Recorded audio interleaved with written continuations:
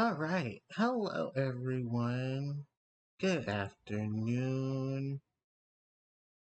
Oh boy, it is hot. H-O hot. But today, ladies and gentlemen, we are definitely going to be playing some more Pokemon. Yeah, we got some more Pokemon for today. I am currently getting everything together. It just took me a minute because I had to, and then I forgot I had clothes and dry. So, yeah, I got That's my legitimate reason why I'm late. And like I said, look, it happened. So, with that said, ladies and gentlemen, welcome to Livestream session 2 of Pokemon Platinum. In the last session of Pokemon Platinum, um, we started our journey. We made it all the way to Jubilife City. A unique feature actually for the game. I guess this game doesn't do. I guess it only does it after a certain period. But if you play um, Pokemon Generation, I should say, if you play Pokemon, um, these Pokemon games, sorry, um, they will do a journal entry. And the journal entry will tell you about your previous adventures in case you were lost. I don't know if that was something that was changed in Platinum, because I know Ruby and Sapphire. I know Fire Red and Leaf Green were the ones that started it. And then it was uh, Red, no, it was Diamond Pearl and I believe Platinum that followed up with. So, if it doesn't, it just doesn't. But, yeah, if you hear all that in the background, that's simply just because I am currently right now sharing that I am live on stream because things do that. I guess it's because the emulator isn't recognizing that I'm actually in the game itself. So unfortunately, that happened. It sucks though, because I know for a minute you guys are gonna hear all this weird background noise. That unfortunately is just how it is. But yeah, my controller is ready. I'm ready. I just got all the clothes and stuff out of trash can. Not trash can. I got my clothes out of the dryer.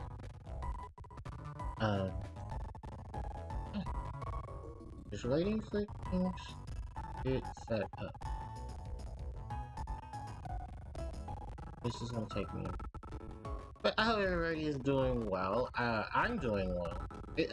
I'm hot. If that's anything. There's just the summer. Oh boy, and the summer months are just the hottest. Ain't much I can really do. Oh, I forgot to tell you guys, yesterday I got some new cards. My girls, the Sistermon, Sistermon Ciel and Sistermon Blanc, came in yesterday. I have a plethora of Digimon cards that I'm gonna wait till all of them come and then share them with you on Discord of what I got. Hold on. Get ready to enter the live stream. Yep. Yeah.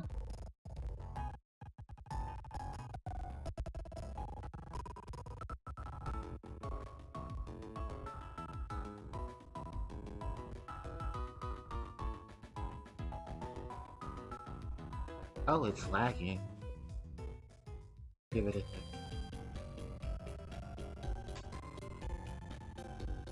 Is it because I'm on? Maybe. Okay, well, let's leave out of Discord. And let's just close up this.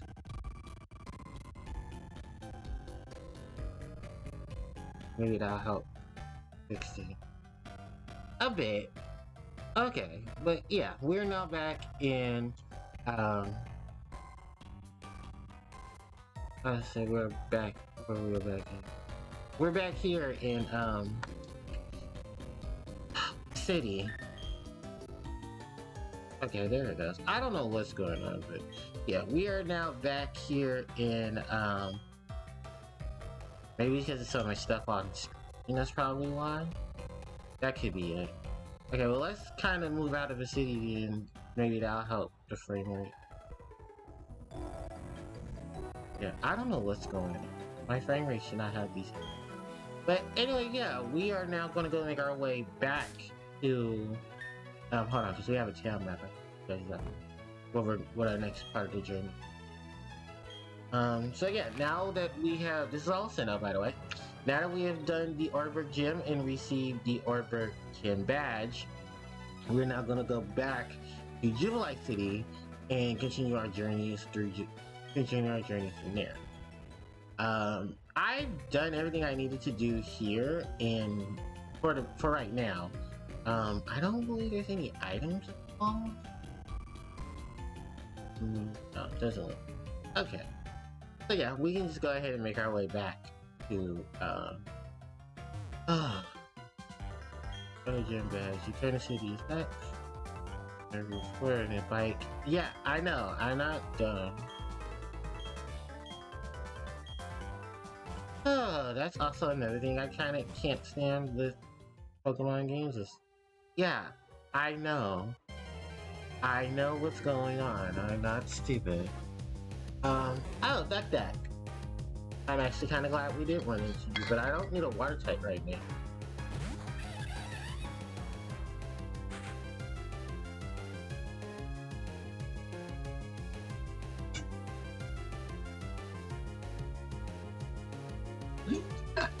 I definitely don't need a water type right now. Especially considering the fact that I just took on the gym that needed the water type opponent. Oh well, there's the other one. And then there's the Elite Four member.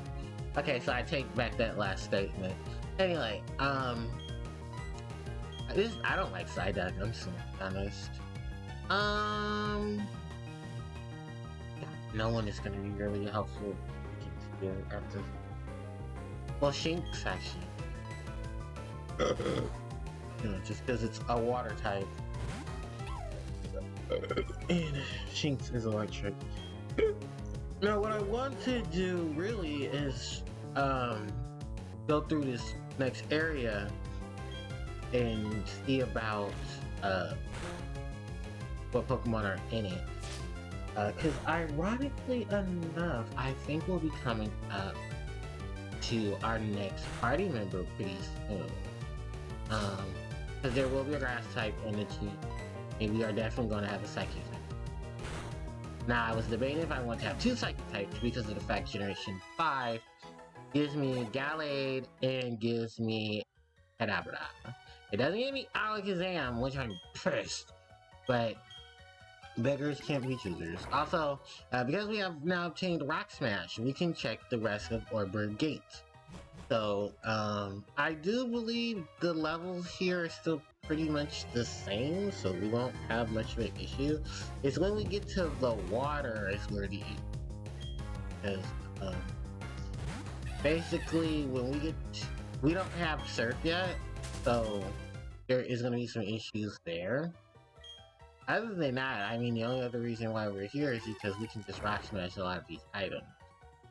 Do note that if you do use the move Rock Smash, you have a 5% chance of encountering Geodude in some areas, Grappler. Ooh, a TM07, TM70 Flash.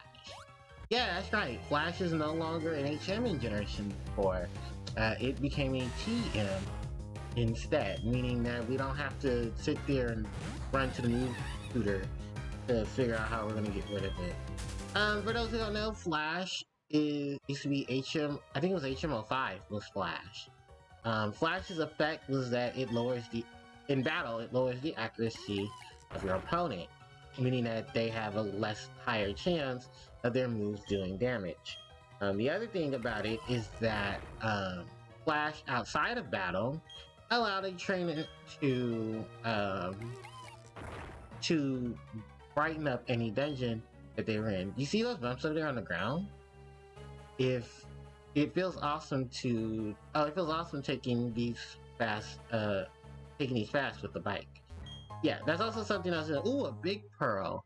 That is an item that we can sell and we get a lot of money. Right now, there is nothing else we can do here in Orberg Gate because we don't have our bike and we don't have surf. So we can legitimately just go back to the surface. There are no new Pokemon in this area till we get to our HM surf. So up until then, yeah, we don't have any real need to be here at this point, unless you want to come to this lower area to train and get higher levels.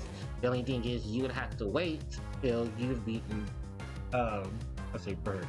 You have to be warped in order to get use Rock Smash, to even get to this area, which just has higher level Psyduck, Zubat, and Geodude, if you are playing this. Which I think would be very fair. Well, Zuzu's gonna get some use later, because Zuzu's gonna be MVP for not only the next gym, but the next two main areas that we'll be encountering Pokemon in, because Zuzu will have type advantage in both of the next things. Also, sadly enough, it is not Friday, so one particular Pokemon will not show up if we get that Pokemon. But I wouldn't mind talking about that Pokemon when we get to the area. Also, for some other reference, I do want to catch a Abra. But the problem is that Abra's learn rate and stuff is going to be a problem. Liquor, tell me, have you not obtained a Pal Pad? It's not a Pal Pad free. Anyone visiting the Pokemon Center's basement. Anyways, there appears to be no one shady in July. I shall therefore make my vision express. But my friend, I suggest you make a vision for a shady component. Well, thanks, Liquor. Anyway, yeah, we're here in Jubilee City. Oh, that's Plot. Why don't we go back down here, like Liquor said, and go in Pokemon Center. We actually don't really have much of a need for Pokemon Center right now, just to heal and put some Pokemon up. Because hell yeah, I'm going to be looking for an Abra. I should still have enough money, and if I don't, I can just go sell the Pearl. I do believe now that we have defeated Rourke, the Orberg Gym Leader, there should be new items that are available for us to purchase. So for right now, the Pokemon that we're going to be disposing are Starly and Kaza. Kaza, because, well, we're going to go get our own Abra, and even though Abra is in our system now, I don't like the nature of this Abra. Quiet isn't my recommended nature for Alakazam. So, I'm not going to do that. Starly as well, because as cute as Starly is, I have my flyer. So, I think the only real reason why I would keep Starly is because of synchronized glitches. But even then, I can just play around with my own stuff, and I can just go ahead and waste the Pokeballs on the Abra thing too. Speaking of which, let's actually look at our Pokemon. I have 12 Pokeballs, 5 Heal Balls, 1 Dust Ball, and 1 Great Ball. And I do believe now that we have beaten Rourke, the item selection in the Pokemon Center should have changed now. I mean, the Pokemon should have changed now. We have Super Potions available, Burn Heals, Awakenings, Ice Heals, Escape Ropes, and Repel. So let's start off from the bottom to the top. Super Potions restore 50 HP to a Pokemon. Up to 50 HP. So if your Pokemon max, this is really good for that earlier steps in the journey. There are better heal items, but if you want to just get something that is way better than a potion, by literally 30 points, go for it. Awakenings. This allows you to help a Pokemon who was asleep wake up from sleep. Like I said earlier, sleep is 2 to 5 turns, and sometimes if you don't have a Pokemon that's going to wake itself up, you're going to have to do this. There is an ability called Early Bird that has a Pokemon wake up earlier than expected if the Pokemon is put to sleep. Insomnia stops the Pokemon from being put to sleep, and There are moves like Safeguard that allow the Pokemon to be protected from status conditions. The Burn Heal is here to help with Burn, definitely needles against fire types. And the Ice Heal defrosts your Pokemon if it's frozen solid, so you don't have to sit there and wait for 5 turns for it to defrost. Escape Rope allows you to leave out of any cave or dungeon. It is sequentially still a relatively usable item, and the later games actually make it key item so that you can actually use it in later gens. Repel. This is an item I recommend to, well, everyone. Repel is an item that will allow you to not encounter Pokemon who are at a lower level than the one that's leading your party. So for instance, since Wukong is in the start of my party, Wukong will be with level 17. Pokemon who are below level 17 will not be encountered. Anyone who's above level 17, I will encounter on the route instead. This is a great way if you just want to get from point A to point B. You put your strongest Pokemon on the top, and then everyone else will follow right under. And Pokemon that are lower level than that Pokemon will not appear. A lot of people use this if they want to just get through a dungeon real quickly that they previously visited, or speedrunners love repels because it's a great way to just get from point A to point B without the hesitation of things getting in the way. I do buy repels because there are some things that I don't want to run into, or I use it to try to help grind up Pokemon and get the maximum and get better levels. So with that said, really the only things that I'm going to be buying from this are, well, I have plenty of Pokeballs, but I'm going to buy like 8 more. And I don't think we get Great Balls till later, so that is it. Potions. Do we have any potions? We have 1 potion. I'm going to buy 5 more potions. Awesome stuff. And I think that was about it. We can buy 2 repels. You know I won't technically need them. And also we are low on money, so I'm gonna start selling everyone. So you can sell TMs, but I highly recommend it unless you have TMs that you buy. Pearls. So we're gonna sell this big pearl for $3,750. Later on, I believe big pearls get a massive bonus in terms of buyouts, in which they become even more expensive. This trainer here, Air Mills and Heal Ball. Yeah, because certain second-hand clerks will only sell certain items in certain cities. That's also something else I should point out to you. So, I thought that was an NPC waiting for. Anyway, we're gonna go this way because we're gonna go back to Route 203, and we're gonna search for Abra because we're gonna catch ourselves an Abra. Early.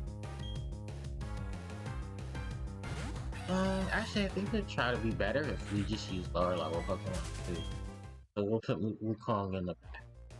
Other than that, Emil's latest Pokemon video just went up today. Mr. Chip Conroy is currently playing Generation 5 Part 2. He's playing Black and White 2 for his channel, and he just got his 5th badge. Which means he has beaten Clay, the Driftvale City Gym Leader, and the Rugged Townsman. So there was something that, ironically enough, was said today from Emil, which I kind of get in just off of Clay's design. It was something that I was going to probably wait till Generation 5 to talk about, but fuck it, we're already here. As we all know, Unova region is supposed to be based off of America and the different points in America itself. One of the key things was that the gym leaders' appearances in Generation 5 are supposed to reflect that. Fun fact, Clay, from what Emil has said, is that Clay is supposedly based off of a Japanese man who moved to America and got fond of American culture. Primarily someone who looks like he lived in Texas, fond of the Texan. Which, It makes some sense when you think about it, because when people move to different areas or different cities and stuff like that, they're influenced by the culture of those around them. So it kind of makes sense though that it would be Clay, representing someone who wasn't, who enjoyed the culture of those around it that, he lived in. I always figured that Clay was a white man from that's supposed to be based off. It's supposed to be based off a white man who lived in Texas, or a white businessman who's involved in a coal mine and loves jewels. That's kind of what Clay does. He's a miner, and he has a corporation that built on mining and building bridges. Well, building not bridges, but he builds buildings and stuff. Because as you see the evolution of black and white to black and white too, Clay's business has not only expanded, but you can tell if you're playing Pokemon. What is it? If you're playing Pokemon, I think it's White 2 or Black 2, one of them, the areas there are now shopping districts between the Desert Resort, not Desert Resort, Desert Resort's on the other end. If you're leaving Castelia City and you're going to Nimbasa City, you will notice that one of the bigger changes is that the route there isn't like a straight path and you're just going under the dust. I mean, through the desert, going under the underpath, and then you're going to, you're going over to Nimbasa. What they did was that they added buildings to it. There's two explanations for the buildings depending on which game you're playing. I believe if you're playing Black 2, then the buildings are actually ruins, and they tell you, oh, we stopped construction because of the fact that we wanted to explore these ancient ruins. While in White 2, I believe, they are like, oh, we were able to build these lands and had no troubles. You would think because of the Desert Resort, there would be issues building these buildings, but there wasn't. So yeah, it was a nice touch to add.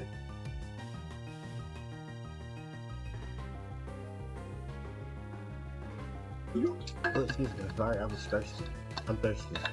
That the evolution of things was going on, and apparently it's Clay who's the one that told Clay and Lenora were working together, and that's why they stopped construction, because Lenora was like, "Oh, Clay, I need to research this. This, it's archaeological stuff," and his team stopped building where they were, but built around the city. Around the site, to where Lenora's team could come in and they can build. They can build up. They can search for the fossils in it. Because that's actually a really big thing too, is how the gym leaders and stuff interact with each other. Especially in Generation 5. Because of all the events that are going on and all this. And Generation. Just with Pokemon. It was nice. It's nice to see that. Also, I need to quit pressing my Y button. You know what it is? X is on... the X and the Y button are different. And if I'm going to be doing this, hold on, I'm going to change configuration.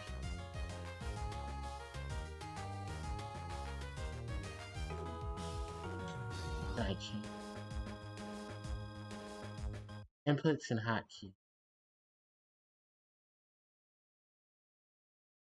So I want you to be that. Here I want. Oh, bam! There we go. So, there we go. Alright, so now I can actually press the proper button. Because I am playing using an Xbox controller, but my Xbox controller, Y is where X is on the Switch, the DS, and the 3DS. So I have to, move things around in order to adjust those. Yeah, it is very really happy. Alright. Thanks is growing in good level. I don't think Shinx evolves till later, so we'll won't be evolving Shinx soon. There's Abra. And yeah, something else I want to indicate. When you caught a Pokemon, there will be a ball under the name of the Pokemon that you're encountering, signifying that, hey, you already caught this Pokemon. So that would help you later on when you're trying to find Pokemon of interest, or you're trying to find Pokemon of interest and you help them. Or you can just be like me and have everything hate you and hate you. Hopefully later on I will be able to get some Pokemon to help me with that. And, hey, look, another Abra. I'm loving this. Especially considering the fact that I desperately want to catch me. But yeah, that was something that I wanted to point out because I was like, oh yeah, this is going to be based off of the US, and I'd love to see more things added to it to make it more US. So it was actually really nice to, you know, hear the explanations for why play is the way play is. Elisa is a model. Bird is an artiste. Lenora is a archaeologist, despite the fact that, yeah, there were a lot of changes to Lenora's outfit because Lenora's outfit was getting a little racial. And they had to change it at the last minute. They had to change it because initially, Lenora's outfit was supposed to resemble an apron that is supposed to be a housewife or a baker. And well, there was a lot of controversy about Lenora's design where it got very racial, and to the point of that they decided to go ahead and just change Lenora's design so that it didn't spark any controversy that it already wasn't, because it was the first time we had an actual black gym leader, and then on top of that a black gym leader that was female. And because they didn't want to touch any of the racial profiling that definitely was going on already, they had decided to just remove change Lenora's design for later days. Because it was definitely good. Other than that, I mean, everyone else is.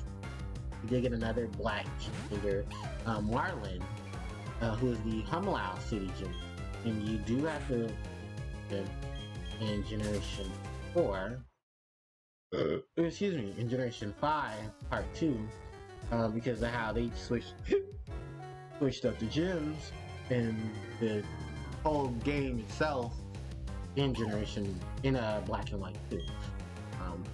Do I enjoy Black and White 2? Yeah. I even have a physical iPad. Black and White 2, which I haven't touched in years. So, I think the last time I played it was I legitimately just played it because I wanted to play Pokemon, and I wanted to move some. That was my original. I had that game. There's still some things I need to go back to do, but I think they only happen in certain times of the day or fast. I already achieved. So yeah, that is a thing. Abra. Also, these Abras are going to be extremely low level because where Abra is high level, it's going to take a minute to actually go get it. Which I do believe they can show us on.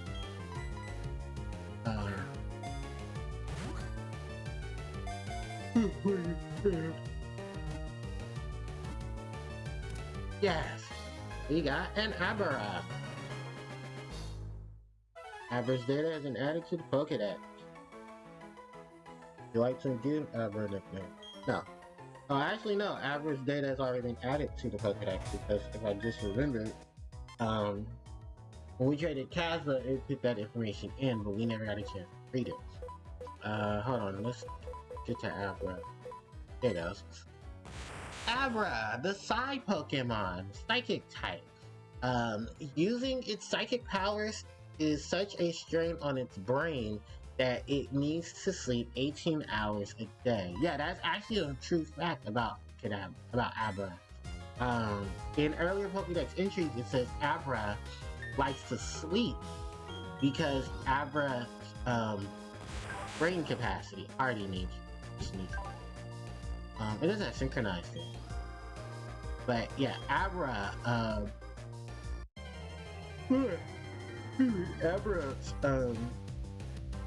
they sleep a lot. Oh boy, do they sleep. And because of this sleep, they use it to not only regenerate, but they're still alive. They're not, stupid.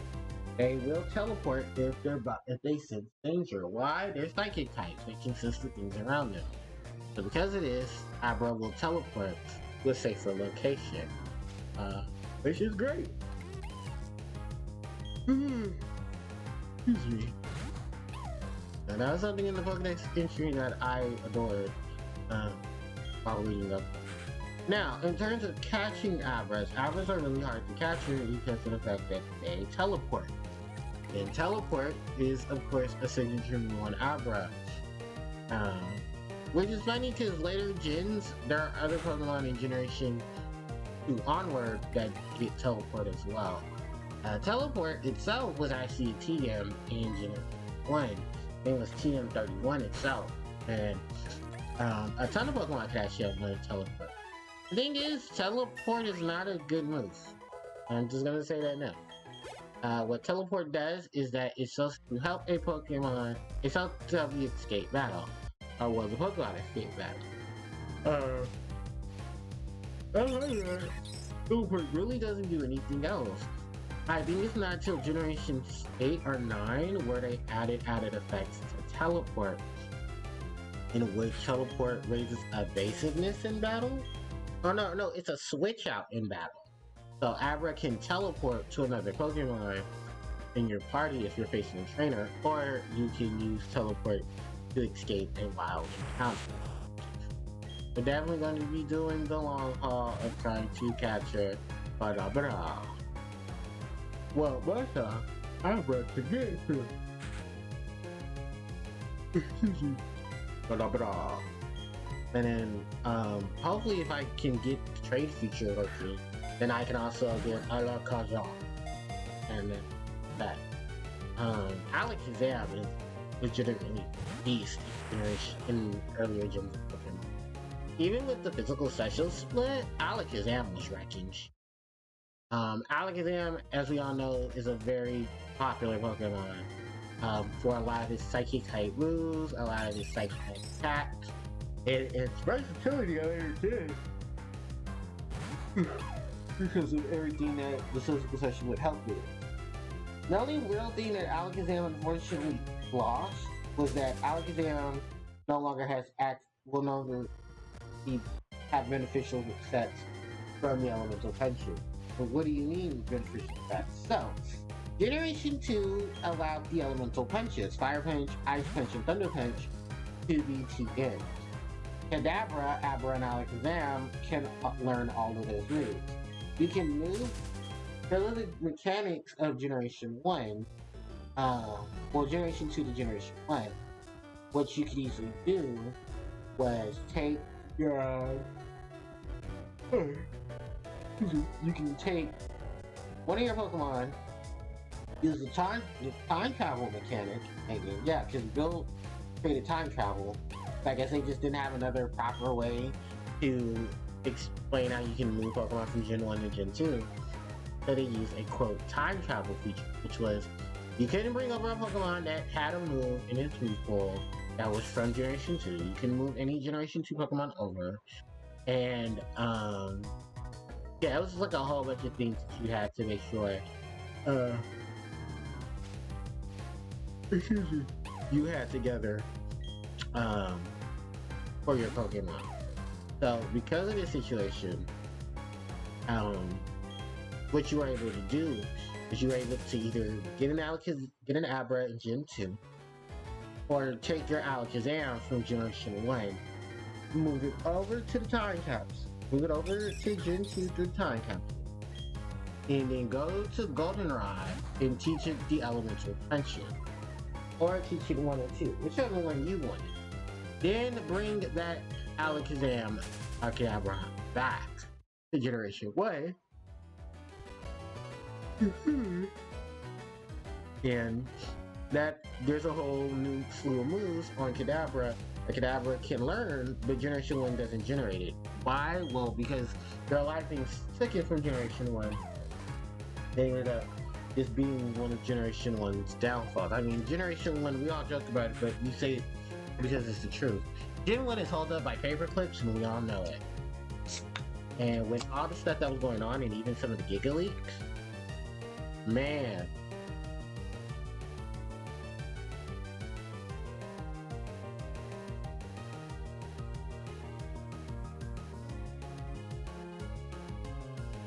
Gen 1 is literally held up by paper clips. And what do I mean by being held up by paper clips? Generation 1 is known for a lot of its bugs and glitches that people exploited in Generation 1 to get a lot of things going for them. There's exploits using the Infinite Mew glitch, in which you, the Pokemon trainer, were able to do things to get particular items, to get particular Pokemon, and it was really just off of everything that you, the Pokemon trainer, had access to. Even to the point where I learned there was a glitch that you could do in the game to where you can go and get every Pokemon in the game using the Mew glitch in Generation 2, in Generation 1.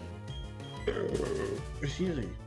Which I originally used the Mew glitch to, excuse me, what did I use the Mew glitch for? Oh, to actually get Mew. Outside of that, I never used the Mew glitch for anything else. Which is crazy though, because the Mew glitch is a really good method of getting other Pokemon.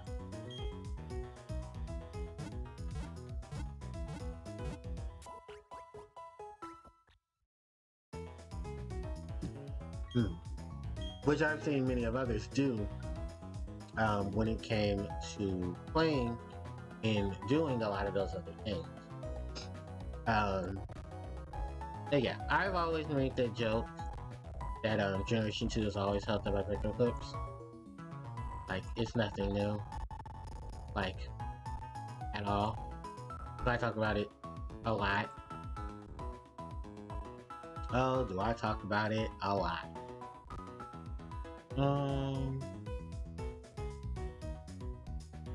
Okay. But I keep forgetting this is not the Switch.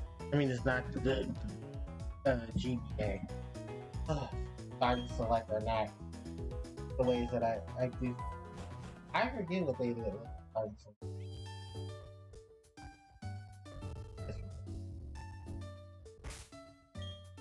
Can't remember what I'm talking about. Alright.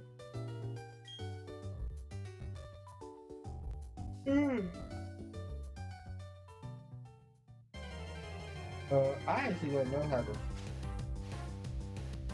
So, I know there's a code in which I can put it in and I get a camera. Without the hassle. No, I can just get an Alex again without that. Like, I want that train up.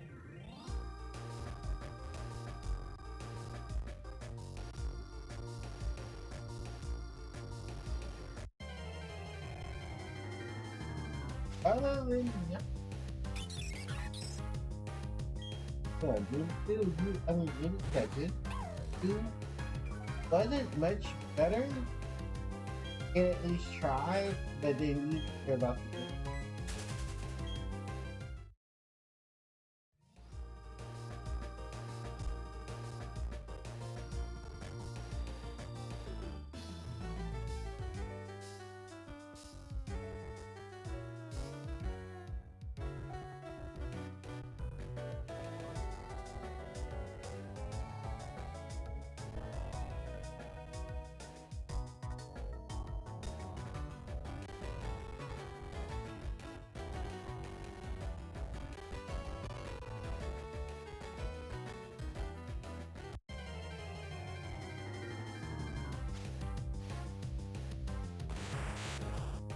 Unlike that Abra. Like Abra's not cute. I am very proud.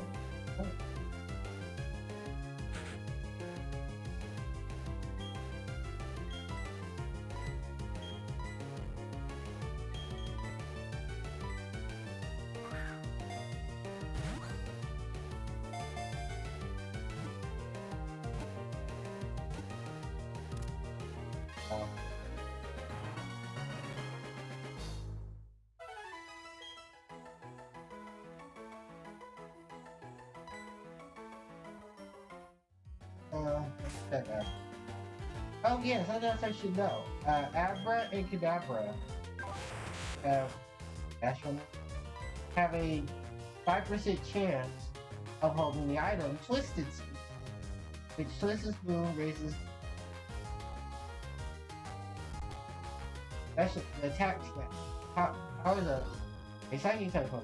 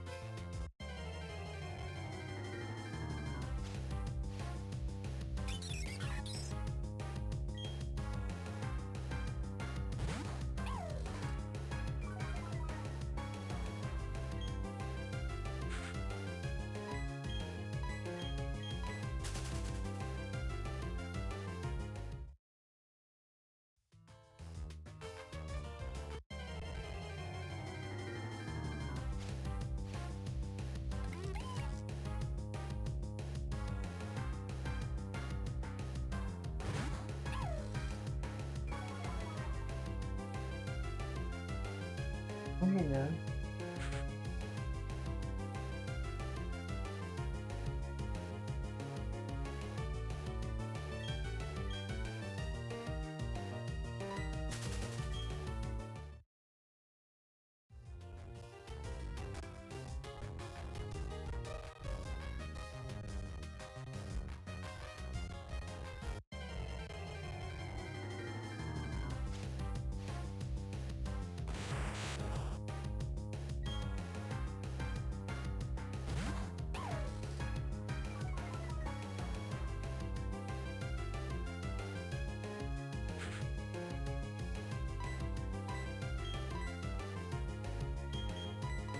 So it's Charlie, Academy,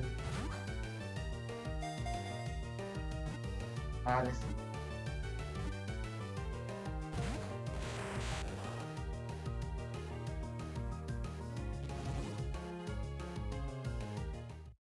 I'm open.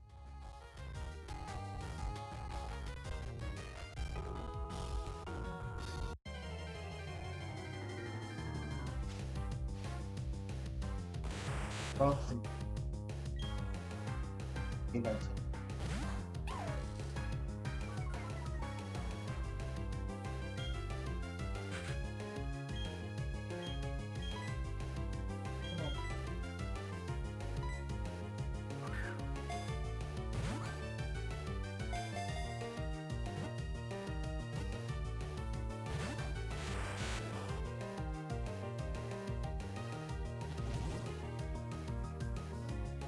Really?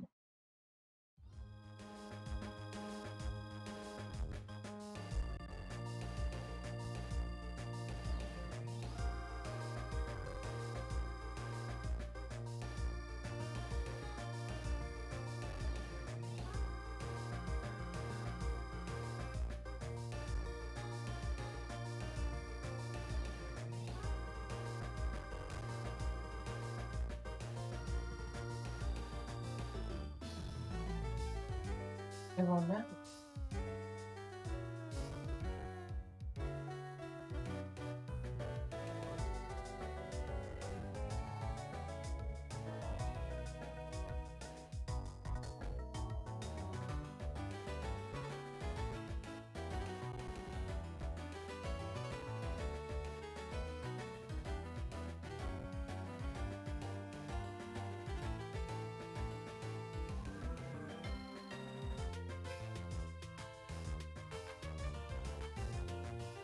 Also, I love this new. Listen, wait to download.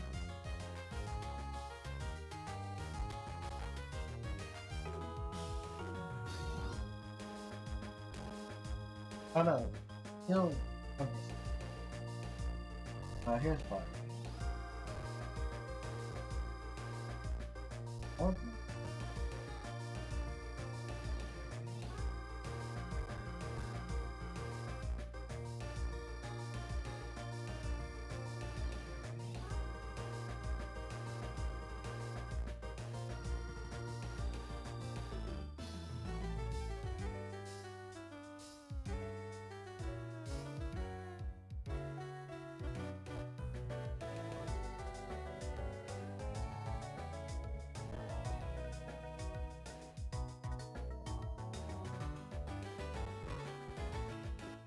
Oh, that's in that there. Oh, that's a 1% chance? Really?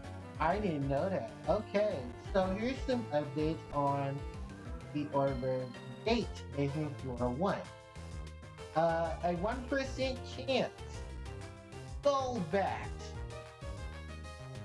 Yeah, I'm actually quite shocked too. Go back is a 1% chance. It's probably extremely low level for it to be Golbat, but I believe it probably help a lot of people if that early. That they have a party mode.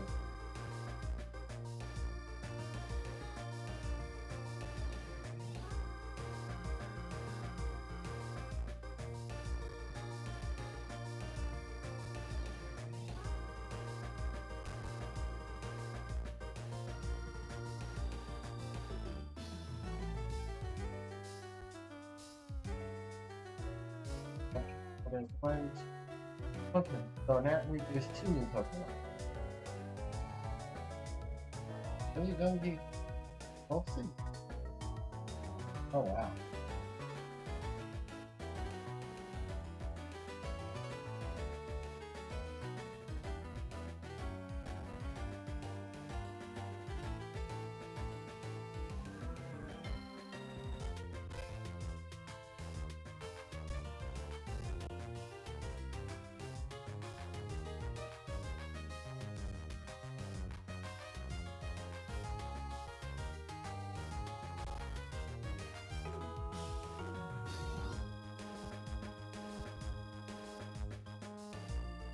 Boss battle.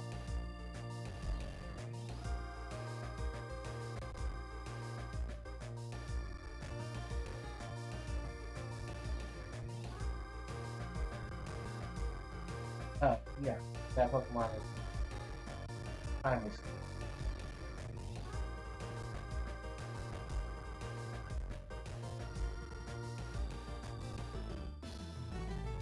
How you doing?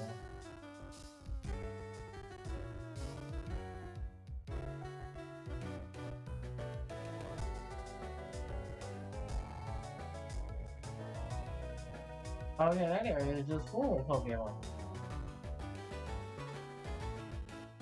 That's the 4% chance?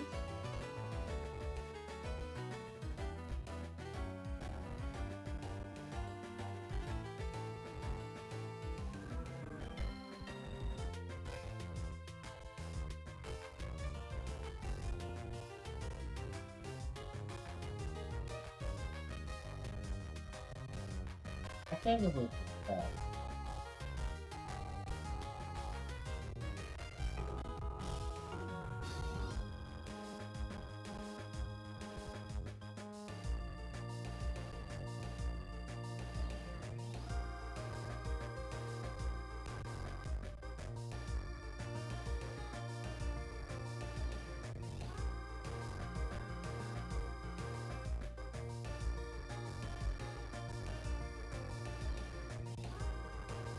Oh yeah, he did that. There you go. There you go.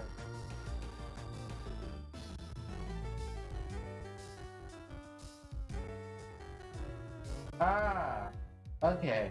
So I know where we'll see. And that's Halloween. And Jesus Christ, I'm not doing all that waiting for a psychic type.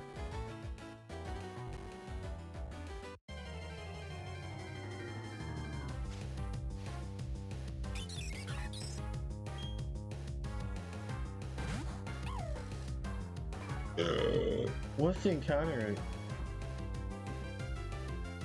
15% up.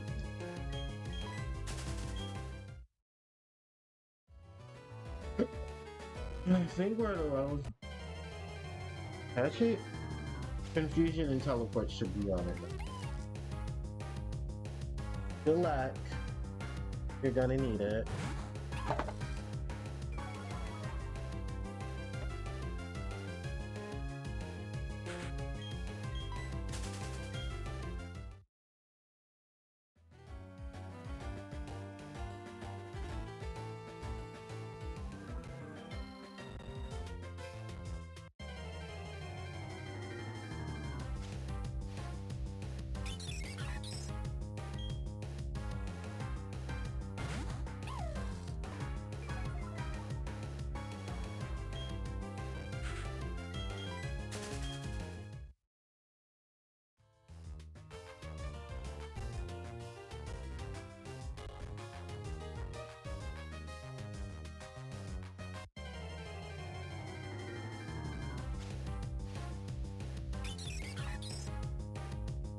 Hmm.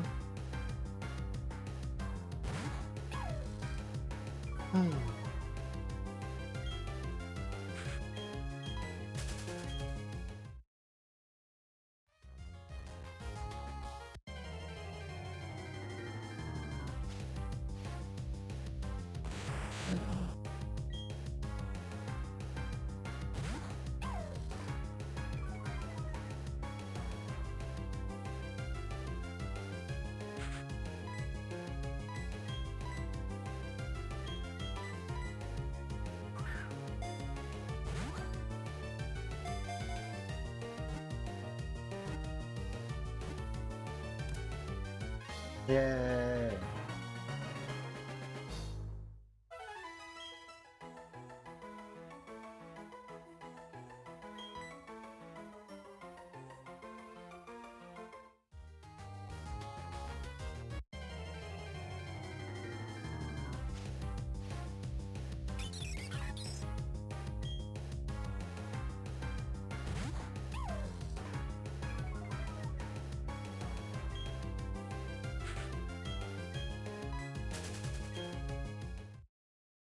I thought.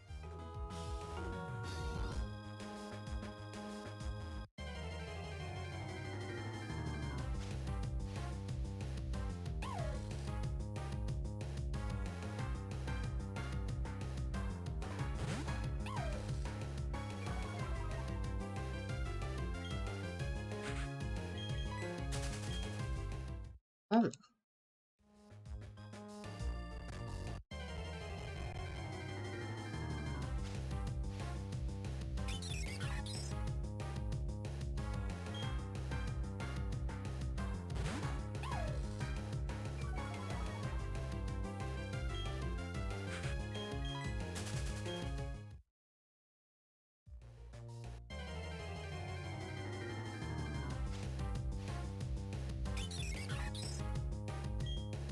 Uh,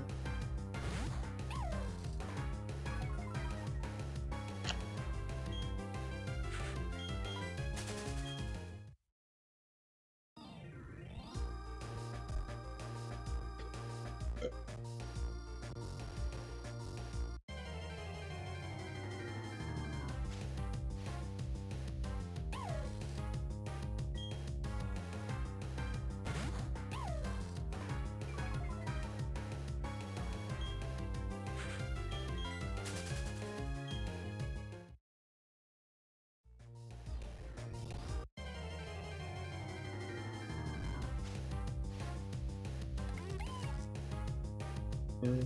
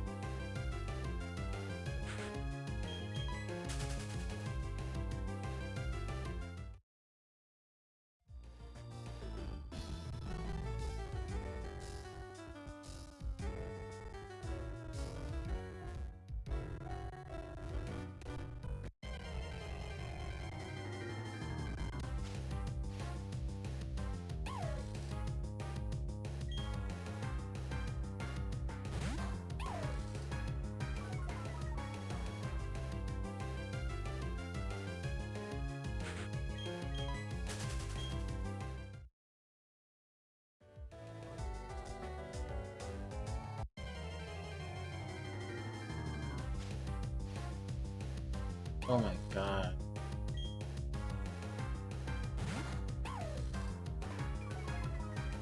I would set that to my essence, but I just remember there are games I'm trying to select.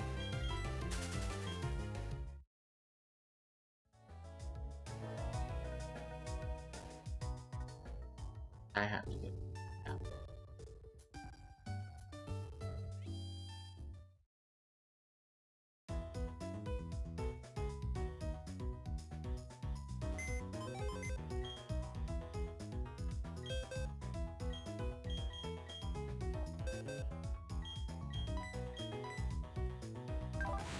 Rash nature.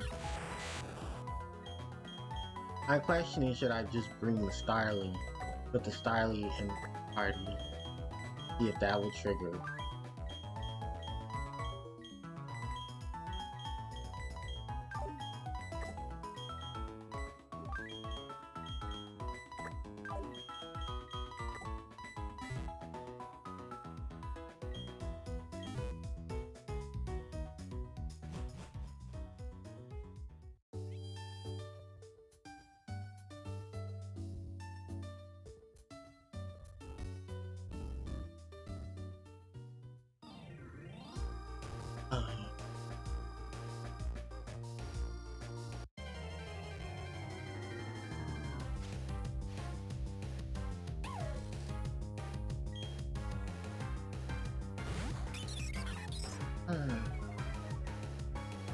Oh, it's Chink too.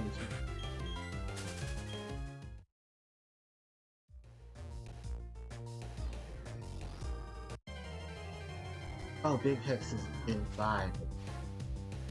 I got it.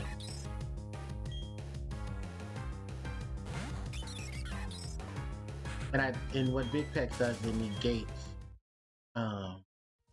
status debuffs. Similar to Clear Body, that I believe Tentacle and Tentacle. Besides Liquid Ooze.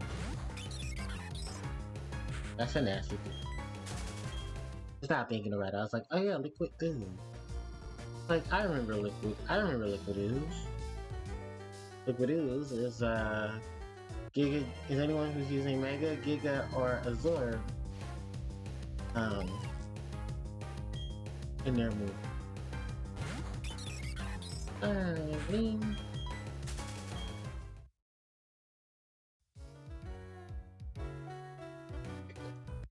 think the next Pokemon up will be Bidoof.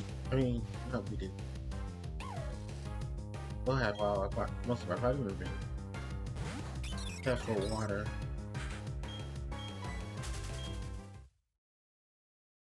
Our water party then.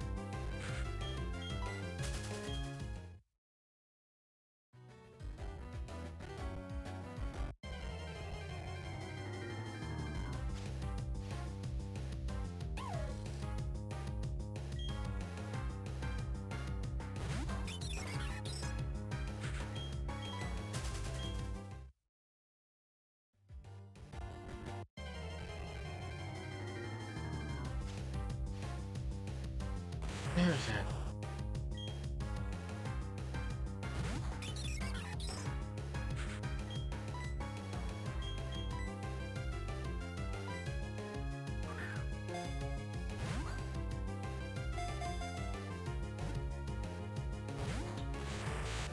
And there goes Aberrant.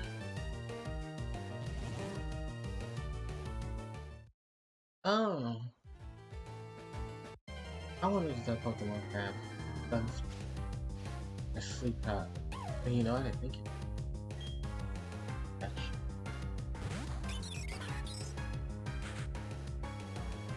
No, let's go to the Jewish here. Oh no, you're gonna hear some background stuff.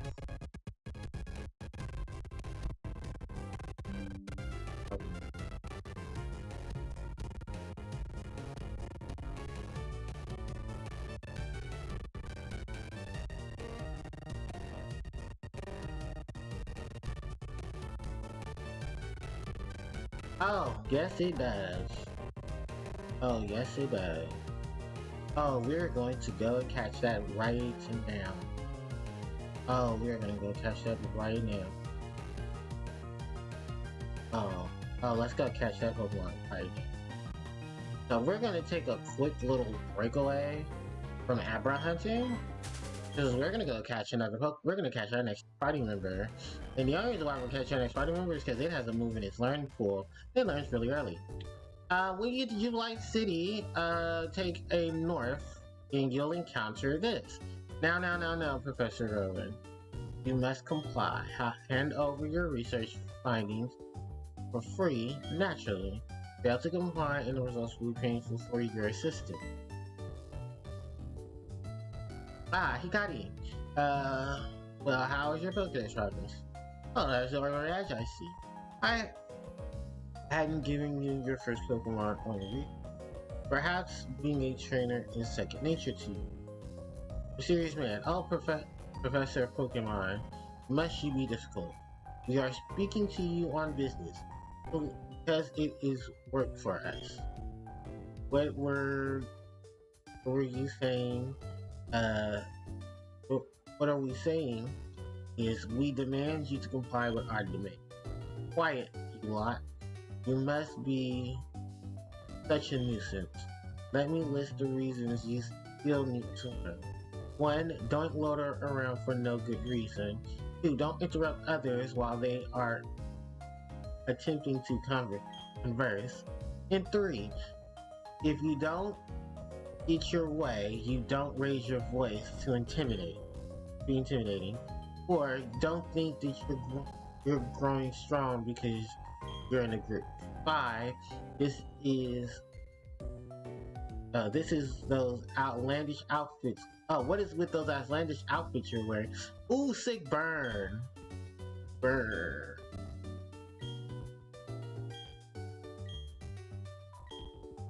So basically, Lucas and you are going to take on these mysterious men hassling Professor Rowan. These are galactic grunts. Yes, our evil team for this generation is Galactics. Skunky and Glammeow. Meow. While one looks seemingly gorgeous, the other one is just cute. I can talk about them now. Glammeow is exclusive to Pearl only, so if you're looking for Glammeow, she's not in this game, unfortunately.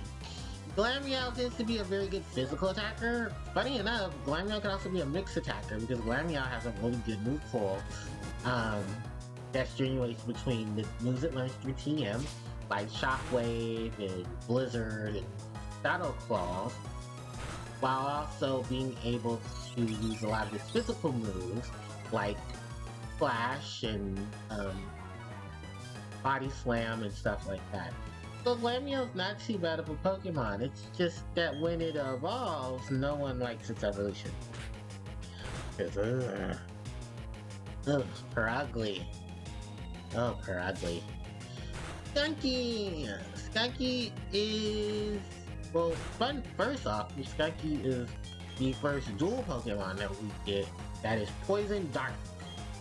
So Psychic type moves are not going to be effective. Actually, I think as Skunky it's Poison, but when it evolves, it becomes Poison Psychic and Poison Dark. So.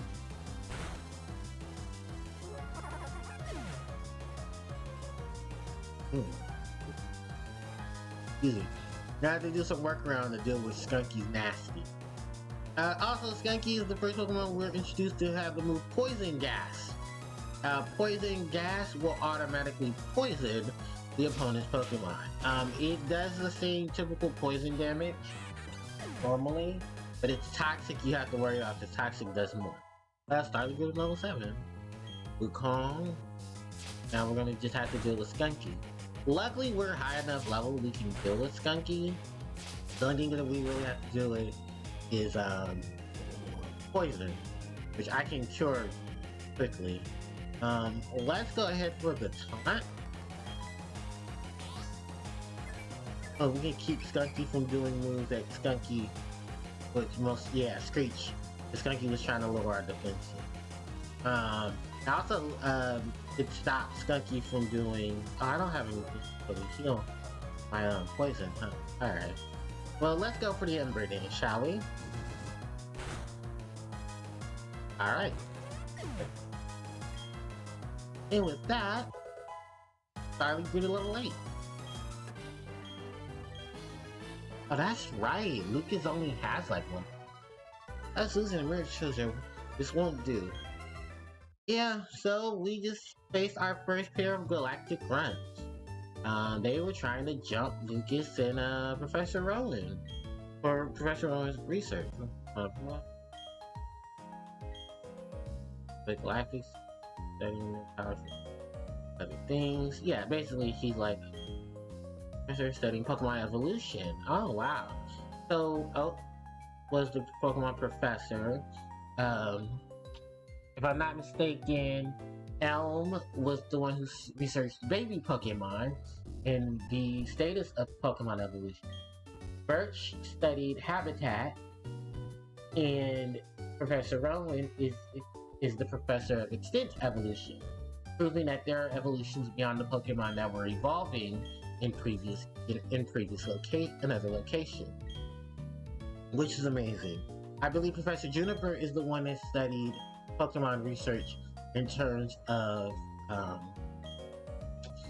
what was her research on? Because I do remember they talked about that. Oh, very good, nicely with the next one. I'm usually see like oh, fashion case. Yeah, this is gonna be good for later.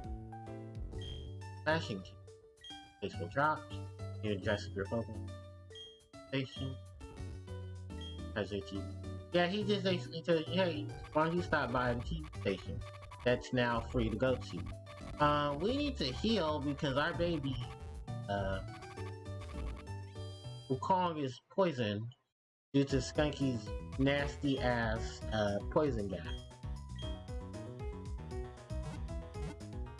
So,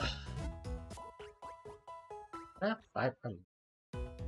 I think the Aberrant caught.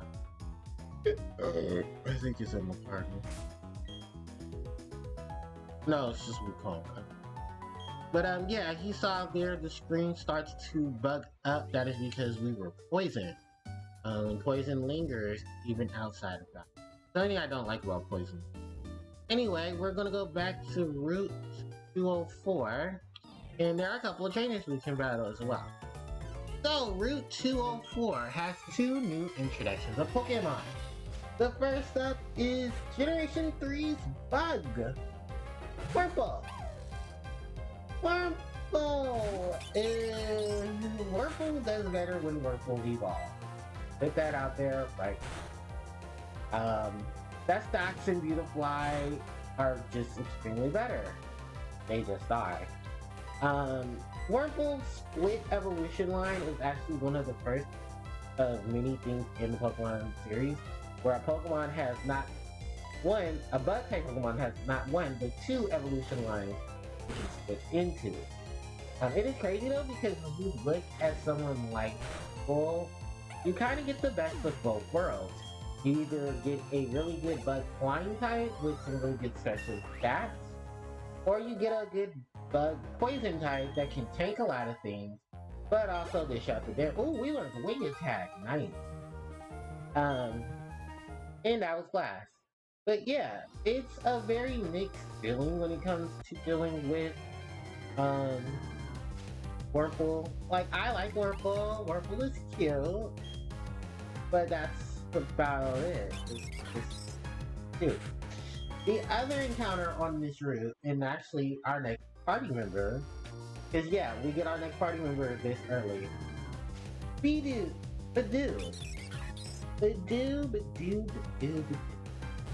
Badoo is a grass poison type Pokemon. It's adorable as fun. But it's what it becomes later on that becomes the reason why we love us Badoo. Badoo is the pre-evolved form of Roselia. And it's cute as fuck. I don't know. I'm trying to remember exactly where we went. I know it starts here. Yeah, so we can catch it here. Route 204, 205, 208, and into the forest. Heart Gold, Soul Silver, forest with 24 plain points. Tallgrass and the Rocky Beach with 18 forest points. Helix Forest, Viridian Forest with Sinnoh Sound. Ah, okay. Yeah, because I do believe you have to do a lot of stuff to get Badoo. Otherwise, if you're trying to get Badoo, oh hi Magic Heart. If you're trying to get Badoo a normal way, you're gonna have to catch it. But later games, if you want to breed Badoo, what you have to do is you need to get Badoo, give it the instinct, and then have it, no, give Badoo's great parents the instinct. So it most likely needs to be a Roselia, or Roselia's new evolution in this generation, Roserade, and you give them the Rose Instinct. That will give you an egg that will produce a Badoo. If you did not give the instinct, then it just produces Roselia. It skips the whole I need to do this and that situation to have was it? Yeah, it does skip things so that you don't have to do so much to get Roselia, because Badoo's evolution into Roserade, well, Badoo to Roserade tends to be the problem. And by that I mean the whole I gotta do all of this extra just to get you to evolve. Hold on, cause I'm trying to see it. Go for it. Okay. Badoo. Is it only during day? No, it's a 20. So it's a 15% chance.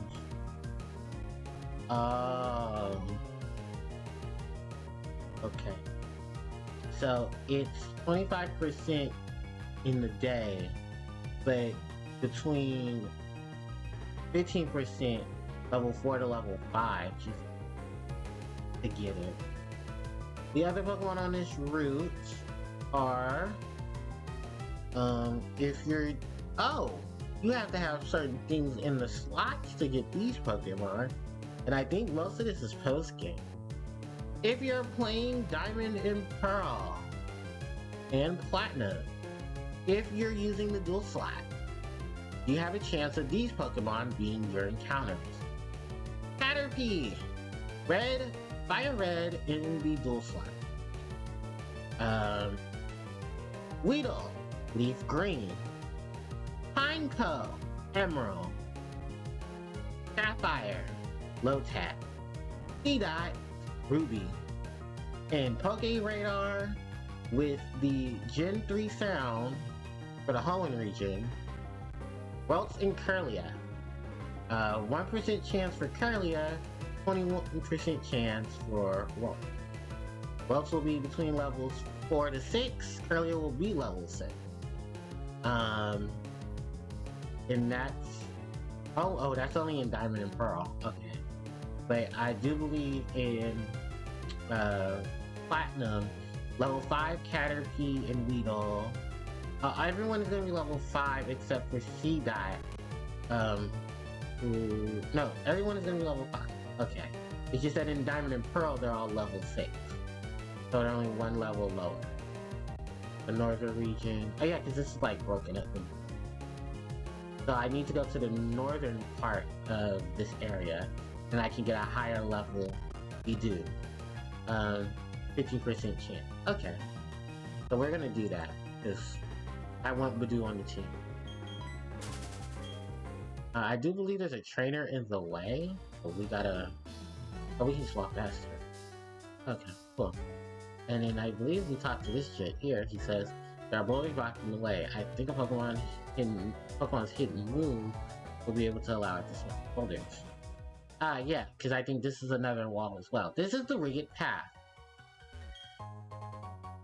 Get a potion. I believe because where the Rigged Path is, yeah, we can't explore it completely because we don't have HMO. We don't have Surf. We have HMO 3. Which one is Surf? So no, 1 is Cut, 2 is Fly, Oh, HMO3 is surf. Okay. Because HMO4 is strength, HMO5 flat. Well, it's not flashing, right? I think it's rock smash. Yeah, because the stuff has changed in this shit. You are a regular trainer, right? Here's your Pokemon. Types. Yeah. Basically types and weaknesses. You are a new trainer class. You are a new trainer class. What kind of Pokemon? What kind of person are you to be drawn with the scent of flowers? Oh, I know who you are. You are a aroma girl. Or aroma lady.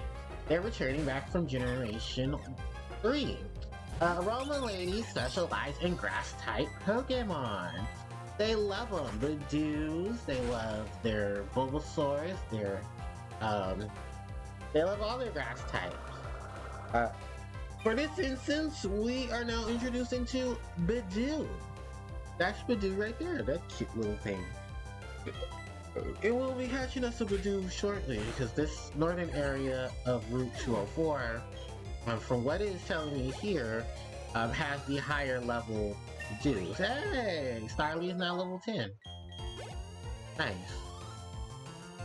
And, oh, Cherubi!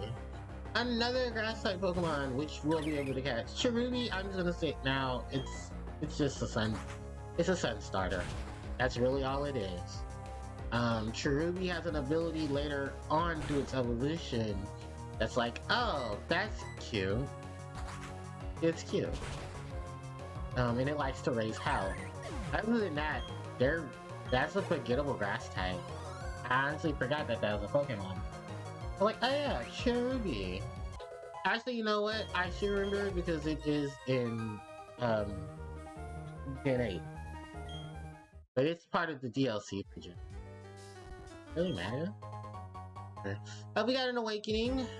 Really good item right there. And oh, another class of trainer returning from Gen 1. That will be running it. So it's a 15% chance to run into Bidoof.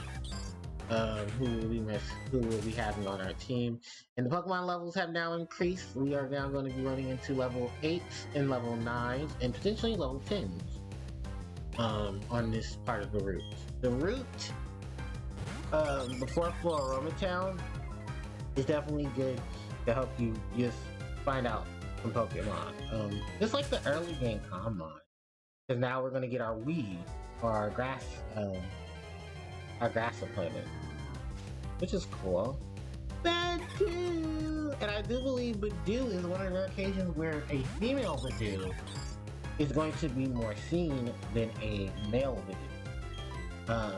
And I believe that is the changes for it. Oh, it also has Poison Point, which will poison the Pokemon if it touches them. Because that was the thing. I have no answer. I might just finally die. Let's try a quick attack. I don't think we'll kill it, but we're gonna lose. Yeah, we're gonna. If not as well, we're gonna lose poison.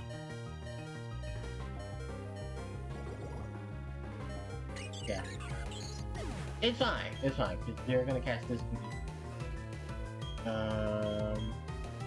Zuzu, you can go up, sweetie. Because the poison point won't affect you, you're poisoning yourself. Yeah, let's go ahead and go Pokeball. I should have thrown a heal ball at it. It was fun. It actually would have offset the cuteness. Alright, and we caught us up. Bidoof. Alright, Bidoo's data has been added to our Pokédex. Bidoof, the bud Pokemon, grass poison type. Sensitive to change in temperature, the bud is said to bloom when it feels the sun's warm touch. No, we're not gonna name Bidoof, but we're gonna check Bidoof stats, you know, how we're gonna properly play around with Bidoof. Most likely we would want a Bidoof that is either modest natured or timid nature. Quiet nature. So, max special attack, reduce speed. We'll work with it. Badoo has absorb, growth, in water sport. Fun fact about that water sport is that actually is going to be really good for Badoo because of a weakened fire type move, as opposed to what Badoo would have normally been dealing with if we did have to deal with it. So, it's only 2 levels away from learning Sun Spore, and 13 levels away from learning Mega Drain. Now, if I'm not mistaken, Badoo's evolution into high friendship during the day is what we need to do for Badoo. So you need to max Badoo's friendship up to max to get, it's a friendship evolution. While evolving Badoo into Roserade, we need a shiny stone, which we don't get that item till we start the other main portion of the game. We don't get till later on. So what can this trainer right here, I should just take this trainer. This is a couple of trainers before we get to 4 on it. But I think it would be best to just try to go back to the Pokemon Center so that way I can go. While we're in the cave though, I can put Badoo in this, right? Because Badoo still has a sword, and most rock type Pokemon are weak to all rock type Pokemon are weak to grass. So except for the ones that are dual typed with grass type. Ain't too many. So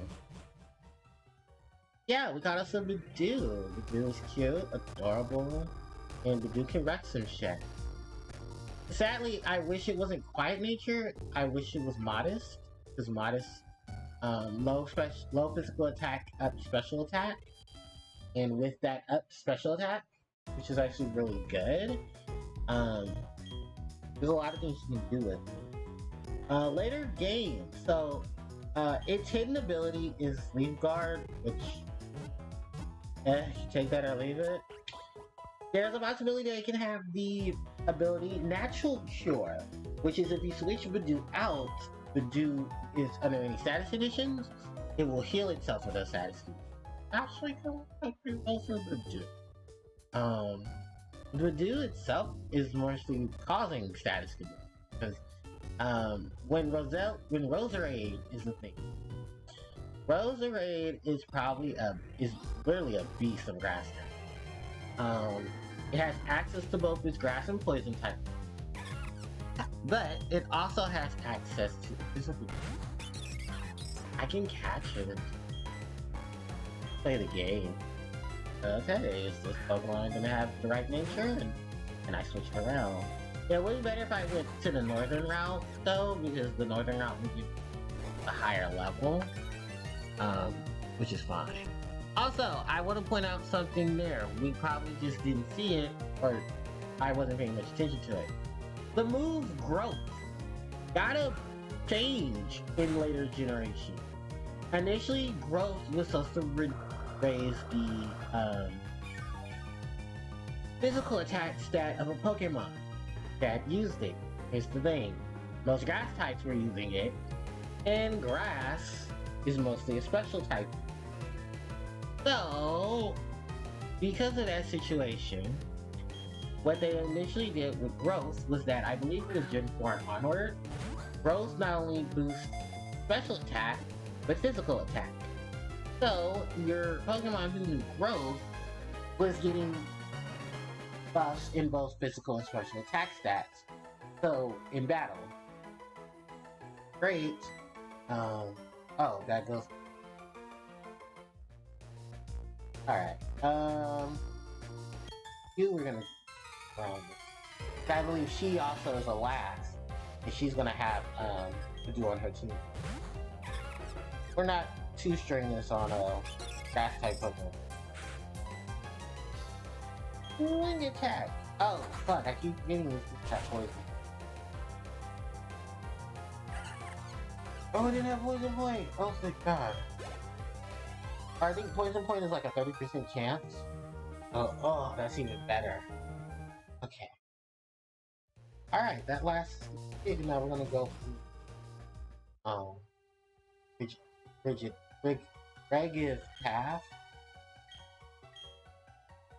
Rage Path, whatever, Path. And I believe this area only really has this. Too bad enough. Too bad Geodude and Psyduck. It's not like Orbird. Orbird got a 5% chance of running into being Golbat. Which, that still would be pretty cool if you're into Golbat.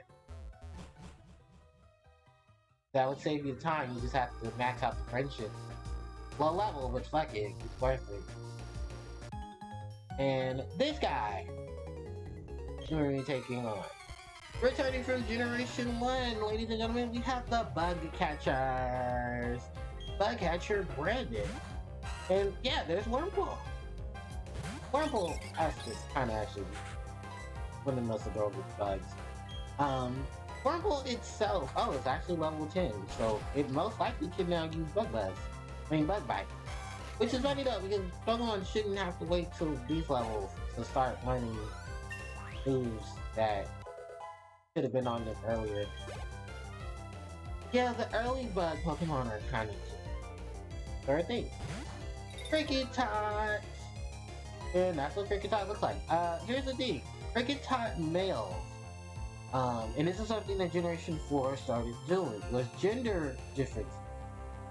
If you see a Cricket-Tot male, that means the nose, I believe, is in the spot on his head are brown. If it is female, the nose and the dot on his head where its antennas are black. When they evolve, female Crickettoons have shorter whiskers. Male Crickettoons have long whiskers. But their whiskers are supposed to resemble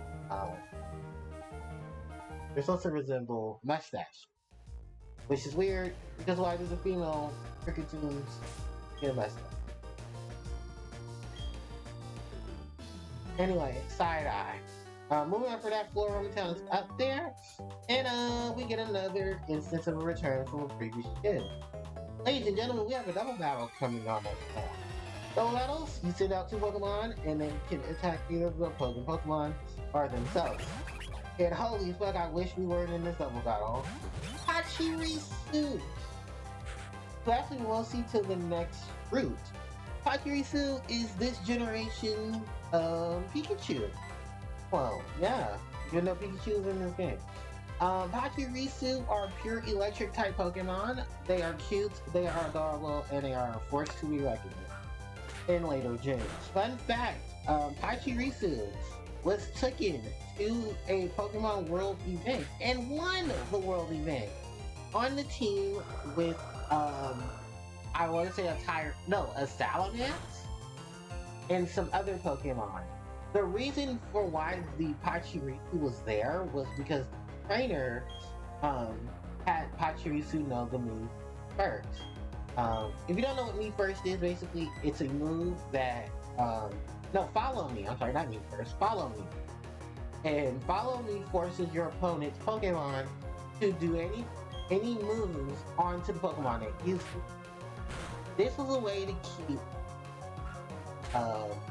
their Salamence team member alive because they were using what was it they were using? Oh, they were trying to take out the Salamence with Rock Slide. Because Salamence being Dual type, I think his opponents were like a Garchomp and a Tyranitar. So it was like, oh, yeah, those are things. And it was a strategy of his, was like, yeah, I use Pachirisu to protect Salamence, while also being really good against types that Salamence would not be really good against. Which is crazy because remember, Salamence is a Generation 6 Pokemon. That surprisingly was doing extremely well, and people did not know. That it was a crazy thing to see Pachirisu and Salamence working together because they're two very polar opposite ends. And I love it when the poison. But yeah, it was very like, oh, this is a thing. Like, Like, yeah, so I wanted my Pachirisu to be cheap. I knew my opponent was Pokemon that were going to be stronger than Salamence, but not having any type Pachirisu. Despite the fact, Garchomp is a ground type Pokemon. I don't know what exactly was going on, but the opponent's trainer did not use a ground. I think they did use a ground type move, but because of the fact Salamence could fly, it would be. So they will try to use all their rock type moves. Hey, but dude is level 9. So it's like, oh, that's a thing. Yeah. But yeah, Pachirisu is just there to be cute. Like, there's really no other outstanding qualities. I know it has static for its ability, and I think Hyper Cutter is supposed to help. No, I'm not sure, but I know it's like a really weird. I know one of them is static, but I don't think it used. I wanted to say Q-Star, but it would have affected Starly by now. So I really don't know exactly what ability Pachirisu have. Yeah, the thing. And oh look, Starly is now level 13. Starly wants to learn the move Double Team. Oh wow. Double Team is a move that likes to make clones of Pokemon using it. And when they do that, it raises the evasiveness. Funny enough, in Japan, the move Double Team is known as Kagebushi, meaning Shadow Clone, because it is implementing multiple copies of that Pokemon. And yeah, if we get into that section of it, Naruto, who is very famous ninja known for, well, Shadow Clone Jutsu. And if you translate it, Kagebushin is, well, Shadow Clone. Badoo is at level 10, and Badoo just learned the move Stun Spot. If we keep Badoo where Badoo is going, we'll be able to learn basically all his moves for level 21. Which I'm kind of back to.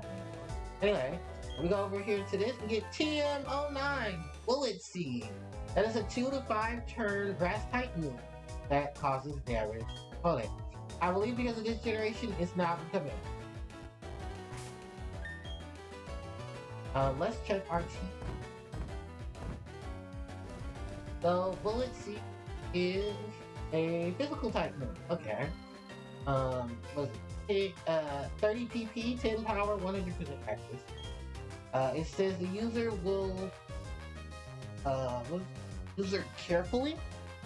forcefully spits out seeds at the foe for 2 to 5 seeds are shot in rapid succession.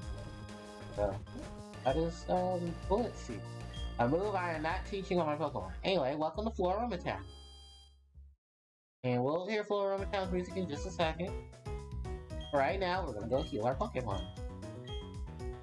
Because we have another boss battle coming up. And no, it's not the gym leader. Because we haven't gotten that. We haven't checked to turn the city yet. Ah.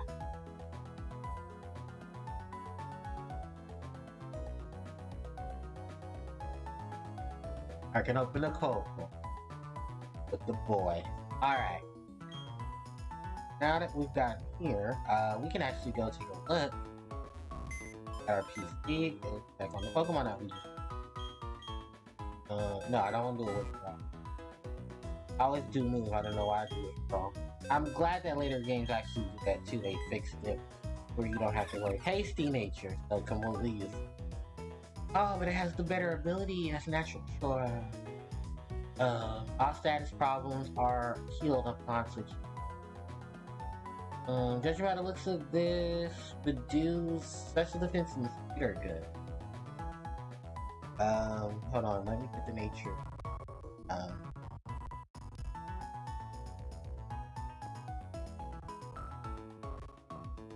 I think it's 5.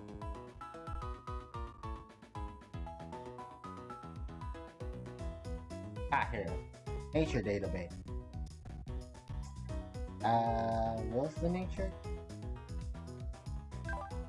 Tasty. I want to say that's minus defense up speed.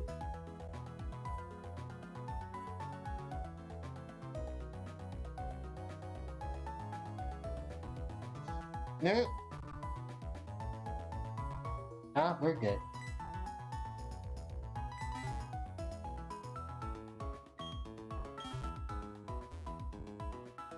Hey, and now, welcome to Floroma Town, a town known for its serene grace. If we go here, talk to this gentleman here.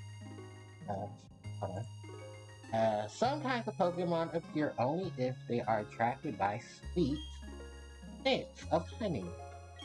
Pokemon must have an acute sense of smell. They can sense the aroma of honey from very far away. So yeah, that's another gimmick added to Generation 4, is honey. Welcome to Floroma Town, the town of flowers. Flowers and more flowers. You should plant some flowers of your own. Yeah, go flowers. That is a hint to our other returning mechanic from Generation 3. I want to get some flowers from the Floroma Meadow, but some Team Galactic guys are sleazy outfits came along.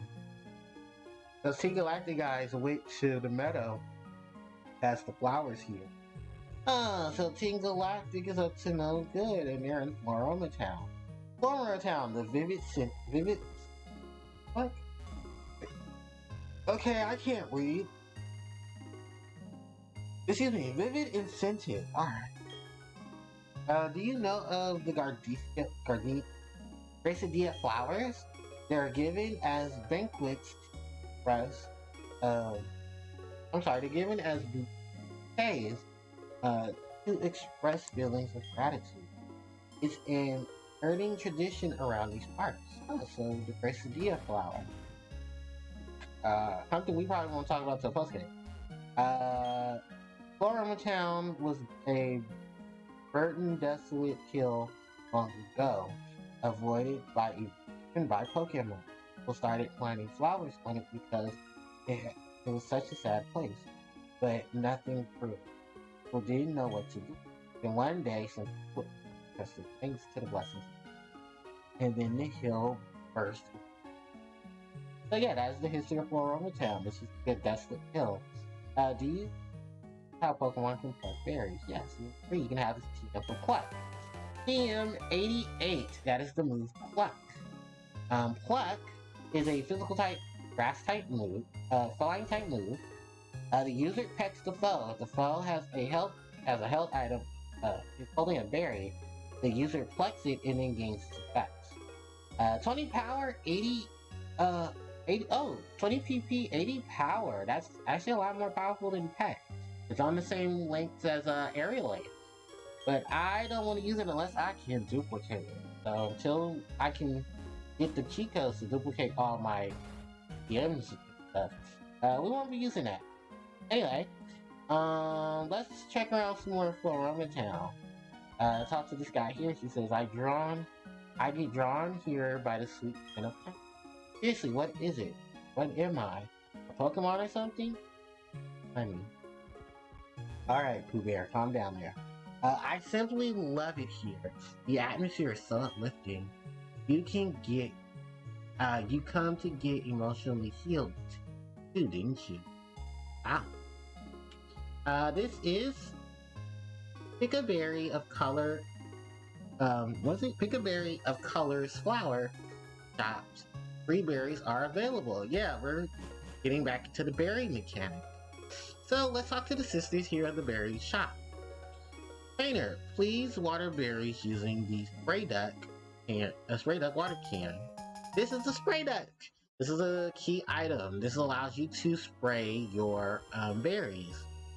You talk to this sister here. She says a single berry will grow into a plant, and that will make several berries. By planting one, there will be more and more berries in the world. I hope you'll help us spread more berries in the world. And we get a Petra berry. Put that in our berry pack. We talk to the oldest sister here. Says, hello, what would you like to exchange your berries for some berries? So, depending on which berries you have in your bag, you'll be able to exchange for these items. These items can actually be used later on in certain areas.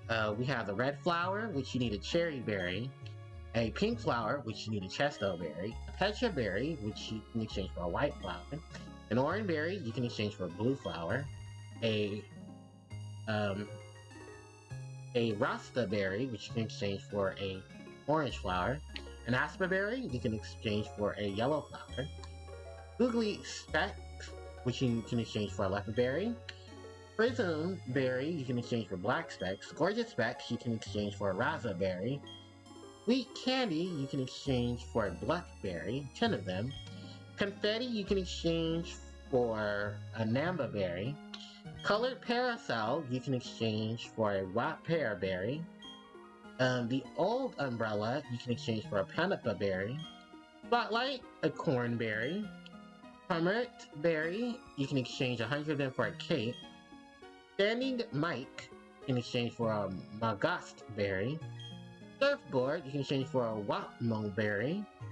Carpet, you can exchange for a rutabaga berry. Numo berry, you can exchange for a retro pipe. Fluffy bed, you can exchange for a durian berry.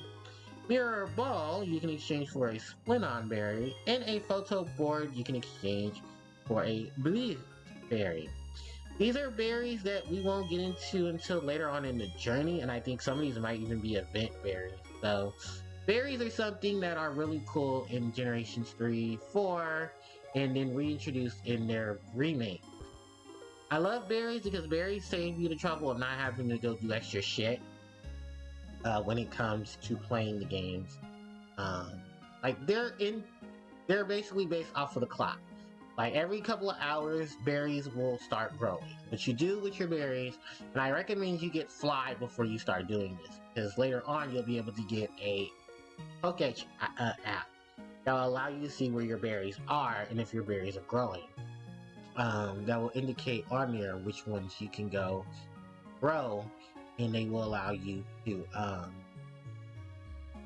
what is it that you can allow to do?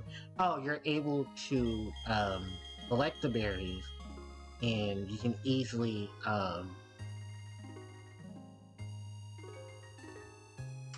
I should remember this. You can easily find out where if your berries are growing or not, and if they are grown, there will be a little indicator to let you know. I think one of the sisters here gives it to you, but I'm not sure which one.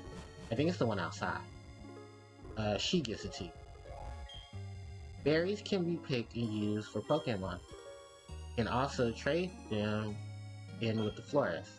They'll exchange berries for accessories so you can dress your Pokemon up. Oh, and I think that's supposed to be used for the Pokemon content. Or, yeah, for Pokemon. Anyway, we have cherry berries.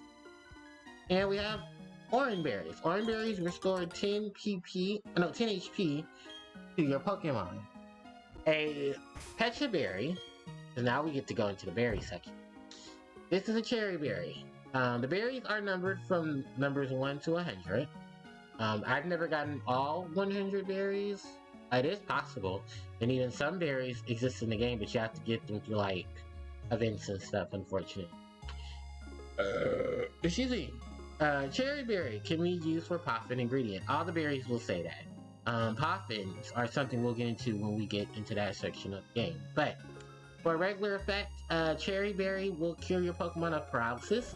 A Pecha berry cures your Pokemon of poison, and an orange berry will restore 10 HP of a Pokemon that is holding it, or you can just give it to it, and will increase. It will revive 10 up to 10 of it, 10 HP. So yeah, those are the berries. We have 1, 3, and 7. No, I'm not trying to fill out the berries. I'm just gonna get that out the way too. Anyway, if we come to Pokemon, I believe nothing really big has changed here. We still got everything for the most part here. I am gonna buy Awakenings and Antidotes now because I need them drastically for the areas up ahead. And especially with the Pokemon we're gonna be running. So, yeah. I also think I need to get more Pokeballs. The second clerk here will sell you Bloom Mail. Bloom Mail has the imprint of a flower on it. And we still get net balls here, and we can also get heal balls. So I think we're gonna go get heal balls. You know, we have plenty of them. Probably skip 5 more. So we'll have 10 heal balls on that. And heal balls can come in handy too. So talk to this lady here. She says, I'm dressing up my Pokemon with cute accessories, and it can take you to the Jubilife TV station. The TV station Jubilife. That way, everyone in the region will be able to see my Pokemon.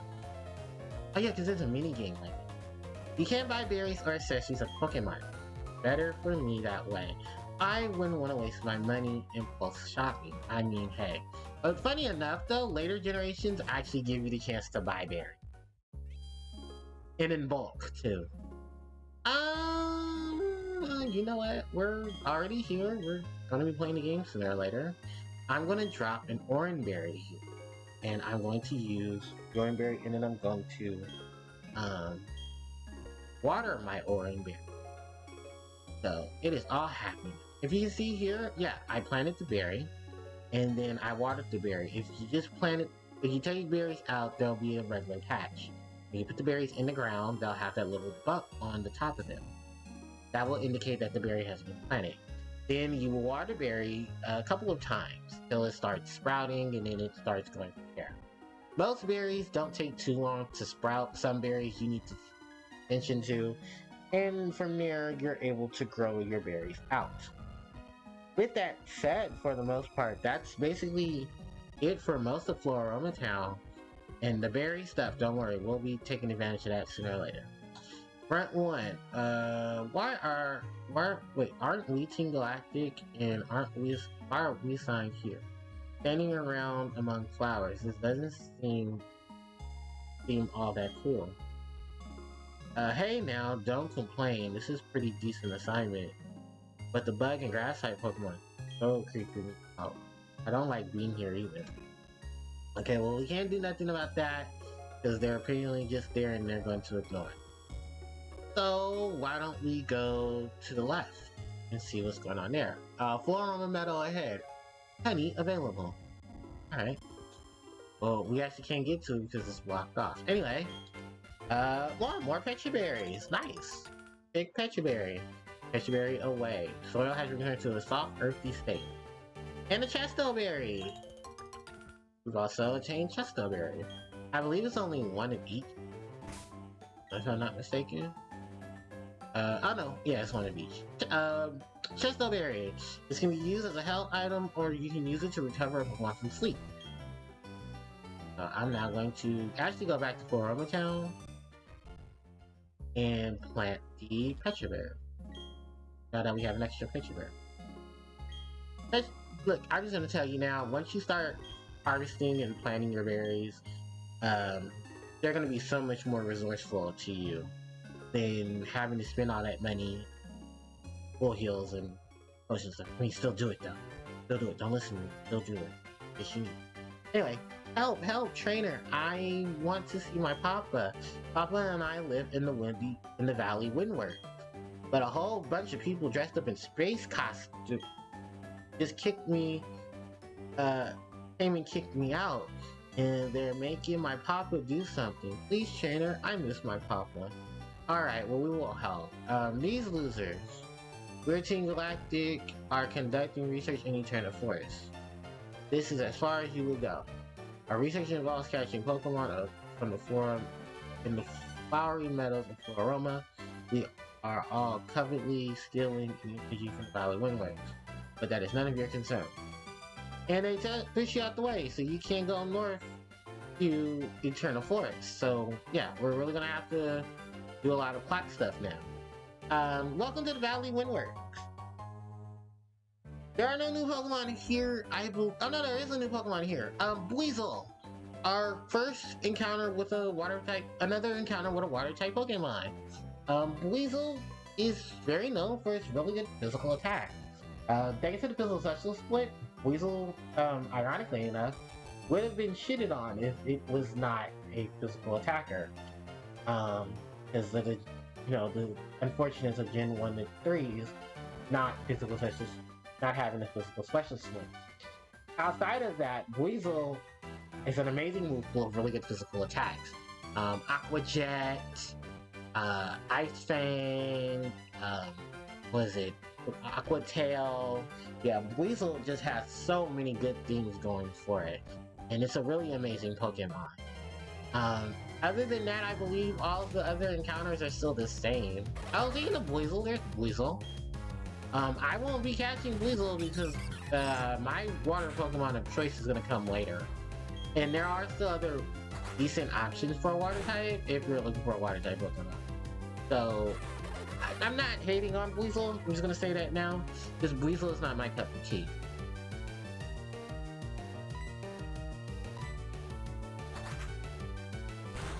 But maybe Weasel is for you.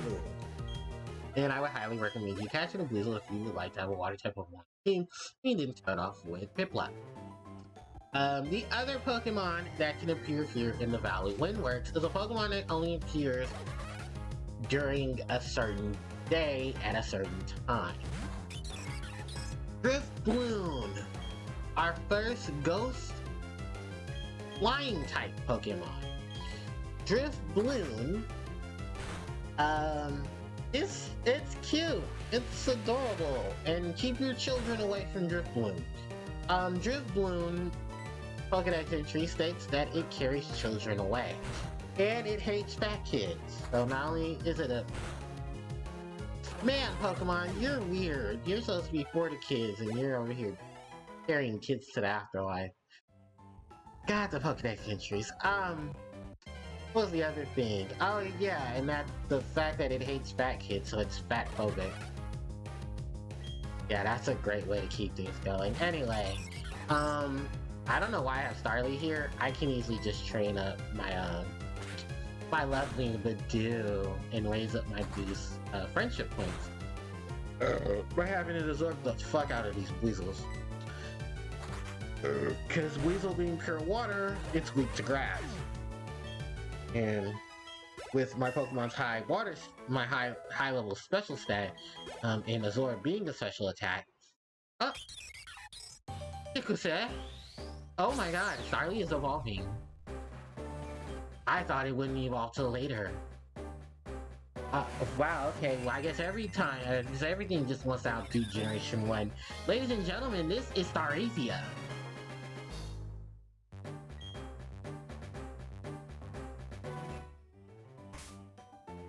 Starly evolved into Staravia. Actually, let's go look up Staravia's Pokédex entry before we start looking for else. Which Staravia shouldn't be too far away. There it goes. Staravia! The Starling Pokemon, normal flying type. Recognizing their own weaknesses, they are allowed to live in a group. When alone, a Staravia cries noisily. Yeah, that is Staravia! Another one of Ash's Pokemon in the Kanto region. I mean, from the Sinnoh region. I believe now, yeah, it's Intimidate will now become its ability, instead of whatever it had as Badoo. I mean, as Starling. Yeah, what a massive jump in stats. High attack, high physical defense, decent special defense. The only thing it really lacks, ironically enough, is special, which is also funny because it's a modest-natured Staravia.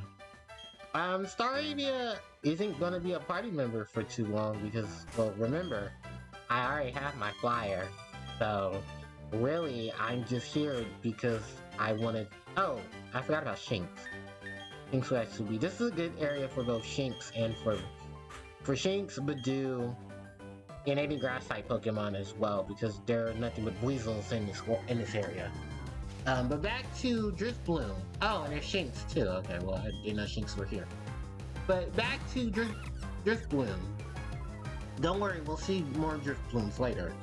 But yeah, Drifloon is a really decent Pokemon. It's, like I said, it's not bad. It's just Drifloon's move pool and stuff really does heavily rely on you training it. You do catch it at a decent level, I believe, level 22 when you catch it. But here's the thing. To get Driftbloom, I know I said Badoo. To get Driftbloom, you have to come here at the Valley Windward after, I believe it's sometime between 6 to 7 o'clock to get Driftbloom. And it has to be on a Friday. Why? I don't know. Ask Game Freak why they set that up the way they did. But I guess it was one of those things where, like, it's kind of similar to Lapras in Gen 2, where you can only get a Lapras on a Friday afternoon in Union Cave. And that was legitimately your only real way of getting a Lapras. Because, funny enough, Lapras was only available in certain games. And even then, for Lapras, they talked about how Lapras started becoming extinct in a lot of gens. Because people were actually, what were they doing to Lapras? Oh, they were hunting Laprases. I think they even bring that up in the anime where Ash rescued his Lapras because she was separated from her family and she was getting beat up by these guys on the beach because she had felt off. So Ash caught Lapras. And because he caught Lapras, Lapras was part of his team for his journey through the Orange Islands. And was basically his traveling his surf companion for generations for the Orange Islands. Yeah. Ash had a Lapras and he literally used her for surf. Too bad she didn't learn surf in her move pool. I think Lapras' move pool was Ice Beam, Body Slam, Water Gun, and I think later on they said it has Blizzard now, so...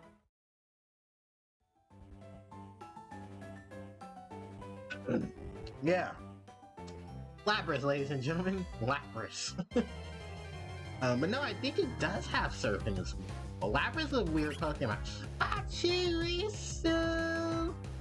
Hi, adorable! We're not gonna need an electric type because we already have one. But it's Pachirisu! It's cute, it's adorable, it's fluffy, and dragons beware. I think in later gens, Pachirisu actually gets the move Play Rough, which is a physical fighting type, a physical fairy type move. Excuse me. That, because fairy's typing is actually a weakness to dragon. No, they didn't give it the change into fairy. That probably would have even wrecked more shit. Ooh, Bind. Okay, that's actually not a good thing either. I forgot Pachirisus can learn Bind. I believe this is the only area in the game where you can catch a Pachirisu, so if you want a Pachirisu for whatever reason, this is probably your chance to go get a Pachirisu. It's, like I said, it's up to you, but there are better options for Pokemon. Why can I not always, put you in the paralysis? Oh, do you have Nimble? Is that why you're immune to it? Oh no, I just kept missing because I forget. Sunsport does have a really low chance of paralysis. I thought it had Nimble, but I guess it doesn't. But yeah, this is Pachirisu. Pachirisu is also a member of Dawn's team in the Pokemon anime. She actually does own a Pachirisu. I forget what happened in the episode. Oh, Pachirisu.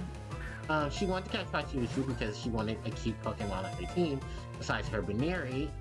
And well, there's Piplup. Which Piplup is cute, don't get me wrong, it's just that... yeah, yeah. Anyway, there's Pachirisu. Pachirisu, the electric squirrel Pokemon.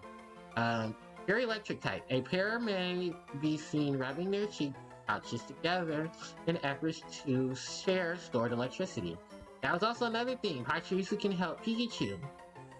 If Pikachu was losing electricity, it used to share its electricity with Pikachu. Also, Pachirisu is a very known culprit of the move Discharge. which I believe Don's Pachirisu knew Discharge in its move pool. Yeah, Pachirisu was a nasty thing to run up against. If you ever did run into. Like I said, it's not a bad Pokemon, it's just there's so many better options. And I think also its stat lineup is pretty bad too. Which I feel like that's not on Pachirisu's part, because it's like one of those things with Game Freak was like, damn, you could at least make this Pokemon better. Also, something I'm gonna spoil for Heart Gold and Soul Silver. If you do the rematches in Generation 4 against the gym leaders in the Kanto and Johto region, many of them will have Pokemon that are from different regions in the series.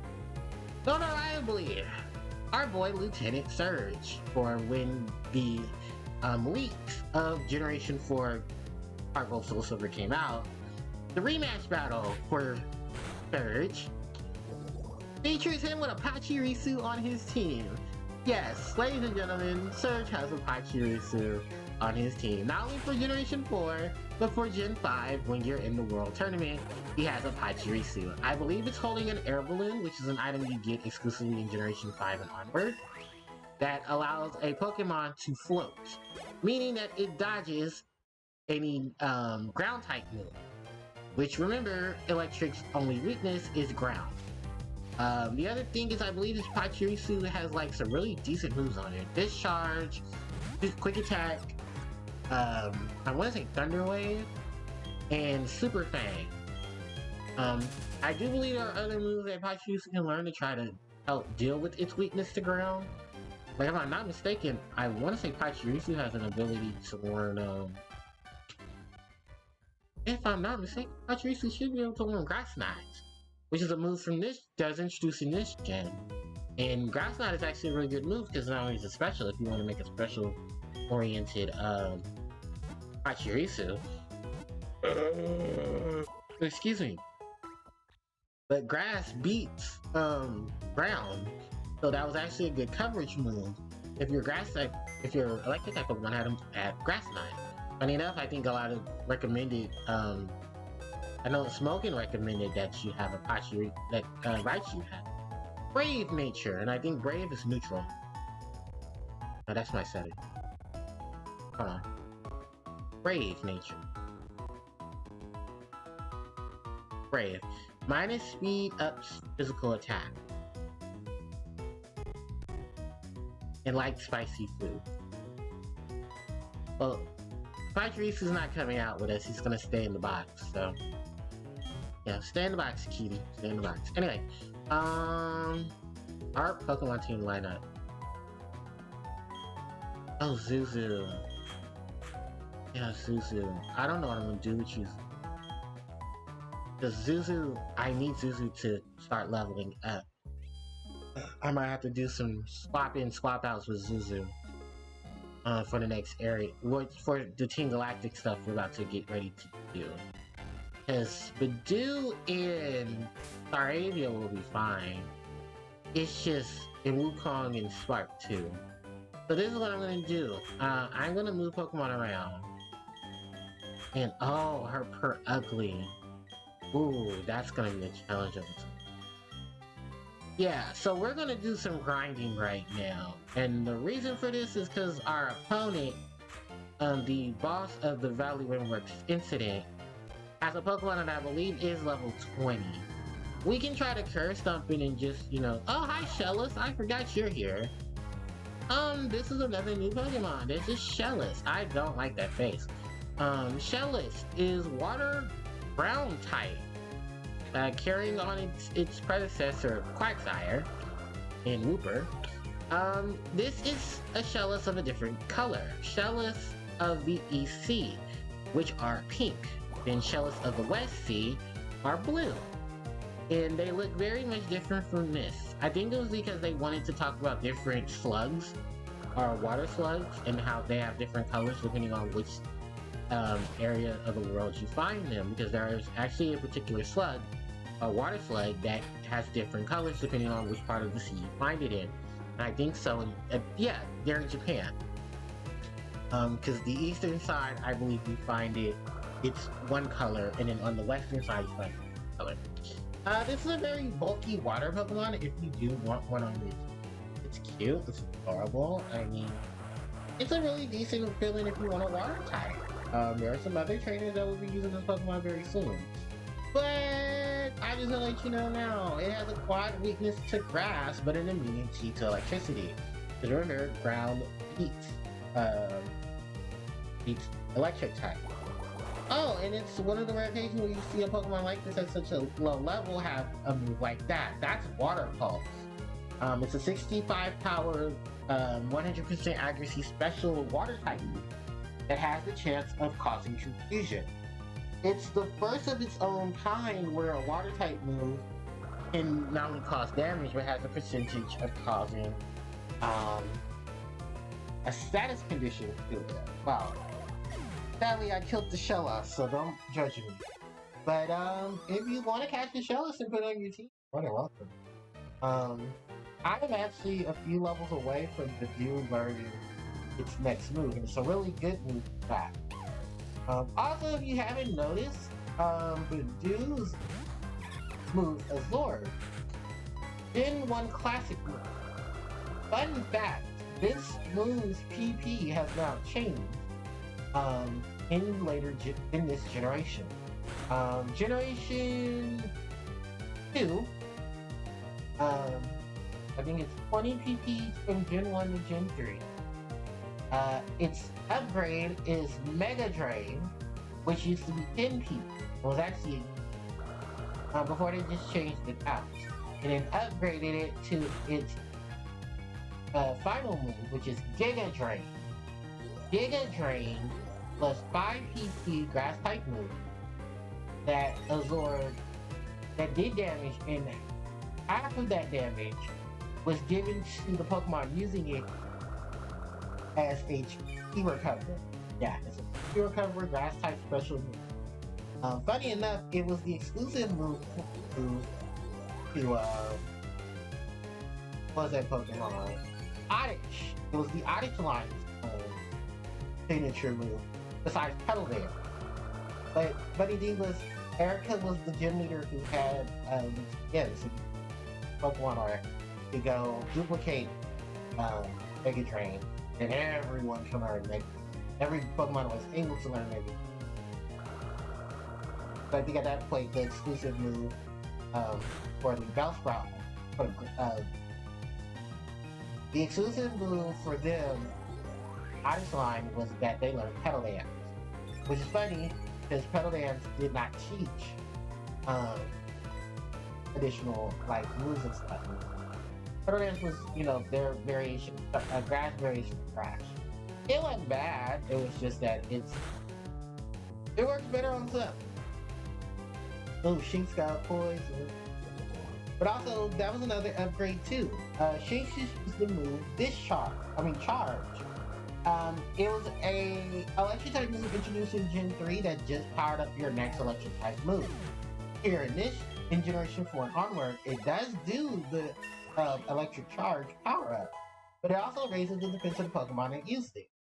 So you get 2 benefits out of 1. Other than that, there are a lot of changes from Generation 4, not just moves, but in layouts as well.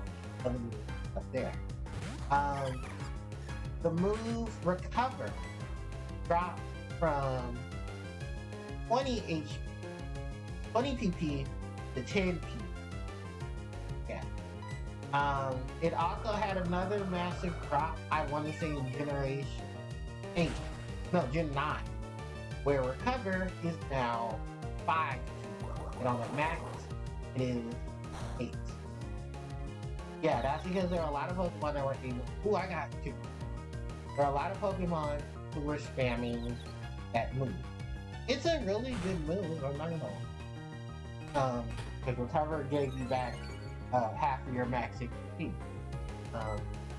There were simulations to evidence. But Dew's gonna be fine. Dew's just gonna be. It's just that Shellos is very shaky. So that's why it's hard to Ooh, Mud Ball. Another Gen 6 move. Ooh, my actors. What? Let's do Staravia. Because Staravia can actually, yeah, reduce Shell's physical attack. Oh, Harpie. And if I'm not mistaken,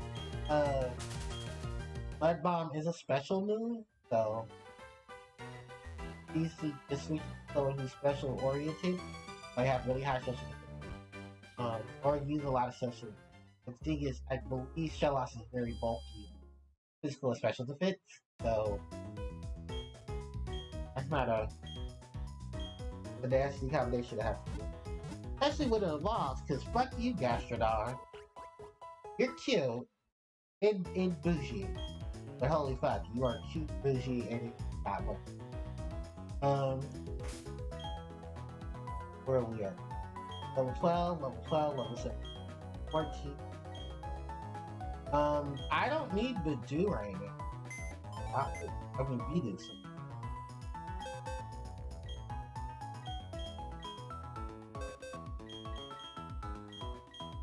That's also funny that you have to and Bidoo. Once we get experience share, I think it'll be a lot easier. I can Pokemon, and then I'll just actually I don't even know how to do it.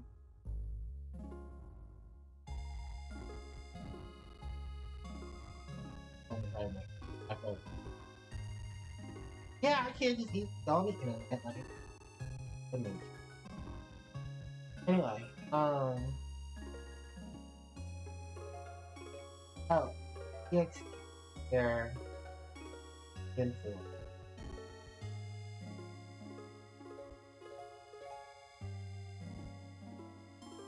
Yes.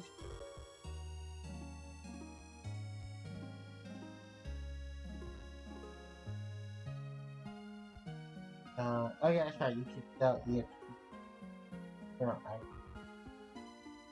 right. Inspiration 1, experience dog. Any non-fading Pokemon are you hoping? And cherry Pokemon with gate.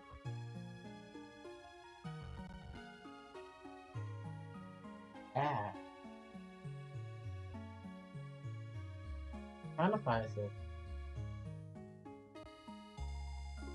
We're playing Platinum. Jubilife Pokemon Quarter Lottery. Route 206 from Dawn or Luke's father after seeing 35 Pokemon. Oh. Oh, that's the bike route. Damn, it's after Return to City. Well, at least I know now. Alright. You can't get it in Jubilife Game Corner. It says here, if you get 3 out of the digits in your trainer card, in the trainer ID of a Pokemon you have, by winning the Jubilife Pokemon Lottery contest. Yeah, that means Black and White 2. You get multiple. The first one that you get is Delia City Battle Pepper. A Serious City's Pokemon Fan Club Chairman. That's and you get a third one in Florasi Town as a gift, depending on which Pokemon they get. On Black 2, it's a Gibble. If White 2, you're hoping that's holding. And later on, it just becomes something that's automatic for your Pokemon game. And that's all the party rooms, including the ones that are not that are in your party. Yeah, trying to keep them RPG. I don't understand why people got mad. I mean, hell, that saves you crying. That's for people who want to get through it. Alright, we're back here outside of the valley. Wanna just YOLO? Fuck it. Alright, so we're gonna stick here. We have Zubat in the front. Talk to this. He says, don't you dare go into the valley tonight. I got orders to keep anyone out if they are not part of Team Galactic. So, yeah, Team Galactic has now taken over the Valley Windrunners. According to those grunts that keep their mouths closed, they're trying to use the energy steal energy from this plant. That's what it is. Wow! Another staple of the... Oh shit, it already comes back to hypnosis? Oh shit. I forgot that it... damn it, I wish I could catch a Glammeow. Because that would have been so good against Abra. And I know Glammeow can outspeed Abra. Anyway, Glammeow, the sassy cat Pokemon. This thing is cuter as Glammeow, and I would never evolve into its ugly ass ugly. Now that I've gotten that out the way, Glammeow, funny enough, has been seen in the anime on a lot of our girl Dawn, her mother Joanna, owns a Glammeow. Yeah, she owns a Glammeow. And I know I'm saying it so weird. I love it. Glammeow.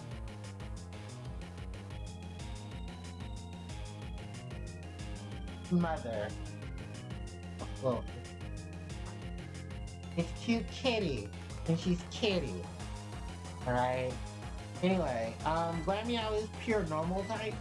But just like you saw there, Glammeow's range of can be very nasty. Having hypnosis can render its opponents asleep. I think Glammeow has own tempo in its move pool, meaning that it can't be put in confusion. But I'll have one awakening. But should I go buy more? I feel like I should. Considering the fact that this thing just put me to scratch attack. It's gonna get stabbed because it's going to fight. Oh, not much more. You know what I should have did was taunt it. And then it couldn't be us.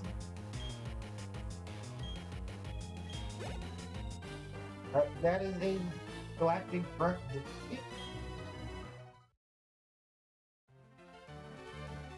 This isn't great.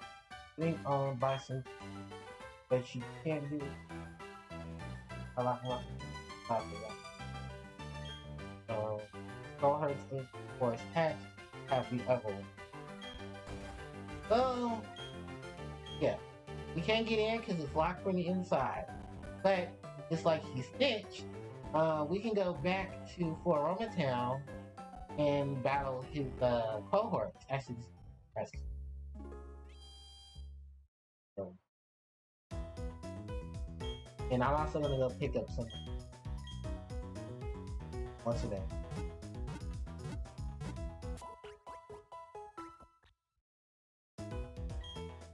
Awesome. We're gonna go pick up some awakenings. Holy fuck, I got nothing to do. Especially if we have to deal with Glammeows every 15 fucking seconds. Yeah, I forget how stick a lot of Pokemon are for active. Glammeow, Stunky. We're actually gonna see Whirlpool.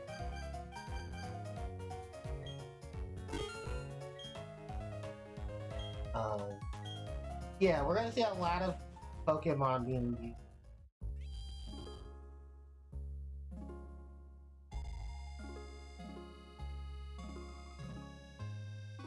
Hey, I don't have a shirt on.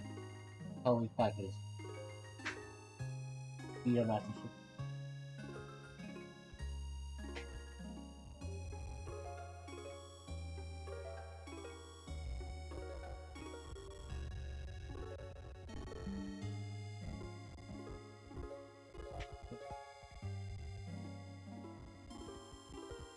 Alright.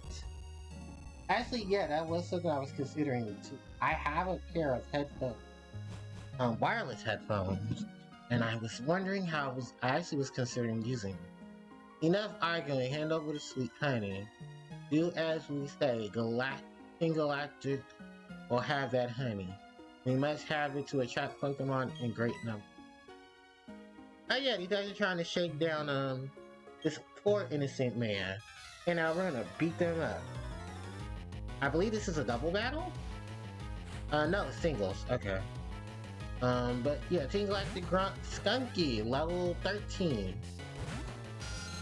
We're just gonna switch in and out with Zuzu, till Zuzu can get some level. We don't have a ground type, and we don't have a psychic type. We're not gonna work with it. I mean, we could have a psychic type. I could just, you know, say fuck it and use Abra. And because Abra is traded, Abra will gain more experience.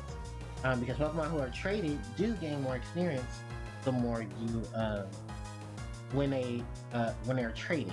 So it was I did consider it.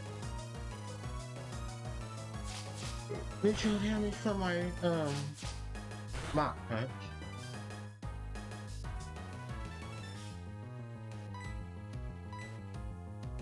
Punch you in the face. Super effective. And Zuzu is now level 7. And Wukong is now level 18. Alright.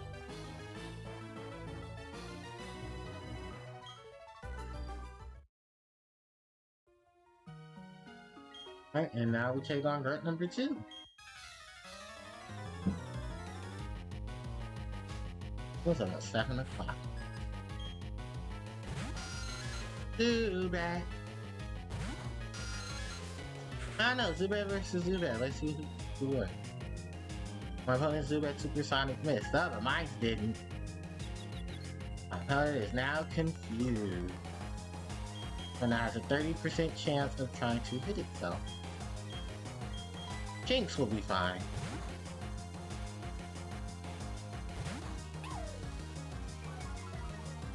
And intimidating just in case he tries to do some funny shit.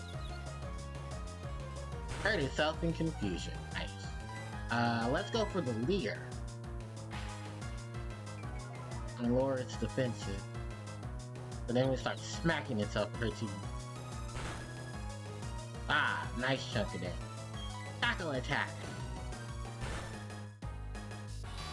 Nice. Right. And Zuzu gained experience. Another Zubat. We're actually gonna keep things in. We're gonna go for Leer on this Zubat. I think more so we just have to watch out for Zubat using Supersonic. Astonish. That is a ghost type physical move that has a chance of flinching the opponent. Or making the opponent flinch. Alright. Now with that out of the way, we defeated Team Galactic Grunt. I want a promotion. I can't, yeah. You can't do it when you get nasty.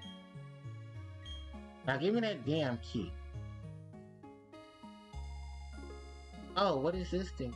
They forgot it. The woodwork. It's the works key. And then for the Valley Woodwork. All none used to be. Here, you take it. And now we have the woodwork key. Thank you so much for saving me. Those goons were trying to rob me of sweet honey. They sure were weird though. You saw how they were dressed up. What they were saying didn't make any sense. Oh, I need to thank you. Just take this sweet honey. So yeah, this guy gives us honey. Slather honey on sweet smelling trees and it will attract Pokemon. He's actually correct.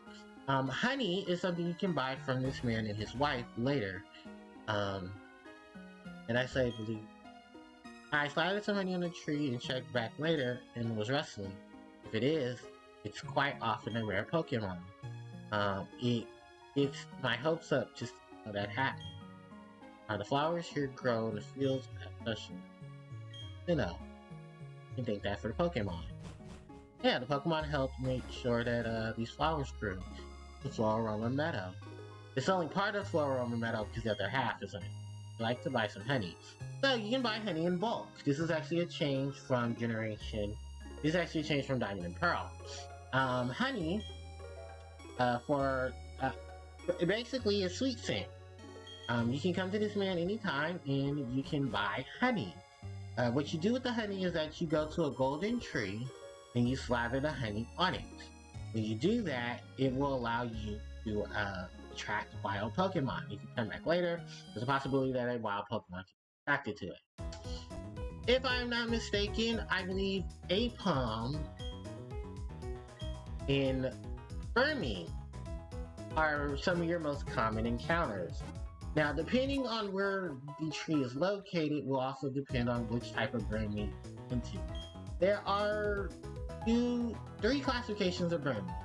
There is a Burmy that is that will have a pink coat, a Burmy that will have a leaf coat, and a Burmy that will have a rock coat. Why is it special? Well, because it actually changes their typing when they evolve. And I believe it's only female Burmy that will have these coats. Male Burmy will not have them. And even funnier is that the Pokemon that you get is that Burmy is one of the Pokemon in this gen with a split evolution. Yeah, male Burmy will become Mothim. Female Burmy will become Wormadam. Depending on where you found that Wormy will also depend on what type it becomes. Also, welcome to the Valley Windworks. What? No way. You had a key? Locking the door was meaningless. I'm a loser after this. This is no time for self-pity. I have to go alert the commander. So yeah, we're gonna be running into the commander of one of the commanders of Team Galactic. While also in the process of it, we got a couple of Pokemon trainers that are mandatory to battle. Luckily enough, most of them are gonna have Pokemon on your team that we haven't seen yet. So, or if we haven't seen them, we've seen them already. No, too bad. So we'll be able to put them in our Pokedex. For the most part, there's nothing too spectacular about Team Galactic Pokemon until later on. And mostly, you want the Pokemon at the commanders. You don't mandatorily have to fight them, and that will be. Leech Life is just really bad bug type move. Nothing to worry about. With Zubat, you mainly just want to worry about it using Supersonic or Confuse Ray, and then the Pokemon beat. You can switch out of the confusion by simply just switching out your Pokemon and then having it come back, having another one come in its place, and then putting it back out later on. Because that way it will save you trouble having to deal with confusion.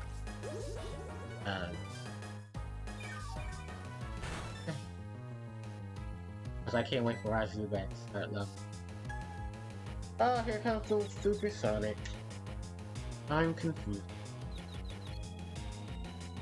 It's also funny though, because Supersonic is not exclusive to Zubat. I believe Supersonic is learned through Zubat, Golbat, Crobat, Tentacool, and Tentacruel. There's other Pokemon I know that can. I can't remember what's up.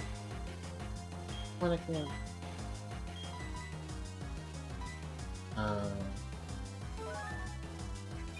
Oh, I think Voltorb and Electrode, Magnemite and Magneton can also learn. So it helps them in a great way of dealing with ground types they can just confuse me. I don't think any bugs. Oh no, I think there's a few bugs that can learn it. Oh, there is a bug that can learn it. Butterfree can learn Supersonic. If I'm not mistaken. Which is hilarious as fuck. Because it's like Supersonic plus Compound Eyes, meaning that the Compound Eyes is not gonna have low accuracy. It's gonna hit. And we're almost done with the Valley Windworks. We have another Galactic Front. But Dwammeow! I think Martha's levels have dropped here, so we're actually gonna be pretty good to take on her team. Yeah, also the Galactic, oh, Fate Attack. Fake Out. That is a normal type move that the Pokemon comes into play. If it doesn't have a move ability that doesn't stop it from flinching, it's gonna automatically make the Pokemon flinch. Fake Out won't work on Pokemon who have the ability in a focus, and Pokemon who are, what is it? Pokemon who have the ability in focus, oh, and Ghost types. Because Fake Out is a normal type. We're gonna use Leer, and then we're gonna use Taunt. Actually, I should have Taunt then Leer. Yeah, that Screech. Oh, what a horrible Screech. We're gonna Taunt it now. So that it can't use it. So now, of course, she's, attacking with Fury Swipe. Mach Punch. Nice.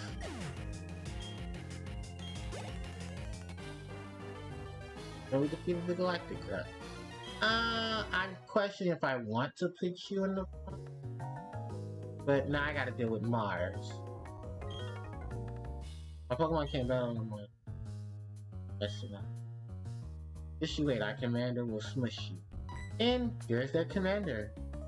I'm one of Team Galactic's 3 commanders. No way. I'm one of the 4 commanders. My name... No, that's one of 4 commanders. Yeah, she corrects herself because the other one is right there. Which, we don't battle him, he's just there. Anyway, my name is Mar. I've been trying to create a new...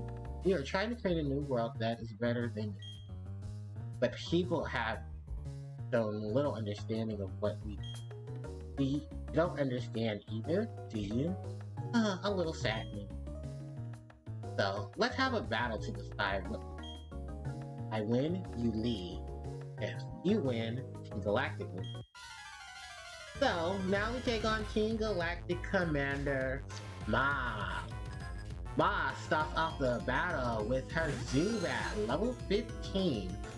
Inner Focus Sports ability, meaning it cannot be flinched. I believe it has the move Supersonic, Leech Life, and Astonish. We're going to drop our own... Oh, it knows Bite too. Oh, yeah. So, okay, we didn't do anything. Alright, we're gonna switch you out and put you in. So, Bite, Supersonic, Leech Life, and, yeah, Supersonic, Bite, Leech Life, and, yeah, Bite, Supersonic, Leech Life, and Astonish. Yeah. Those are the moves that this, Zubat has. Oh, it has Toxic? Okay, you know what? Just throw everything out the window I just said. This thing has Toxic. Toxic badly poisons the opponent's Pokemon. If the Pokemon isn't already a ground, steel, or poison type, then it won't be affected by it. Switching out will not really help it. You need to heal the poison as soon as possible, because the more steps you take, the badly poison it goes, and the poison will start to linger. I didn't know her Meowth had a,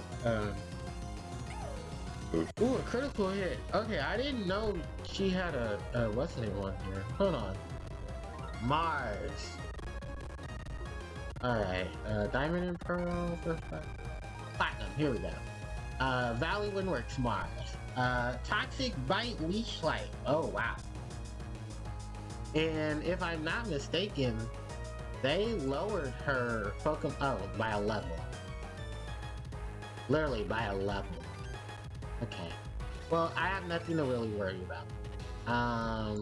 But we do need to deal with this Zubat. Let's then I'll start it, yeah. Flying type versus flying type. So, yeah, drop it with the Intimidate. Go in for the Quick Attack. And we'll get staff from Quick Attack because we're a normal type. But, I forgot Zubat can learn. What do you think you're doing with my Pokemon? I'm gonna beat it up and then take back the Valley Windworks. But yeah, Team Galactic General Ma. This is our next. Oh, we learned Astonish. Nice. And sorry, Jerusalem. Now here is the threat. Per ugly. Per ugly. Level 17. Thick pet forceability, meaning that ice and fire moves won't do much damage to it. Holding an Oran Berry, it has the moves Fake Out, Feint Attack, and Scratch. It's just one level lower than its Diamond and Pearl counterpart. Where, yeah, it's just one level lower. Per ugly is the evolved form of, oh shit. Yeah. Well, I'm gonna do the Fake Out anyway, but, Per ugly is the evolved form of Glammeow. Yeah, this thing evolved from Glammeow. There's a reason why it's called ugly. I think because they wanted to generate that even the cutest of kitten can become some ugly beast inside. And they sure did a good job with this. Fun fact, I believe it was an episode where Meowth fell in love with a Glammeow, and she evolved trying to save Meowth into Perugly. And Meowth was just so horrified by it that he wanted nothing to do with her. And she was heated. Ooh, and she gave him such a fury swipe.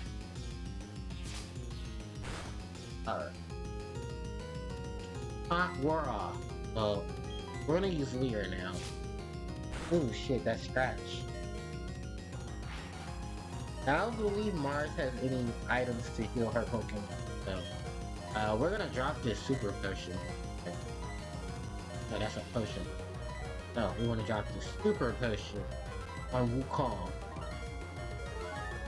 Funny enough, if you go into this battle with Brattle or Pringpluff, you'll still be fine. Pringpluff being Steel, so normal attacks won't do much damage. Ground and Grass are very bulky types, so you won't have too much to worry about there. You just need to have the levels to do it, and I think a good Leech Seed plus Vine Whip will do very exceptionally well. Also, Wukong is now level 19, nice. And once learned, Flame Wheel. That is a really good move on a physical attacking Pokemon like this one. Bye, Ember.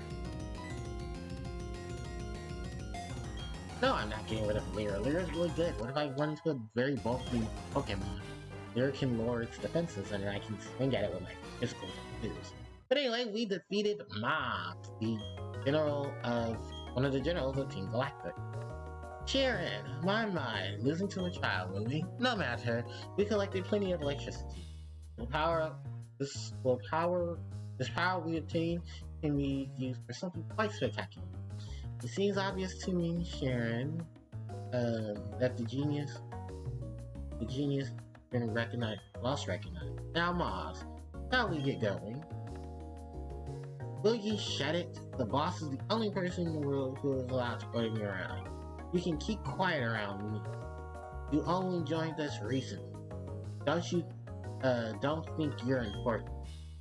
I guess it is time to say goodbye for the time being. And with that, we saved this gentleman from Team Galactic. He said Team Galactic. They were saying something about they gathered Pokemon in it no matter what. It was for creating some new universe or something.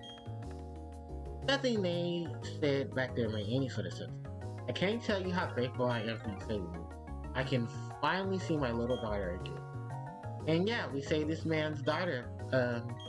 We saved this little girl's father from Team Galactic. You think the balloon Pokemon will come and visit? Oh yeah, she's a fan of the balloon Pokemon, Drifloon. Oh, sweetie.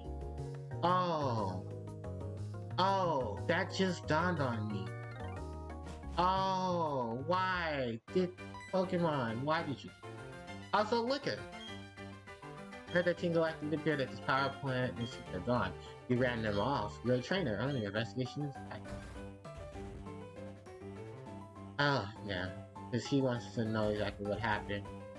Magnificent, yes. It's true that you ran off Team Galactic. But the officer, they're in Eterna. Okay, so now he's off to Eterna City to check on Team Galactic as well. But let's go back to the Pokemon Center so we can heal. And yeah, that is another major plot point in our journey that we have done. We have now defeated Team Galactic at the Valley Windward. We can also go buy honey, and if we choose to. And we have a lot more training to do because, oh my god, I'm not going to Eterna City, Eterna Forest like this. Which is our next destination? Eterna Forest. Let's see. Zuzu and Badoo need to be leveled up, as well as shit. Oh, it's actually because I want to use Zuzu in a gym battle, and the next two gym battles are definitely Zuzu. Sorry.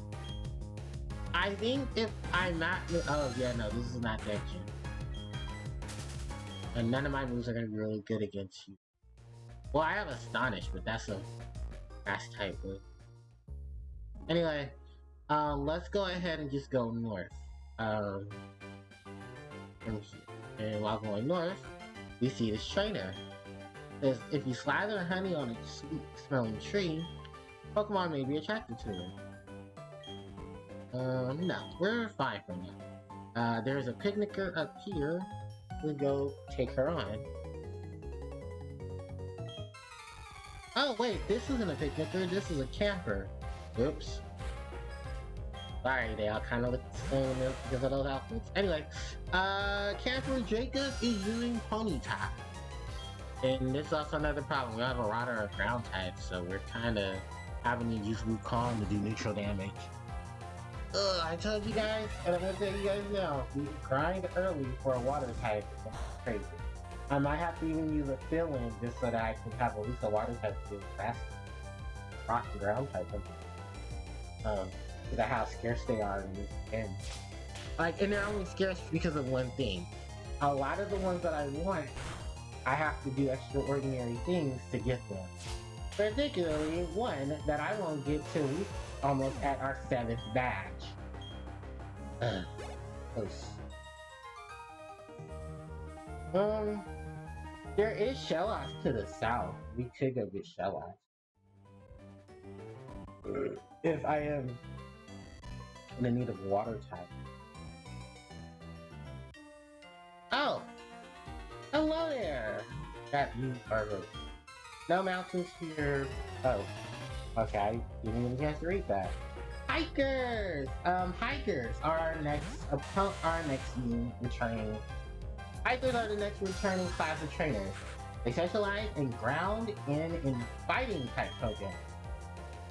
So they're very bulky and very sturdy as Pokemon. However, we're relatively sprayed by using the grass type. I don't know what the point of the much support is, because you're not weak to electricity. You didn't take neutral damage from it. Whatever. Anyway, the do absorb. And it's super effective. Thank you for having a quad weakness to that type. Zuzu is at level 10. Let's set another Geodude. No, we're gonna stay in. Yep. And I believe this Geodude now knows Rock Throw. Geodudes are just very bulky and physical defense.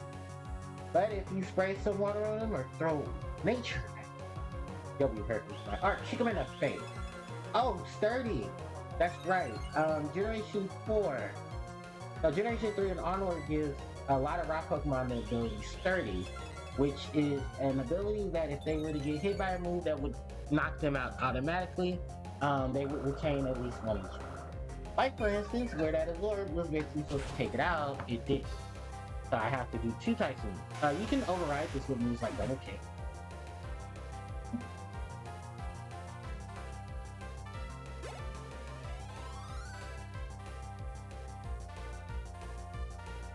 Oh, so close. Alright. No, we're gonna stay in. I think this is the other one and it's level 12 as well. And he has like 1 level 11, 1 level 12, and I think 1 level I think it's 10, 11, and 12. I think that's also it. We're gonna do a blurb. Oh, we should have did broke, didn't we? It's fine. Because I gotta remember 30 could potentially be on this Geodude as well. And I fucking hate 30. Which is irritating. Also, that rock college, you wonder why you got some or timid or modest, which is but being quiet in nature, I mean, at least I get a buff and special attacks. So. Okay.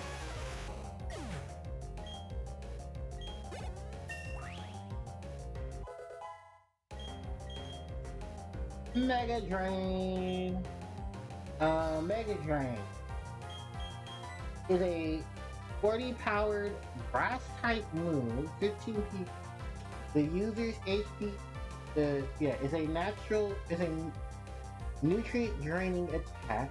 The user's HP is restored by half of the damage taken by the time. We're learning this move. We're actually gonna get rid of it. Well, we could get rid of Azor, but that's less that we be able to use. So I want to get rid of a water sport. Don't worry, we'll be fine. Grass, fire is something we need to do. Oh, excuse me, but we did take out Hector Daniel. Nice. X special defense. That raises your special defense during battle. I believe she's a Aroma girl. Suzu probably could take her on. At least it's not gonna be much. Yeah. I love the Pokemon. I love Pokemon that smells like this one. Get a whiff of this. I don't know, lady, because I was told don't ever sniff a vial from me. Aroma lady, Rosalia! This is who we're aiming for to have the Bee evolve into. You can actually catch wild Rosalias in the next area, and I think I might actually get a better idea. But, right now, Rosalia is our opponent. Oh, that's right. My attack is going to be neutral because it's poison, and poison is a neutral type against grass. Luckily, we have a fire and a flying type, so we should be fine. Rosalia is back from Generation 3. Rosalia was just a basic Pokemon in that shit. Despite what it looks like here, Rosalia is actually really, really small. Despite the fact that it looks like this.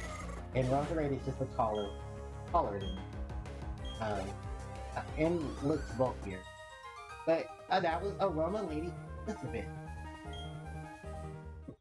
It's okay, sweetie. Not everybody's good at Pokemon. Anyway, we can take the lower route and go get that item, or we can take the top route. I'm gonna take the lower route. And this is a heal ball. Ooh, berries. That late. Oh, I will talk about these little indicators on the side later. We got an Oranberry and a Petraberry. Oh, we can battle this few much. Oh, no problem. Not do much to it. Those vents right there, those are vents. I will talk about those later because they're actually part of another side quest minigame thing we can.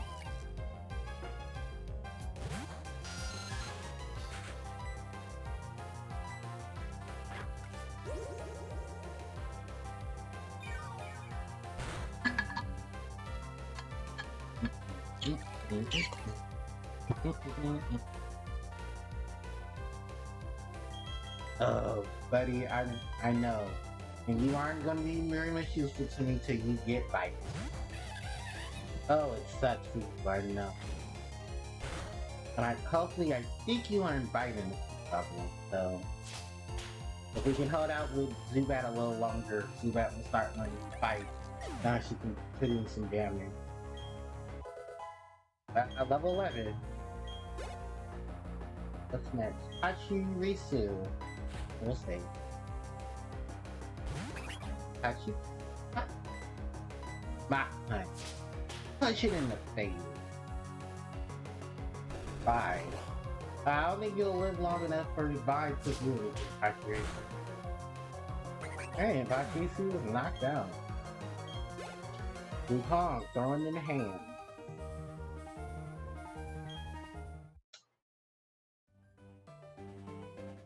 Actually, yeah, it says there are therapists that exchange the underground tunnel air. Yeah, and that is the thing we'll be talking about very later. Right now, while we take on this trainer. Ew! I'm trying to battle you, thank you. It's a long way between Floroma and China City, so let's battle. Da, da, da, da, da, da, da, da. Emperor Zachary. Apom! Yeah, Apom is a Pokemon we can actually catch pretty early. Apom! A pretty decent Pokemon. While it's not a Pokemon I would resort to actually using, Generation 4 gives Apom an evolution. That is actually something that Professor Rowan is studying in his research. Certain Pokemon can learn particular moves, and by learning particular moves, they are able to evolve. For Apom, Apom has the ability to will be able to evolve into Ambipom by learning the move when it learns the move Double Hex. Upon that level up in learning the move Double Hex, it will be able to evolve into this shit. Ambipom's cute.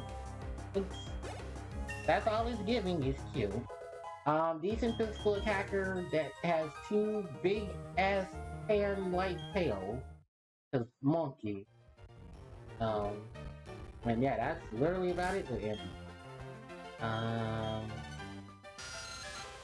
Okay, 230 left. So I want to say it's either level 12 or 13. It's usually where you learn Bite. Well, let's see how this goes. This one Pokemon? Onyx! Oh, and I think Onyx knows Rock Throw. So this is not, oh yeah, level 14? Yeah, no, this is Rock. Funny enough, Onyx can be pretty useful. Not in all conditions, but pretty useful. It's a bulky rock type. So I guess for helping you deal with any fire types or electric types, Onyx would be fill in. I think if I'm not mistaken, a lot of people trade for the Onyx in Generation 1. I mean Gen 2.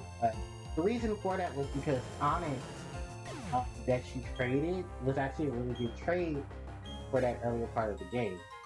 The reason for it was because, well, you didn't have much access to Pokemon that could actually take on Faulkner, the gym leader there in Violet City. Oh, is it Violet City? Yeah, Violet City. Actually.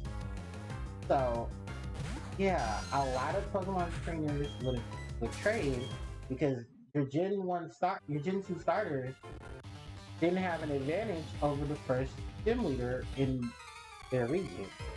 Faulkner specialized in flying type, and while I hope you didn't play Chipper. Oh, before I get into that Battle Girl, they specialize in fighting type Pokemon. Alright, back to what I was talking about.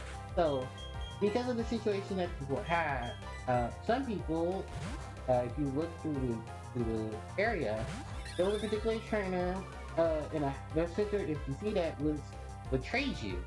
And he wanted to trade you his Onyx for a Bellsprout, which you could couch in the route to outside of Azalea Town. Is it Azalea Town? No, the route outside of Violet City. Foresight, a really good move against those type Pokemon. Allows them to be hit with normal fighting type moves. Because normally fighting a normal can't get over Ghost. So, alright, this is level 12. And sorry, here's level 15. Nice. Alright, and that was Battle Girl Kelsey. And also, this is a very different sprite change up. They wear the same outfit, but the Battle Girls that were used in Generation 3, Home Skillet was jumping in the sky doing a high jump kick. And oh, we have another battle. Alright. Yeah, pick the Kirna. Pep clap! Hi, pep clap! Well, I guess if you didn't get a chance to see it, you get the chance to see it here. Pep clap! Actually, I should really good move on her, because pip clap, is actually a really, yeah, because pip clap's not too close from evolving. So she'll have her, she'll have a way to deal with the grass types in the forest, coming up. Piplup will evolve into Pringplup, a water steel type Pokemon. Yeah, first time we get a water steel type, and that's equated to the starter. Piplup, when coming to Pringplup, actually, funny enough, Pringplup can learn flying type moves, such as Peck and Drill Peck. Drill Peck's actually a really good move. In Aerial Ace, if you choose. For the most part with Piplup, it's cute, it's adorable, and it can do some damage. Piplup has access to Bubble. Piplup can go get Bubble Beam, Whirlpool, Surf. Like, the range of stuff as a water type Pokemon is amazing. And we took out the Piplup, but it's fine. And Pigment, you know. Oh boo, this is Pokemon. Oh, good. You want to do Pokemon Trainer Assist? What happens? Anyway, let's get this item. That's a potion. And I do believe, yeah, we don't want to go down here. So, I believe we go into this house. I believe it's the rest spot. Talk to this lady. Did you see that? Would you like to rest for a while? And yeah, this lady will help you restore your Pokemon's HP. It's refreshing, isn't it? Repels are useful, don't you think? When you use a repel, weak Pokemon won't come out. But that also means that they won't be able to catch any Pokemon. That is true. If you're looking for a Pokemon at a particular level, I wouldn't suggest using Repel unless you know you have a Pokemon who is at a level that you can actually take advantage of. This is outside of Eternal Forest. We can't get through here because we don't have the move or we don't have anyone who knows Cut or have the badge for it. Many poison Pokemon make their home in Eternal Forest, but I didn't buy any antidote. What should I do? Do I pass on or do I go back? And ladies and gentlemen, welcome to Eternal. Eternal Forest is home to many grass, bug, and our rare occasion of a ghost type Pokemon. For our journeys here, we actually have this lady. Hello there, my name is Cheryl. And how you are? Oh, your name is Hikari. I'm sincerely glad to meet you. Hikari, may I ask a big favor of you? I want to get through the forest, but I'm afraid of doing it alone. I've heard that there are some back out.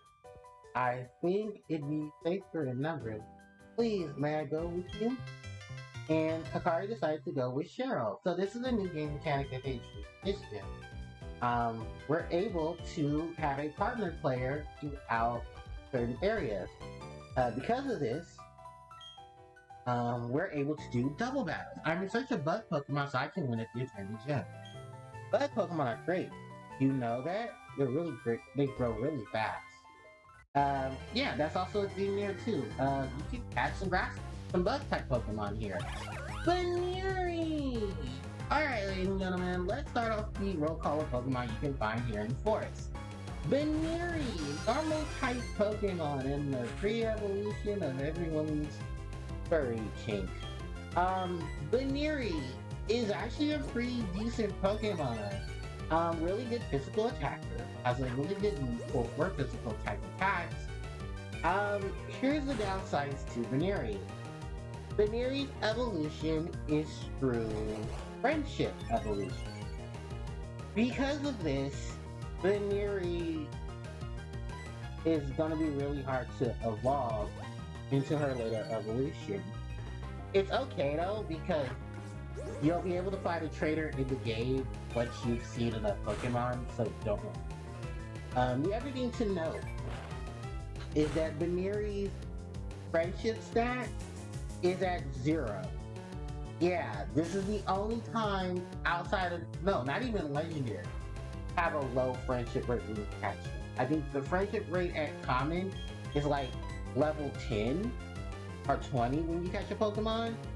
Veneries is 0. So you have to work extremely hard on the friendship value in order for you to get Veneri evolved. While Labunny may not be much of a real big buzz, it's something to have on the team if you want to start breeding moves over. Other than that, there's really not much for Veneri to really be excited about. Moving on from Veneri, you can catch Askun and Silcoon. Wurmple's evolutions are in this. Actually, the entire Wurmple family is in there. Cascoon and Silcoon trade-offs. Cascoon is poison type now. Silcoon is still bug. While it is not most apparent to really deal with a lot of things, the one thing that I can specifically say is, oh, we're gonna catch this Veneri, by the way. Yeah, also something else I should note. When in double battles, you have to knock out one Pokemon in order for you to catch the other. The only downside is you better hope that your partner doesn't knock out the Pokemon you're trying to catch. So luckily enough, Egg Bomb is doing neutral damage to Veneri, because Egg Bomb is normal. But you should still be fine. Just note that if you do want to catch some Pokemon, you can either wait till Daryl's adventure is over, and then just come back to catch more Pokemon, or you can just wait it out. Yeah, you can wait it out, or you can just, do what I'm doing. Knock out one Pokemon in the double battle, and then have, a whole bunch of Pokeballs on you so you can catch the Pokemon you're trying to get. Ah, there we go. So, we have now caught Veneri. Moving on, back to Cascoon and Silcoon. Yeah, these Gen 3 bug evolutions are here, and so are their evolved forms. Veneri, the rabbit Pokemon, normal type. Its ears are always rolled up. They can be forcefully extended to shatter even a large boulder. And no, we're not going to name Veneri, but Veneri's going to be automatically new to the team. I believe both of Veneri's abilities are sucky. Which are, I think, Klutz and, yeah, Klutz. Pokemon can't use any held items. Yeah, Veneri is really, not a good Pokemon. Parasite Pound, Defense Curl, Endure, and I believe later on it can learn Frustration, which is a move that is normally a TM. Antidote. Yeah. That is the thing. Anyway, before we go any further, this is a rock covered in moss. It feels pleasantly cool. This will be used later on for another thing we're going to talk about. Oh, when the stream wants to reconnect.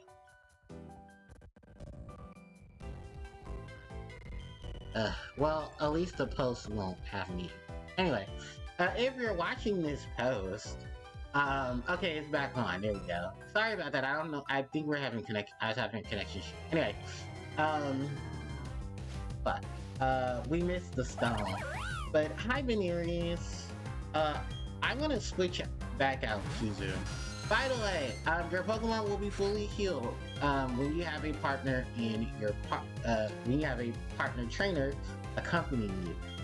This is actually a really good spot if you would like to train your Pokemon. So if you want to train up so that you can take on the next group of challenges, this would be a great way to do that. But back to the wild encounters in this area. First, we just left off with Silcoon and Cascoon. Dustox and Beautifly are in this area. Dustox being more of the special defensive, while, what is that Pokemon? Beautifly tends to be the more special attacker. It's also funny though because you can do a lot with special attack setup on Dustox. Dustox being bug poison, which is not an unusual thing, and Beautifly being the better free as well of that area of the generation. I decided to bring them back in this gen because, well, fuck it, why not? Have some really cute and amazing Pokemon join the roster if you wanted a bug type. While you get them at a decent enough level, they'll already not only be fully evolved, but you'll be able to take advantage of them already knowing their moves. Ooh, speaking of moves, Jinx just learned Spark, so now we have an electric type attack to help us. And with stab too, because if I'm not mistaken, Spark is now physical in this game. So because of its physical typing and its physical nature, Jinx is going to be doing well. Anyway, Beautiful and Dustox are some really cool Pokemon if you want to take advantage of both of them. I definitely would if I were you, because those are some really good Pokemon to have in your Anchor. With that said, the next Pokemon up is Ghastly! A 5% chance of encountering Ghastly. If you want to have one of the best Ghost-type Pokemon in the series at your disposal, Ghastly is right here. A 5% encounter rate. That is crazy. Ghastly in its evolution line. Very, very notorious Gen 1 Pokemon. I love me some Ghastly. Ghastly is awesome. And this is probably a good time to cast Ghastly because I believe Ghastly should have Hypnosis at this point. Hypnosis is a really good Psychic type move that puts a Pokemon to sleep. So if you want to take advantage of a sleeper type Pokemon, Ghastly is your boy. Ghastly still knows Levitate, meaning that its only weakness at that point is either Ground or Psychic. I mean Ghost or Psychic. Ghost, Psychic, and Dark. Because it is Poison Ghost, which means it was gonna have it's supposed to have a weakness to Ground. But because of Levitate, its ability, you won't be able to be hit with any ground type moves. So you're now just locked into all your other types that are super effective against it. So Ghost having a weakness to itself, Dark, and then Poison having a weakness to Psychic. So you have those bases to cover. Ghastly is still one of my favorite ghosts, and I do highly recommend a Ghastly action. Also in Eternal Forest, returning, hold on.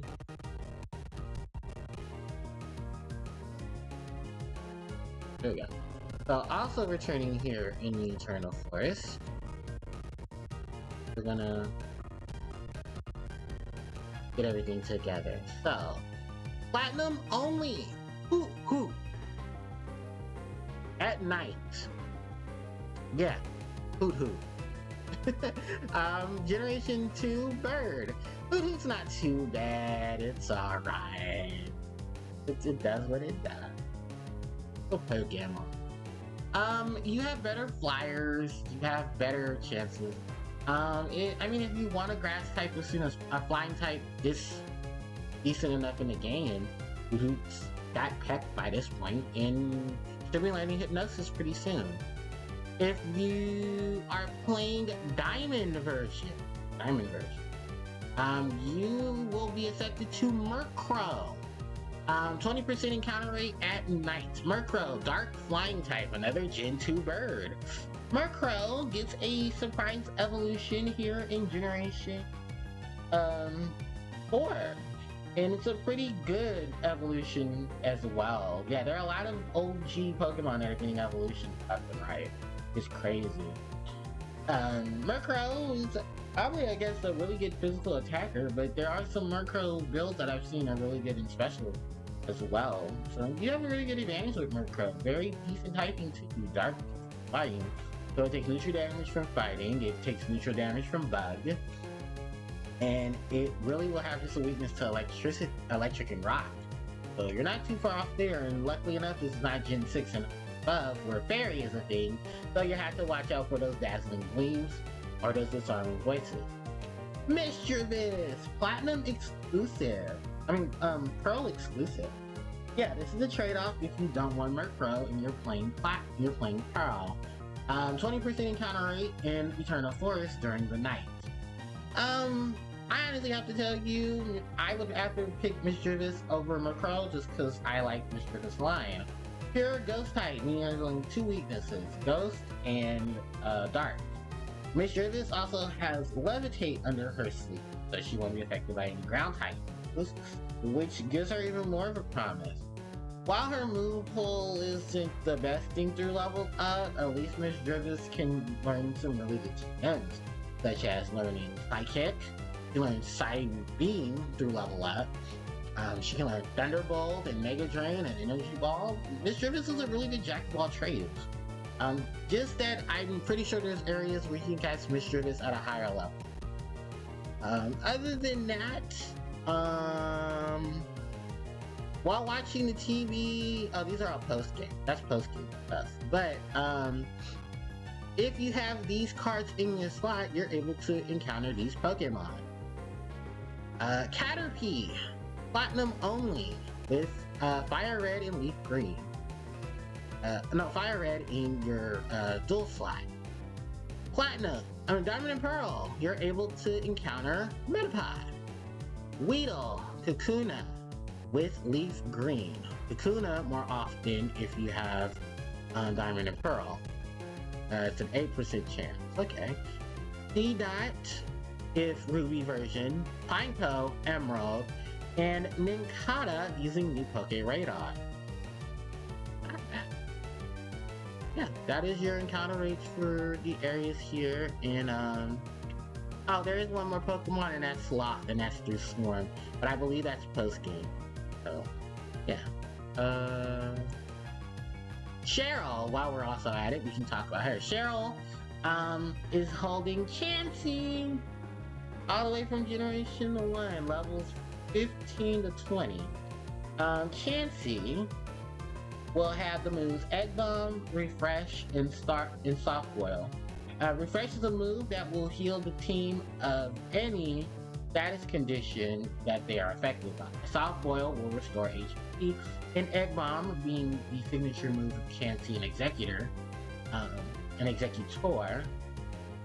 I did say that. Well, I said Executor. Well, Execute and Executor. I said Executor. Whatever. Either way, it's their move, and it's a really good physical move. On a Pokemon that doesn't really have mixed physical stats, because it's mostly supposed to be just a bulky Pokemon, Chansey's actually really a bad batch, and we love Chansey. And her. The change is up in Generation 8 for Brilliant Diamond and Shining Pearl. Chansey's move pool is now Tail Whip, Sweet Kiss, Disarming Voice, and Life Dew. So by removing Egg Bomb and giving Chansey Disarming Voice, it's going to have a move that can hit 2 parties instead of enemies instead of 1. The Sweet Kiss for the confusion, the Tail Whip to deal with highly defensive Pokemon, and the Life Dew to regain HP for it and its team member. Healer will be its class, so it does more recovery when it heals HP. And yeah, that's just a really cool champion. Alright. Other than that, yeah, there's not much in Eternal Forest. There are a couple of trainers here that we'll be encountering very soon. A couple of sidekicks, a couple of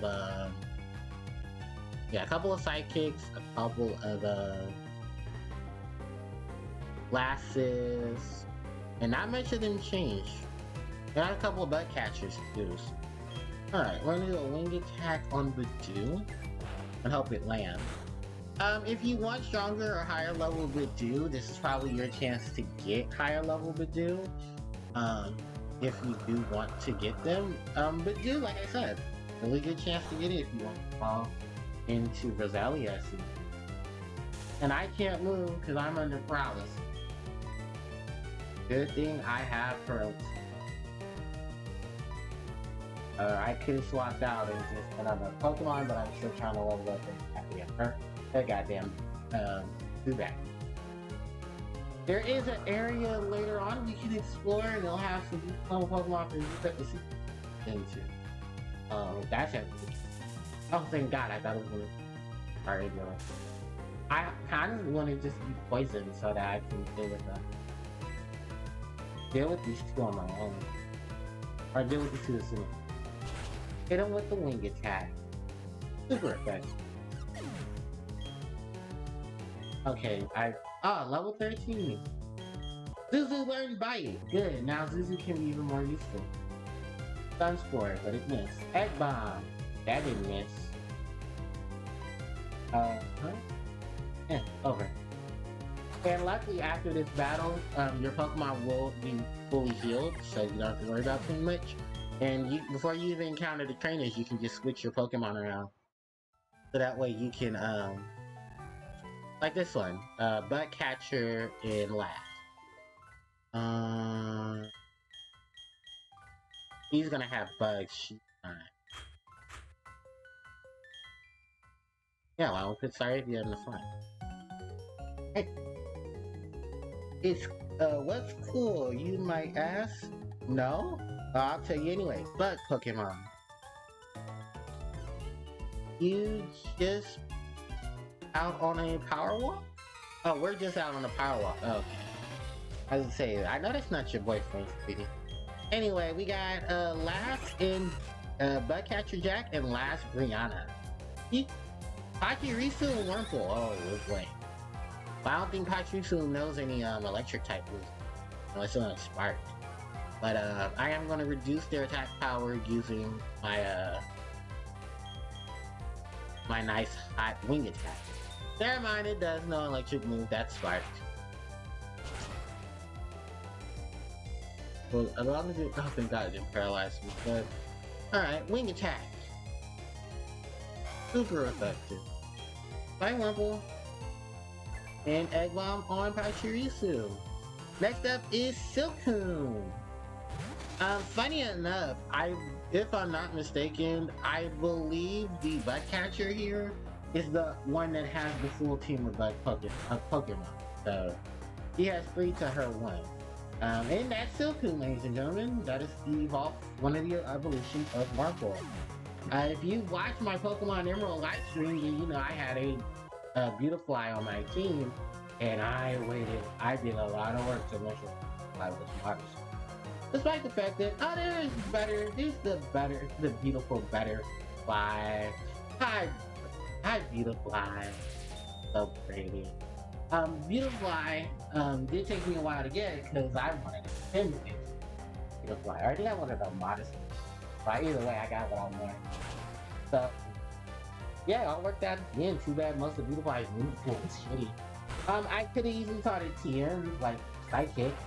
So that way I could avoid having with, it could do some coverage while having that really good special stat. And leave Starmie alone, Pachi. For being a pain in the ass. Anyway, I want to heal. I might need to. Oh, level 17, nice. And Egg Bomb missed. We're going for the quick attack.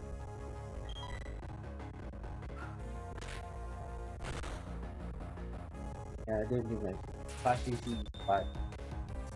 Please don't hit me too much. Oh, please. Oh, sorry about that. Yeah, my thing. Oh, Soft Boil. A move exclusive to Chansey. It's basically Chansey's variation of Recover. Alright, quick attack. Alright. And we beat Bugcatcher Jack and Last Brianna. Don't ignore Bug. Oh, just give up. Alright. And while these two are the lovely stroll each other, Paralysis heal. This will heal Paralysis. Oh, they slow down. I think because of the fact that my what's the name just won't let me. These guys. Hold on, we can try to close up both. Let's see if that helps. If not, I'm just gonna get this apart. I don't know why this takes so long.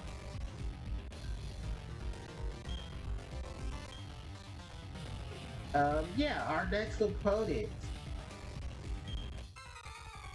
are Psychic. Guess what they specialize in? Psychic Elijah and Psychic Lindsay. Yeah, they're psychics that specialize in psychic type Pokemon. I do believe these two Abra are going to use Hidden Power.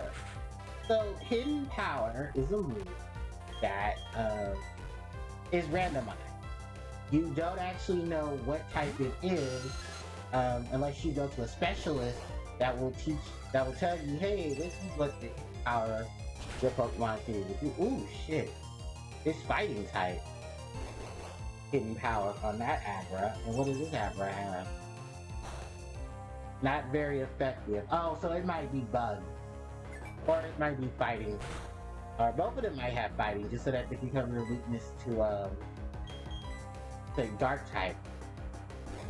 So yeah, that's Hidden Power for you, and I believe these two Abras have Hidden Power fighting. So they're going to be trying to use that to their advantage. Both of these Abras should be Kadabra. Because level 16 where Abra evolved into Kadabra. Fun fact, it took till Generation 8, literally Generation 8, for Abra, when it evolved, to not only learn Confusion, but Kinesis. You don't learn Kinesis normally unless you learn it through Egg Move or a Move Tutor. Yeah, it's really stupid, and I don't know why that is a thing. But yeah, you won't learn Kinesis, which is a unique move to the Abra line, till Abra evolves to Kadabra, and you go back to Endeavor. No, we're fine. We're not gonna learn Endeavor. Endeavor is a move that basically just reduces the HP of your opponent's Pokemon by how much you reduce. It's basically like Pain Split. Well, actually, no, it's better than Pain Split, because you'll reduce your opponent's Pokemon's HP to the HP you have. But it's like, I don't really use it. It's very gimmicky. And sorry for the slowdown. It's because my a net ball. This would be good for catching bugs. The reason why I'm having slowdown right now is because my what is it? My my scanner is going off. I forgot that I said it. I always said it before 8 o'clock, so it's gonna go off. It should be fine soon. So I do apologize for the bugginess. I just also have to remember that, yeah, it's like 8 o'clock, so this is bound to happen. Also to note, if you want to catch a Ghastly, nighttime is most likely where you're going to be able to catch Ghastly. But it's no, actually, you can catch Ghastly at any time, but it's the 4% encounter rate. Well, there goes that. Oh, look, Cascoon. Which kind of is completely stupid. Because catching Cascoon now, you're one level away from evolving into Dustox, but I believe you missed Guts. Or I think you're getting ready to learn Guts. If you want to, it's still a good Pokemon to catch because it's Bug Poison, which means it's going to have 2 immunities to grass. It will learn... Oh no, actually I think that's not till Gen 6. So they won't have Bug Bite. So, but even then, by the time you evolve it, they'll just have better. I did want to catch it. If we run into Beautifly or Dustox, it's better. Just because those are guaranteed evolutions right there. And I'm not going to use them on the team, but I just... Because why not? Actually, who we need to training up is Zuzu. Now that Zuzu knows fight. And we will be running into some more Psychics. Actually, no, those are Bug Cats. Where are the Psychics? Oh, they're up here. They're further up there. Hoot. Yeah, now that it's nighttime, Hoot is going to replace Hoot is going to be a wild encounter in Eternal Force. Hoot, I do believe should have Future Fight by now, so that'd be really good against Ghost type Pokemon. which is going to be really good in a future upcoming gym. But I think at that point, if you're using Cuckoo, you're found knockout at that point. Oh, so cute. Which also I found out a thing too. Now owls are green guys. They hit doors. Like if they, yeah. Which I never want to hear my birdie be stupid. But apparently that's a thing for them. Is being stupid. Which sucks. Alright, who uses catch? Which actually that's not too bad there. If you want to catch a flying type and you don't want to use regional bird, you can use other regional bird. Foresight. Just so cute. Yeah, I don't know, that's mostly just for ghosts. And bugs. I mean ghost types and yeah, you can't touch a ghost. Alright, I guess we'll catch the Zuzu, I don't mind. I just won't gain the experience that way. But yeah. Look at that, we'll catch a Zuzu.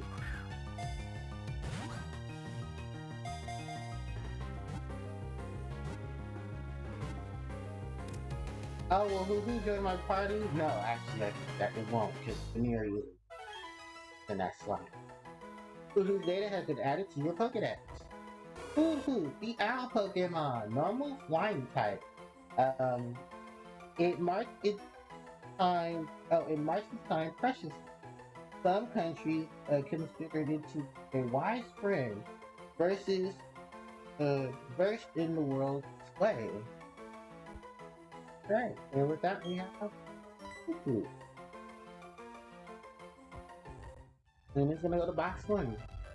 I do believe further up the or over here, yeah, it's a psychic. Okay. And also, what is taking this so long?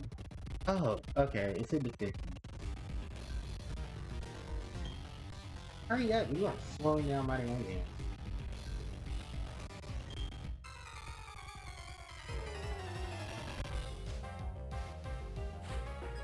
Alright, we have Psychics Cody and Rachel. Meta-type inside us. Yeah, it is a switch up for the Psychic. They use Psychic Pokemon and Psychic type, and Pokemon who use Psychic type attack. Meta-type. Fighting Psychic. Yeah, isn't that a combination? Trying to give itself an immunity to dark by being a fighting type. Meta-type is very strange, as it can be both a physical attacker and a deep special attacker. Meta-type is a rare occasion where a Pokemon can actually learn elemental punches outside the Hitmonchan by leveling up. Even funnier, I think you can go to the Move Tutor if you ever get the chance, and you can actually teach it. Thunder Punch, Ice Punch, and Fire Punch. Fun fact, in earlier gens, Generation 3 particularly, there would be a battle girl, some guy, he always ganged up on Zuzu for nothing. Meta-type would be seen in 2 different gyms. The Mobile City Pokemon Gym, where you would see actually I don't know. Oh no, they both know. If you go to the Mobile City Gym, you will encounter a battle girl, and she will have Meta-type on her team. That knows the move Thunder Punch. It was kind of a rare occasion, and there aren't a lot of electric types in Generation 3, so to fill it in, it was hey, we have this trainer whose Pokemon can actually use a move of this gym's type. And it was part of the reason why a lot of people, trying to get to Medicham, because Medicham can learn the elemental punches, and she can read them onto other Pokemon. The other is that in the Lava Ray City Gym with Flannery, there's going to be another battle girl, and her Pokemon is Meta-type as well, and it knows the move Fire Punch. Yeah, isn't that crazy? Fire Punch in one gym, Thunder Punch in the other. You do see some of the if you go around the region, you will occasionally run into battle girls and black belts, and some of them may have, most likely the battle girls will have Metachan and Metatype on their team, to accompany their fighting style. Fun fact, Brawly, the Buford City gym leader, has Metatype on his team, and I believe in rematches in certain regions, or in certain games, Metacham is on his team. Also, Zuzu's back. Zuzu doesn't know wing attack. Alright, it's time to take on the bugs. Which I believe Bug is neutral. Bug, does Bug Cake bite well? Probably not, but I'm gonna do my best. These guys are Walking, Wurple, and Wormin! Oh, Burmy! Yeah, this is our first chance to see Burmy. And that is Sandcloak Burmy. Burmy, like I said earlier, depending on where you encounter it, Burmy's cloak will be different. That is a brown cloak, meaning Burmy was found somewhere near either a rocky terrain or the desert. If it's pink, you found that Burmy near the city, and I believe if it was a regular green cloak, that means that Burmy was found in a forest.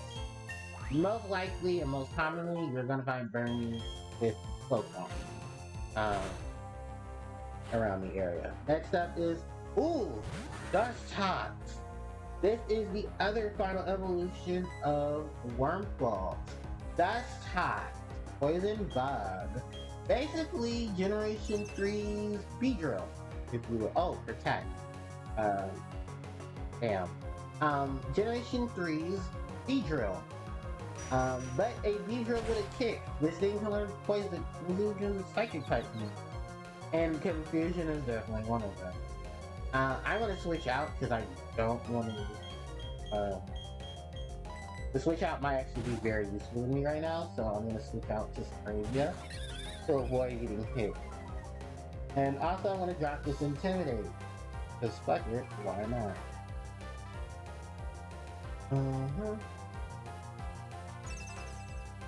Oh, Protect. That means she's going for oh, that's actually for tackle. I'm gonna go for quick attack on Burmy. Wing attack on Burmy. Just to let you know, that's not can learn Protect. I believe it's at level 13 or at level 15 at first. Protect is a move that will stop any attack coming at it. Oh, and there is the pink Burmy. That is the one that you find in the city. It says that it takes its cloak concerning from trash around it if it lives near the city. And it's funny that because the Wormadam type changes depending on the cloak that the Burmy has. So that Wormadam would be Steel type, and I believe she can also learn Flash Cannon, which is a really powerful Steel type move. Right, as long as we not have a target, and Cascoon is coming. This is the pre-raw form of that's Toxin, one of the second evolutions of Purple. I do want to find where that's from. Sorry if it's now level 19. Alright, and we defeated Bugcatcher's Bill and Daniel. Oh, Bill and Donald. I'm sorry, I read that. Donald. Right. We have a couple of more trainings to go. So we should be fine. Who's the Venereal combo?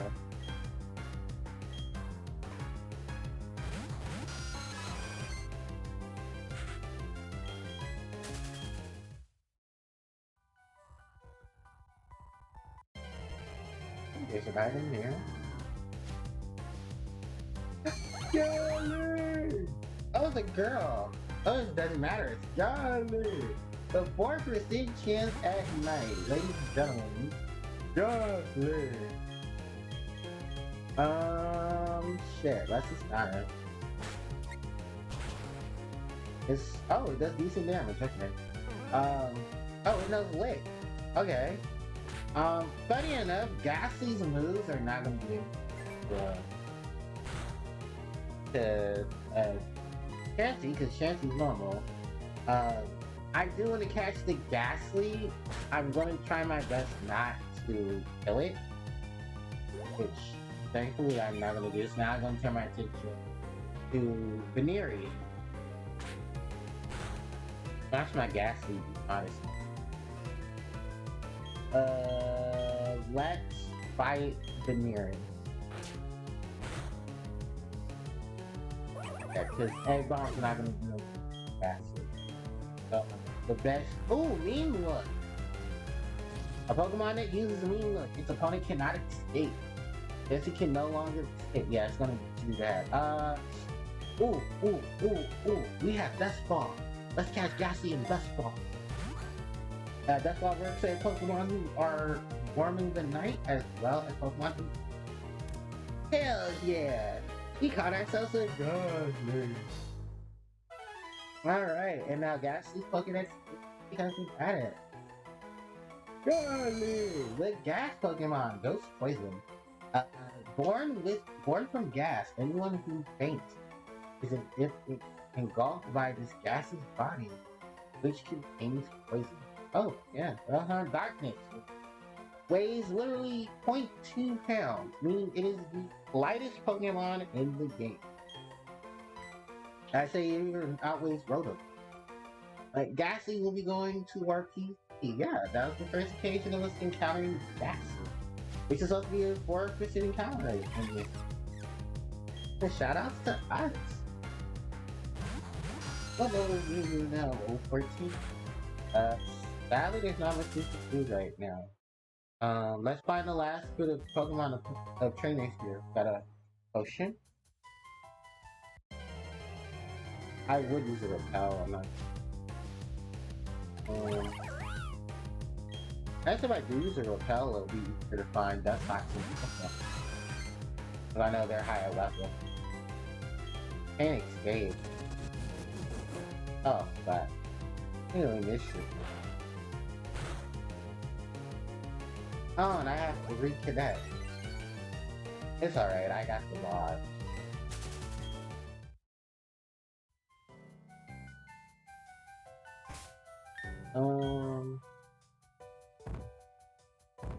Do we have it?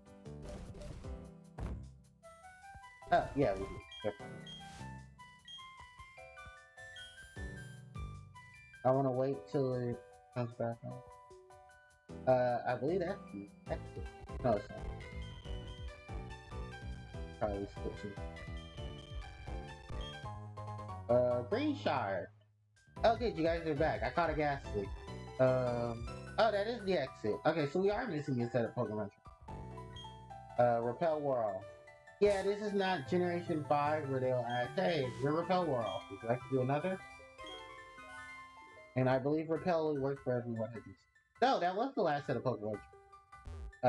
Tips.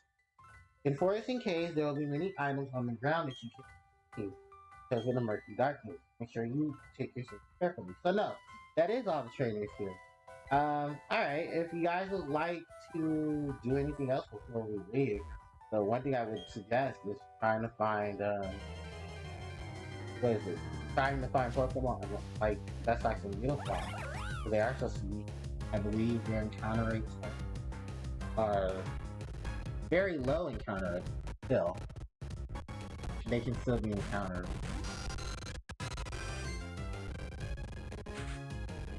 Kind of forest.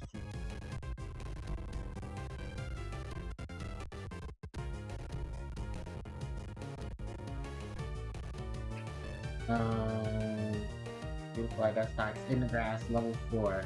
Oh, they're 1% chance in diamond and platinum version. 5% chance of encountering Cascoon or Silcoon, and a 10% chance during the day and during, the morning to encounter Wurmple. I believe Wurmple's trade-off is Cricket Tie. was day and night. Bidoof, 30% chance, 40% chance during the midday, and 30% chance at night. Veneri is the 25%. Which is funny because we have both of them on this. I think the next attack is Wing Attack, which we don't learn, I think, till level 17. Or I think it's Confuse Ray, didn't it? I kinda hope it's Wing Attack because I'm going to need Wing Attack to help me deal with the next gen. Oh, also, the Pokeball is glowing or shaking because there's a Pokemon I have is actually strong against the opponent's Pokemon. Which is weird though because two of them should be shaking because what is it? Zubat, probably doesn't know a move. That's okay, so that no, yeah, two of them should be shaking because Bidoof is weak to fire and Infernape is fire. Yeah, I don't know why only Staravia's Pokeball was shaking. But okay. Anyway, we're gonna get rid of paralysis because I think Bidoof is put Sunstorms and Egg Bomb this. Yeah, Egg Bomb does have that chance. And Water Sport, so we can water fire attack you. Right. Veneri Flinch. Egg Bomb on Bidoof. Bidoof uses Lord on Chansey. Not much damage.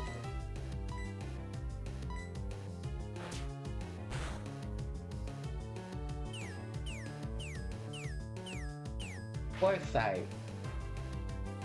Veneri that did absolutely nothing. Right? I keep forgetting if I keep that. It triggers. Any news? Oh, limitations and restriction list for Rush to. Oh. Okay, that's cool. Fight on Veneri. That takes Veneri out. Zuzu's now level 15. Fancy uses Egg Bomb. Bidoof is taken out. Zuzu game not. So we're probably gonna stay here for a minute so we can run into the rare encounters. Oh, well, there's Silcoon. I guess in one level, Silcoon can become down to fly. That'll help. So let's kill off the two.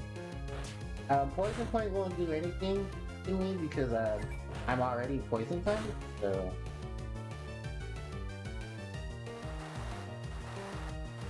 Water Sport, we can fire type. And Silcoon discarded. That's the principal one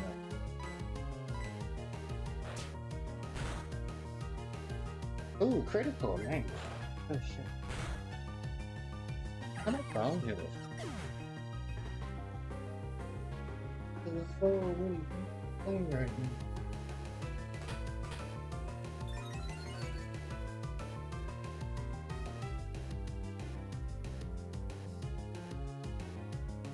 now. Alright.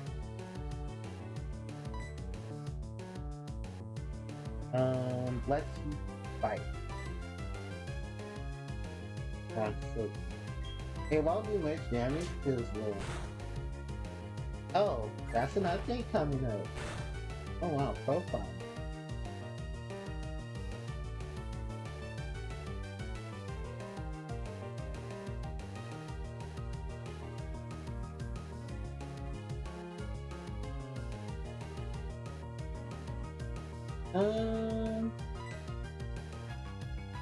I guess it's just better now to just go ahead and patch it. We can actually test that. Consider itself. I'm tired.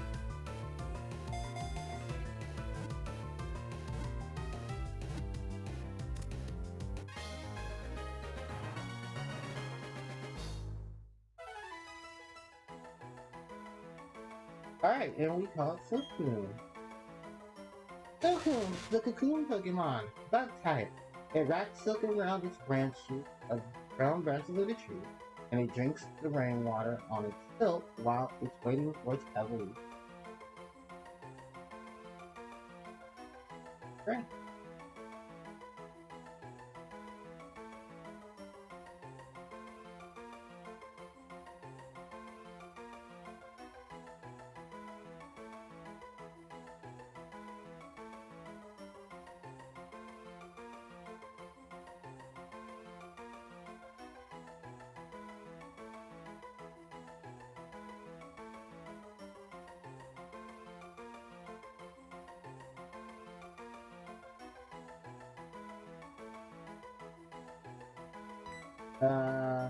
Oh, no, hold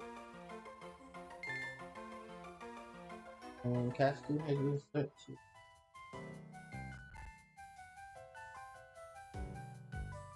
Um, Cascade has now been sent to our, what's the name? Our, so we have Silcoon is on that cast. So, speaking of cast,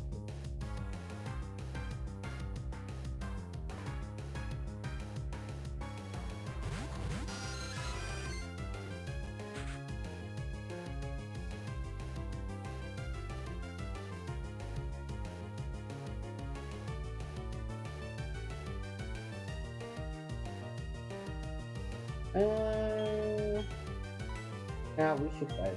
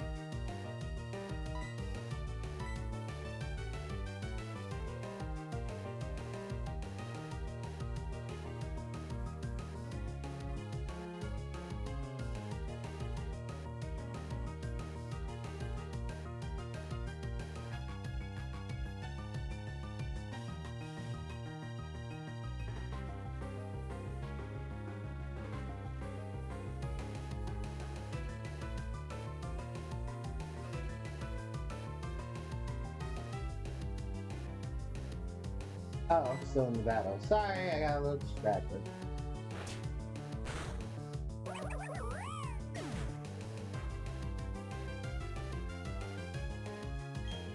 Venere's down, now we gotta deal with Cat.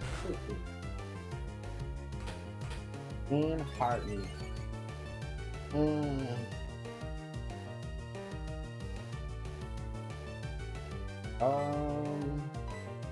That's just fighting.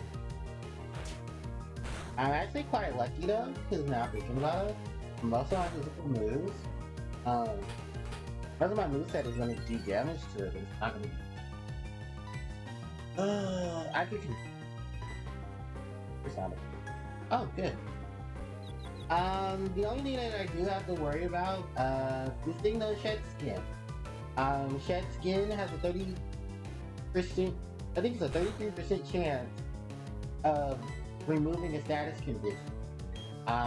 Luckily enough, because it's not technically a fixed status confusion won't wear off that easy.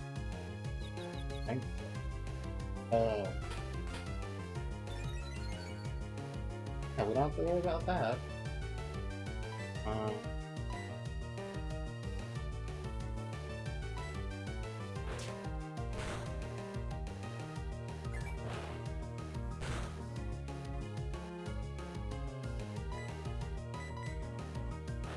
Oh, I guess software.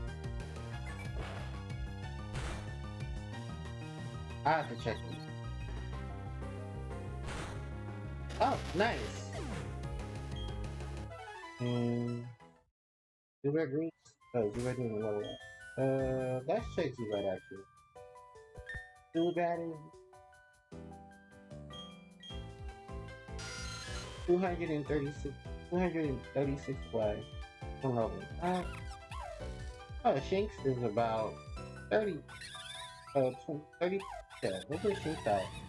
And then we'll get back to Zubat. This is also like the one thing that annoys me in Generation 1 is that all the running around and having to do all this back and forth because you need to get particular Pokemon leveled up. Ugh. And it's such a mess. Alright, now we're going to take on... Oh, what? That should be enough. And then we'll switch. Into... Yeah.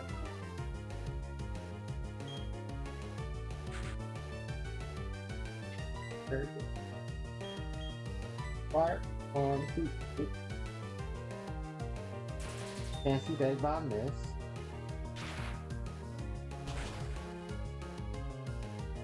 And hey, my spikes stick out of you.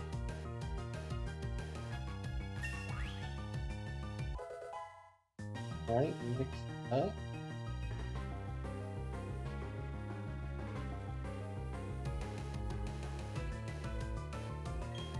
Shinx is now level 15. And Silkton is using Harpie.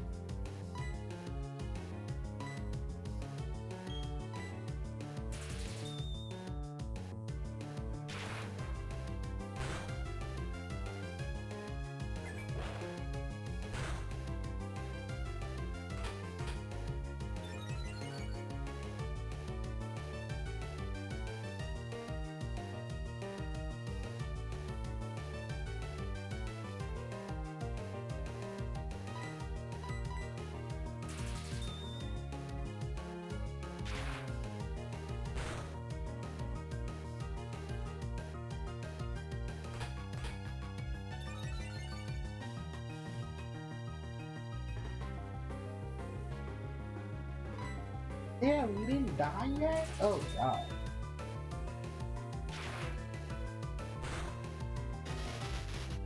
Not good.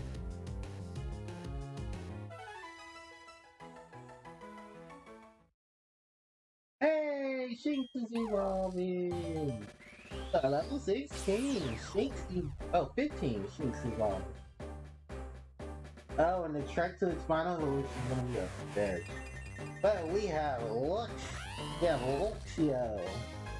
Shinx is evolved form. And I do... Oh, Shinx. Oh, this isn't preaching kind of. Alright, but yeah, that is Luxio. Shinx is evolved form. I think still with its ability. Yep. And look at the buff in those stats. Luxio is an amazing Pokemon to mess around with. Speaking of Luxio, let's actually pick Luxio. They're Luxio's Pokedex. Luxio, the Spark Pokemon. They're electric types. Strong electricity courses through the tips of this Pokemon's claws. The light scratch causes fainting in foes. So that is Luxio. So we have one more evolution to go for our little friend here. Luxio's a pretty decent electric type Pokemon. It's more than just a hacker. You have that to go for. And yeah, I know most people just heard me like, oh, a dark electric type. That's actually pretty decent. No, this has electric type moves. It's a dark type move. I know. Yeah, sorry. With spoilers, no. Luxio's final evolution does not become dark electric. Would have been great. But unfortunately, no. They knew what they were doing by teaching.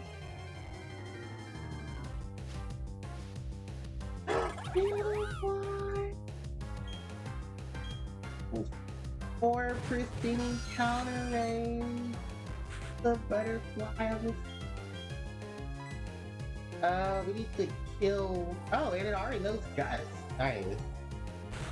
Guts is a 40 powered flying type special move. That funny enough, the Pokemon is flying. Guts will reach it. Fun fact about it already knows Zord. Well, this is just great. It's got all types of coverage. Fun thing about Gus. Generation 1. Gus is a normal type move.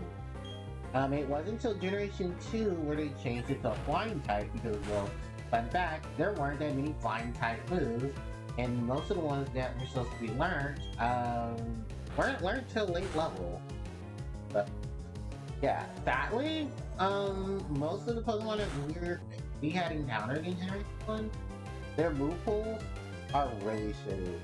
Most people would say, no, that can't be true. No. Look at a lot of the Pokemon trainers in Generation 1 and look at a lot of their moves. That shit is horrible. Especially when it came to your Elite Four and your Gym Leader. There were a lot of Elite Four members that, wow, you're Elite Four only for type. You're not an Elite Four member because you actually have good Pokemon. We're looking at you, Lorelei. We're looking at you, Bruno. We're definitely looking at Agatha. And we're definitely looking at Lamb. Also, this beautiful will be painted. I think we might end up putting or dying to it ourselves.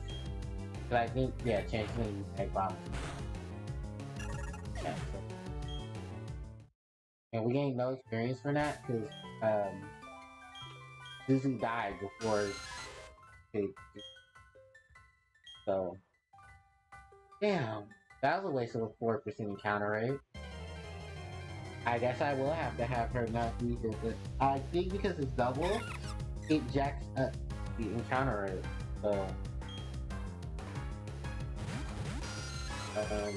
I really don't want to fight. That sucks. Carrying this dude. Yeah, I'd have to go pick that Silcoon and evolve it. Ouchie. Again. It must be Twitch, because I didn't have any problems. I think but one time. I think it's just because how long I've been playing. Oh, it's windy outside. Maybe that's also one too. Windy's fun. Which means it's starting to mess with my connection.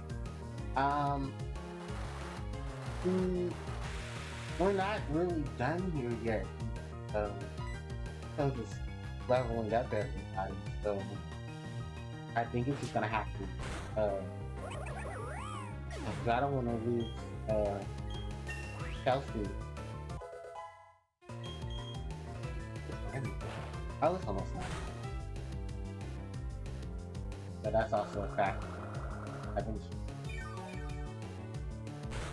5 hours. That's 5 hours. I at least want to get my badge before I at least got my support. The only thing is I really have to worry about.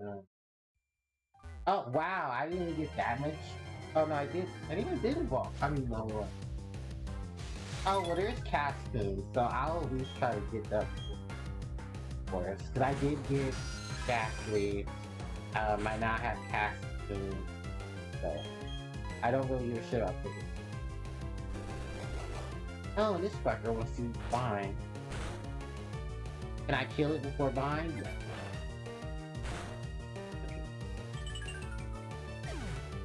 So now we have to worry about Cascade.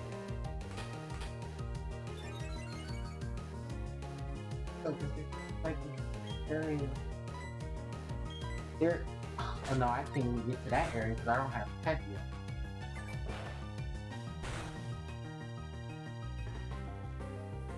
Like,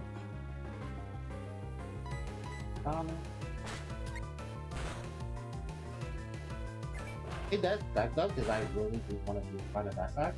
But now that I have to do all this extra to do.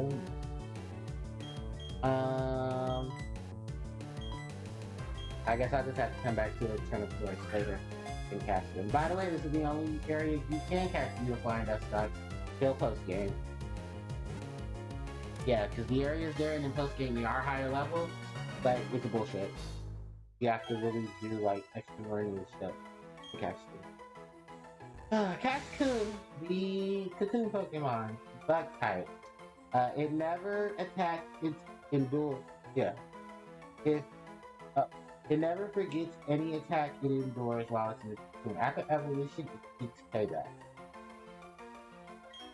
Sure it does. Alright. That is basically everything we can encounter here in the Eternal Forest. This area, we'll deal with that when we get pet. Because, oh boy, there's a lot of stuff that goes on in that area. Oh, hey, Ghastly. Actually, this would be pretty good if we pursue them. We use Bite on Ghastly. Also, those sprites right there for the anime, the sprites right there for the double battle animation, those are the sprites that I ripped out of, not Emerald, but Fire Red Leaf. Yeah, they use the exact same sprites for Fire and Leaf Green. And I think they made new sprites for this gen so they can buy. But a lot of the generation 1 to 3, those are all from Ruby, Sapphire, Emerald, Fire Red, and Leaf Green. Because there are a lot of Gen 2 Pokemon in both of those. All 5 of those games. 330. So we're not leaving until we can learn what is it. I think that's the move. If it's not wing attack, I do see.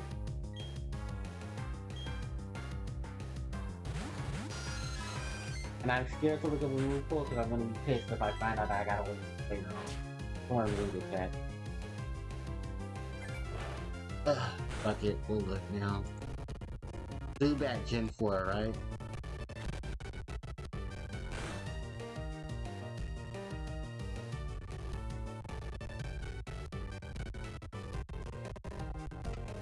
Oh, thank God, okay.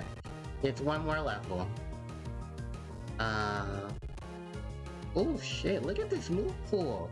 Wing Attack, Confuse Ray, Air Cutter, Mean Look, Poison Fang, Haze, and its last move is Air Slash. So for physical moves, Leech Life, Astonish, Bite, Wing Attack, and Poison Fang. So Poison Fang will be its stab, Wing Attack, and Air Slash. Oh, and Air Cutter. Aerial Ace, Sludge Bomb, Fly.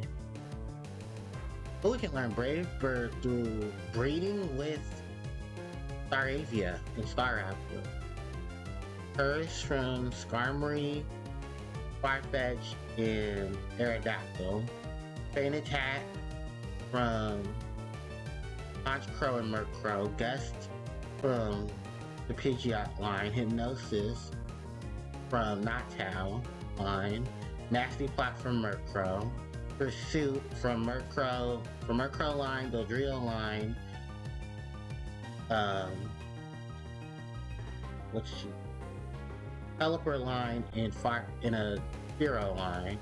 Quick Attack from all the main birds. Whirlwind from Pidgeot and Staraptor line. And then it can learn Zen Headbutt from Noctowl. Move Tutors. Air Cutter, Heat Wave, Omnis Wind, Snore, Super Fang, Swift, Whirlwind, Tailwind, Twister, Uproar, and Zen Head. Gen 4 move Tutors. I think this is learned through breeding. Double Edge and Mimic. Oh, previous gens. Okay. Gen 3. Double Edge and Mimic. That's not bad, but these are all special attacks. The only physicals are Zen Headbutt and Super Fang. Judging by this, Super Fang is learned in Heart Gold and Soul Silver. Tailwind is learned in Heart Gold, Soul Silver. Platinum onward is everything else. Zen Headbutts, Twister, Uproar, with Snore, Ominous Wind, Heat Wave, and Air Cutter. I mean, Air Cutter and Air Slash will still work well, it's just that they're special. And I'm unfortunately rocking a Pokemon that is so super physical, so that sucks. Anyway, let's try to kill these Beedus off and then we can get Wing Attack. And we can go take on, I got a pee too. Do I know what I'm having for dinner? Oh, I think I'm gonna finish the last one.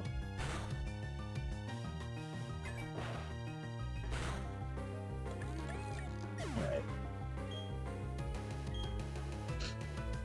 Really? Only 99? Yeah, I think because I've been battling these things less than right, I'm not experienced. But, I mean, this is a good trek because now I have, 3 evolved Pokemon. I have, 2 out of 3 decently natured. 3 out of the 16 members decently natured. So that's good. And I could potentially swap in for a 4th new member if, Ghastly is the right move. Modest or Timid? Not even bulky, but actually pretty good. We got Beedoo, we got Cricket Top. Let's bite Cricket Top. The sooner we get rid of Cricket Top, the better. Egg Bomb chance. Okay.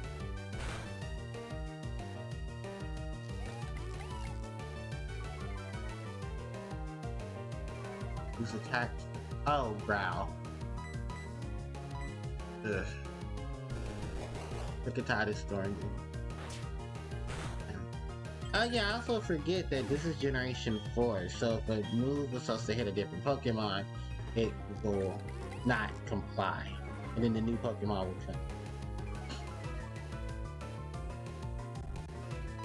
come. Bite attack on Beedoo. And I'm sure she's gonna use Egg Bomb on.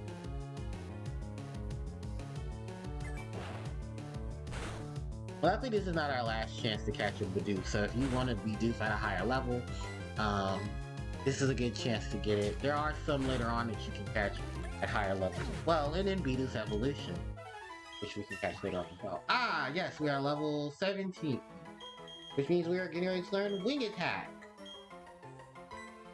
And we're gonna get rid of the 26, the 36. Bye, Leechlife. We can learn X-Scissor, which just thought about that. And X-Scissor and Cross Poison, I'm gonna need to learn. I'm gonna need to get some stuff for that for actually play. Anyway, Cheryl. Oh, there's the exit. I'm so relieved we finally got here. I would have never been able to make it through by myself. Thank you so much, Hikari. As a token of my appreciation, accept this. And we get a Soothe Bell. Oh, this is wonderful. Soothe Bell. Oh, we will meet again somewhere. Bye for now. I'm sure we'll meet again somewhere. Bye for now. And with that, ladies and gentlemen, we are at the end of Eternal Forest. Soothe Bell. We're gonna smack that right on Zuzu. So a Soothe Bell. Hold on, we're gonna read it just in a minute. There it is. Soothe Bell, an item that can be held by a Pokemon. It's a bell that its comforting chime will not only calm the holder, but make it more friendly. This is an item you definitely want as soon as possible for any Pokemon that evolves through Friendship Evolution. With that said, welcome to Route 205. We got another returning class of trainers, and they are the Fishermen. Bidoo is gonna do some wonders. I feel like I should give this to Bidoo first and then give it to Zuzu. Just because I want to get the friendship values up on Bidoo as soon as possible. Also, Bidoo knows Mega Drain now, so it can easily sweep up these magic card lovers. Anyway. Oh, okay. How about that? I netted me a feisty trainer. And we have Fisherman! Fisherman just God damn it. Anyway, Goldeen, returning from Generation 1. Goldeen, luckily enough, did get a nice boost in everything. Goldeen can now be a physical attacking water type Pokemon. It does know to move Peck, so it can deal with its weakness to grass. In addition to that, it actually knows Water Gun at early levels. Yeah, we don't need to break any bullshit setups for Goldeen to actually be relevant. The only thing that I don't like is why does it know Water Support instead of Mud Support? Yeah, that's my only gripe with this, is it knows this move, but it should learn this move. Fire isn't its issue. Your issue is more so dealing with electrical attacks. Why do you have a move that works for fire type against fire type Pokemon? I don't get that. I'm not gonna throw a fire type at you. I'm most likely gonna throw you a grass type or an electric type, in which you should learn Mud Support. Pokemon logic. Anyway, yeah, Goldeen, one of Misty's Pokemon from the anime. Goldeen is more so the physical attacker. It has really good physical stats. Just learned that don't hit Badoo with a physical move, because I will poison you. And one of the craziest things is that it's one of the water type Pokemon that actually learns a move to cover its weaknesses when you catch it early on. Yeah, it knows Peck, which up until this gen, Peck was really not a viable move on Goldeen. Even though Goldeen was not a viable Pokemon to begin with, and its evolution Seeking is, well, it's Seeking. So, alright. That's one down and another to go. I do believe somewhere in this region there is a fisherman who specializes in, oh, never mind, we found them. The Magikarp lover. Every gen that has a Magikarp will have Magikarp team. I do believe that this is a gimmick that was introduced in Gen 1 where there was a Pokemon trainer who had 6 Magikarp. I guess that was just to pay homage to someone in the group who loved Magikarp. I don't know if they all shared the same name of Andrew, but yeah, there's Fisherman Andrew, there's a fisherman in Generation 3 in the Hoenn region, he had a Magikarp team. There's in Gen 2, there's a trainer that has a Magikarp team. And in Gen 1, there's a Magikarp trainer team. I think Gen 5 Part 2, there's a Magikarp team. Gen 6 has the Magikarp team. Gen 7 has the Magikarp team. I think Gen 8 has a Magikarp team. Well, and Generation 9 also has the Magikarp team. Yeah, Magikarp, ironically enough, slips through the craters so that they can at least put it on there so we can have its gimmick of Magikarp team. Magikarp's only moves are Tackle, Splash, and until level 30, Flatal. Flatal probably would be the better of the moves because it reduces the opponent HP by the amount of HP Magikarp has. But here's the thing, Magikarp's evolution is level 20, you don't have to worry about anything. You can just level up Magikarp to 20 and Magikarp starts getting better. Magikarp's evolution, Gyarados. Water Flying, the acrobatic Pokemon. Yeah. There's a lot of things you can say about Gyarados, and most of them are really good. Gyarados is a really good mixed attacker. While having both really good special, it has really good physical. It does tend to be more on the physical side, which is not a bad thing, because with moves like Crunch, Hurricane, Rain Dance into Waterfall, you have a really good moveset on Gyarados. It is later gens that picks up that whole array of things, and even from what I've heard, Tantrados was actually a really good setup for Gyarados. You would teach it Taunt so that its opponent couldn't set up on it, and then you start bashing its face in with a lot of your own moves. Later on, Gyarados will be able to learn the move Dragon Dance, which raises the attack and speed of a Pokemon using it. Which would be really good on Gyarados because of the fact, well, Gyarados has a lot of moves in its move pool that are very physical, and its speed makes up for it. If anything, if I were recommending Gyarados, I would recommend one of two different natures for Gyarados.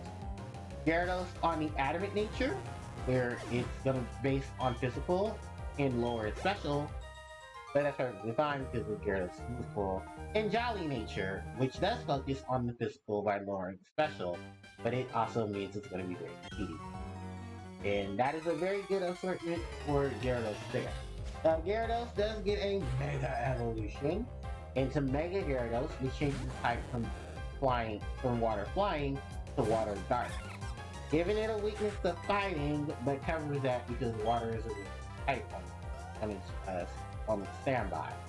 And funny enough, Gyarados becomes Misty's ace in later games.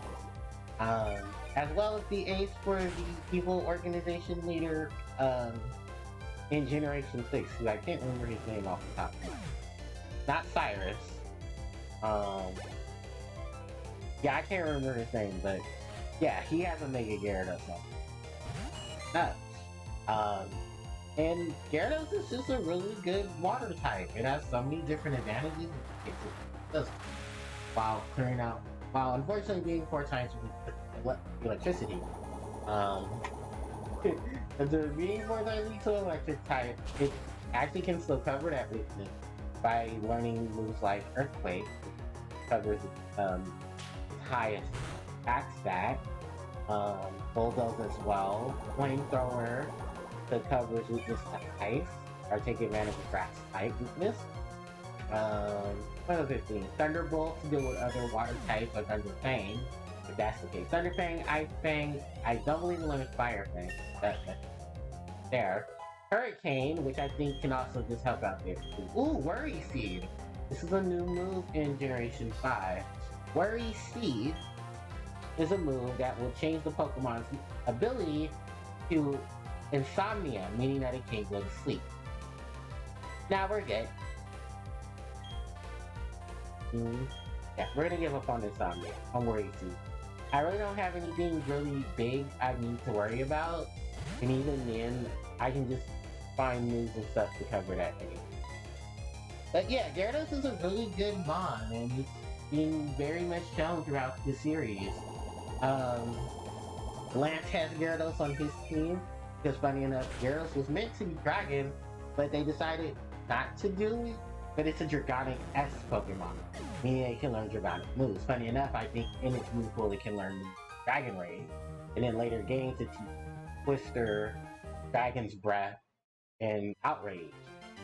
Yeah, which are a lot of moves right there. We got some berries up here to the north, ladies and gentlemen. Got us a Chair Bear, got us some Oran Bears. So if you want to, and some Petra Berries, so if you want to get these berries, definitely go pick those up now. I don't think these are orange, I think these might be chestnut. Oh no, they're orange berries. Okay. Yeah, definitely get these as soon as possible, because I'm going to need some of these. You can come back to this spot, it's not too far from Eterna, it's literally just right away.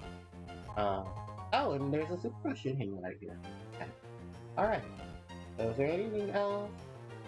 No, this is a big patch of grass. Whatever. Train up your Pokemon if you... And, oh, I didn't know you guys were out here too. Cocoon Cascoon.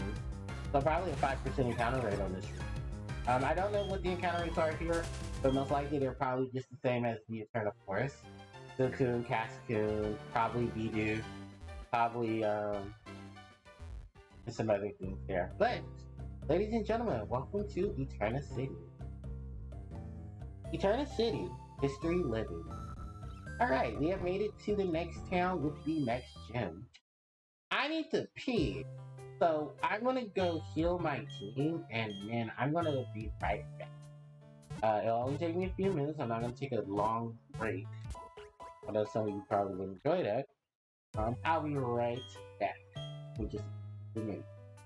And you guys can listen to the Pokemon music.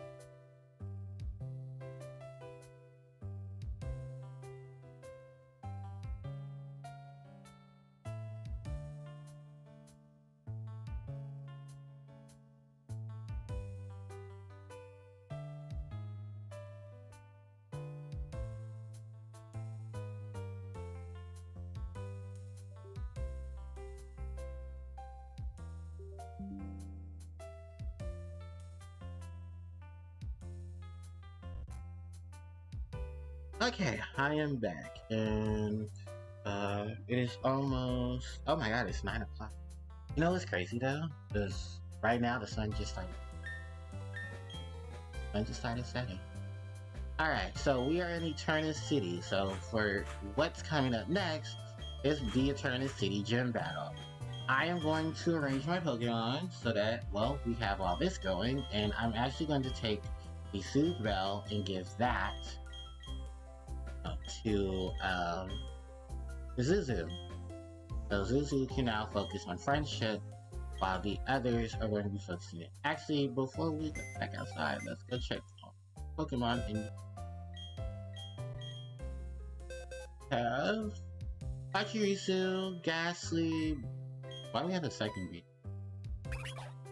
Pachirisu's Brave Nature. Okay. Hoot Hoot.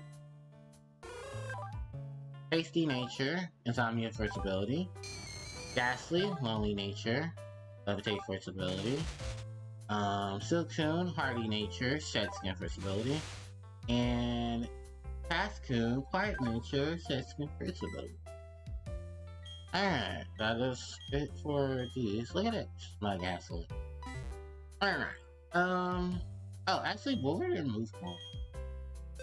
I'm actually quite curious. Hypnosis Peck, Future Sight Growl, Lick, Spite, Curse, Mean Look, Hearten. Okay. I do believe Lonely Nature.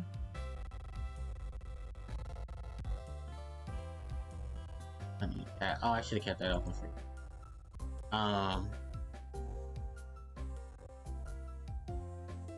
Yeah, so I want to look at the nature. So, Lonely Nature. Only. Okay. Minus defense, up attack. That's a thing. Let's go all the way over. Tasty Nature, minus, I think that's, yeah. Up speed, minus defense. Lonely is, there it is, Lonely Nature. Up attack, minus defense. Hardy Nature is neutral. Quiet Nature is up special attack, minus speed. The only neutral nature there is Hardy. And even then, that's...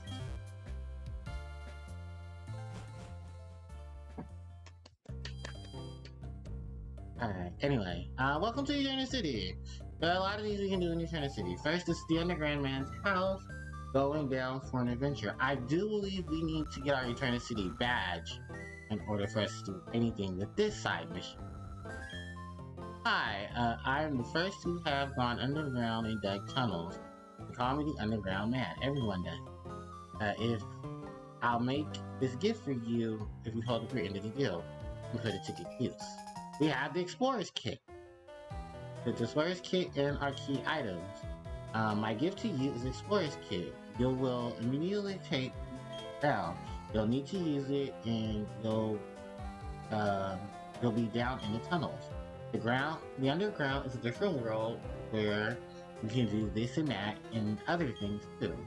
Let me mentor you into becoming a full-fledged Spudlicker. I hope I said that right. Will you take the challenge? Yes. So, can you teach time to first go underground? Underground is a Explorer Kit. And if you accomplish that, I'll do the test. Okay. Well, we can do that later, because right now we have some other things to do, and I'll definitely be back for that. Galactic Goons. Have you seen our building? Galactic is so stinking rich. We have built one instantly. Yeah, there are Galactic Goons here. Oh, never mind, you look tough. I won't take, I'll just let your Pokemon carry on. So yeah, there is the Galactic base. And, hi Pro. And you see the Pokemon statue, right? I'll take you there. I didn't, because I didn't know there was a Pokemon statue But yeah, a Pokemon statue, and I believe that is Palkia. So this is Turner's Pokemon statue, shaping our world, our time and space, that intertwined spiral, perverting in Sinnoh, the Pokemon of time. Sinnoh's myth, its truth needs invention. Pardon me, step aside. You could have just went. Oh hey, we're smack together. A brilliant flash of inspiration came to me, as easy as your trainer does. Right? Listen closely. My certain all your attacks hit. Avoid enemy attacks for sure. Do that and you'll never lose. That'll be the trainer. Anyways, go check out Pokemon statue. Yeah, so this is the Pokemon statue. Turner City Pokemon statue. There seems to be some description plate, but it was off. It right here. They say that this is an awesome Pokemon. They say this is an awesome Pokemon that people saw long ago. Yeah, this is Palkia, one of the legendaries here in Generation 4. Other than that, if we go that way, that will lead us to Route 111, which we really don't need anything from 11 yet. Down here, we see some more galactic goons. We see this house. Let's go in this house and see who's here. China City came to be long ago in honor of ancient Pokemon. Thought many things could change, important or not. I hope it remains this way forever. Shh, what in the world is going on? This world coming to people ripping off the descriptive plate of the Pokemon. Now no one can read the inscription. Why would someone do that? Exactly what Wanton says? The inscription went like this: creation of D, giver of time, laughter there are tears, and likewise. The saying flows, the blessing of D, yikes. There's even a big chunk of it. When you hear the other description. Second description is this: Breath of Paul, the creator of parallel dimensions. Alive yet not alive. Drift in time. Arise in the same universe, the blessings of Paul. I've heard some people talk about there once being a third inscription. Kinda spectacle though, thinking about it. The third Pokemon alongside these create the controls time and space. There couldn't be possibly a Pokemon at night. Have you seen the Pokemon statue? I've seen it since I was a wee child. It used to be the centerpiece of many festivals. So, from what that kid told you, there are supposed to be 3 inscriptions. In Pokemon Platinum, you'll see you'll see Palkia. But in Pokemon Diamond, the statue is actually Dialga, the ancient Pokemon of time. Palkia is the ancient Pokemon of space. According to what that kid is describing to you, there's supposed to be a third one. Welcome to the herbal shop. Before I go into the herbal shop, yeah, that statue is supposed to depict time, space, and distortion. The 3 legendary Pokemon of the universe, the Sinnoh region. Jesus Christ, I've been through like 4 regions. It's supposed to give you a description of the Generation 4 starter. Generation 4 legendaries. The Pokemon on the covers of your games. Dialga, the creator of time. Palkia, the creator of space. And this game's cover, Garantina, the creator of distortion. There's more to the story that is more part of the main plot, and I'm not going to spoil it for those who are watching my streams and actually don't know much of it, so I'm going to leave it at that. But with that said, welcome to the herbal shop. You can buy herbal medicines. This is the bitter. Here's the thing. These medicines will reduce friendship points with your Pokemon. Again, that is the only downside to them. However, each of these are not only cheap versions of restoration items, they're better than most of the restoration items. Despite the fact that, yeah, they're going to reduce friendship points, which sucks. These are actually introduced in Generation 2, and I believe the host of the herbal shop, he only came around every couple of days, and it was a very small portion of what she did. Healing powder. While bitter, this very bitter medicine will heal any kind of condition of a single Pokemon. Energy powder restores 50%, will restore 50 HP of a Pokemon.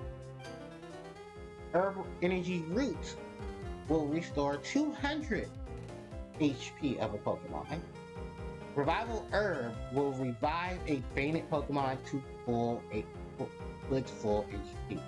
So if your Pokemon fainted, it will revive and will have all its HP back. Downside to all of these is yes, they're all very, very bitter. But if your Pokemon isn't focused on friendship, these are really good items.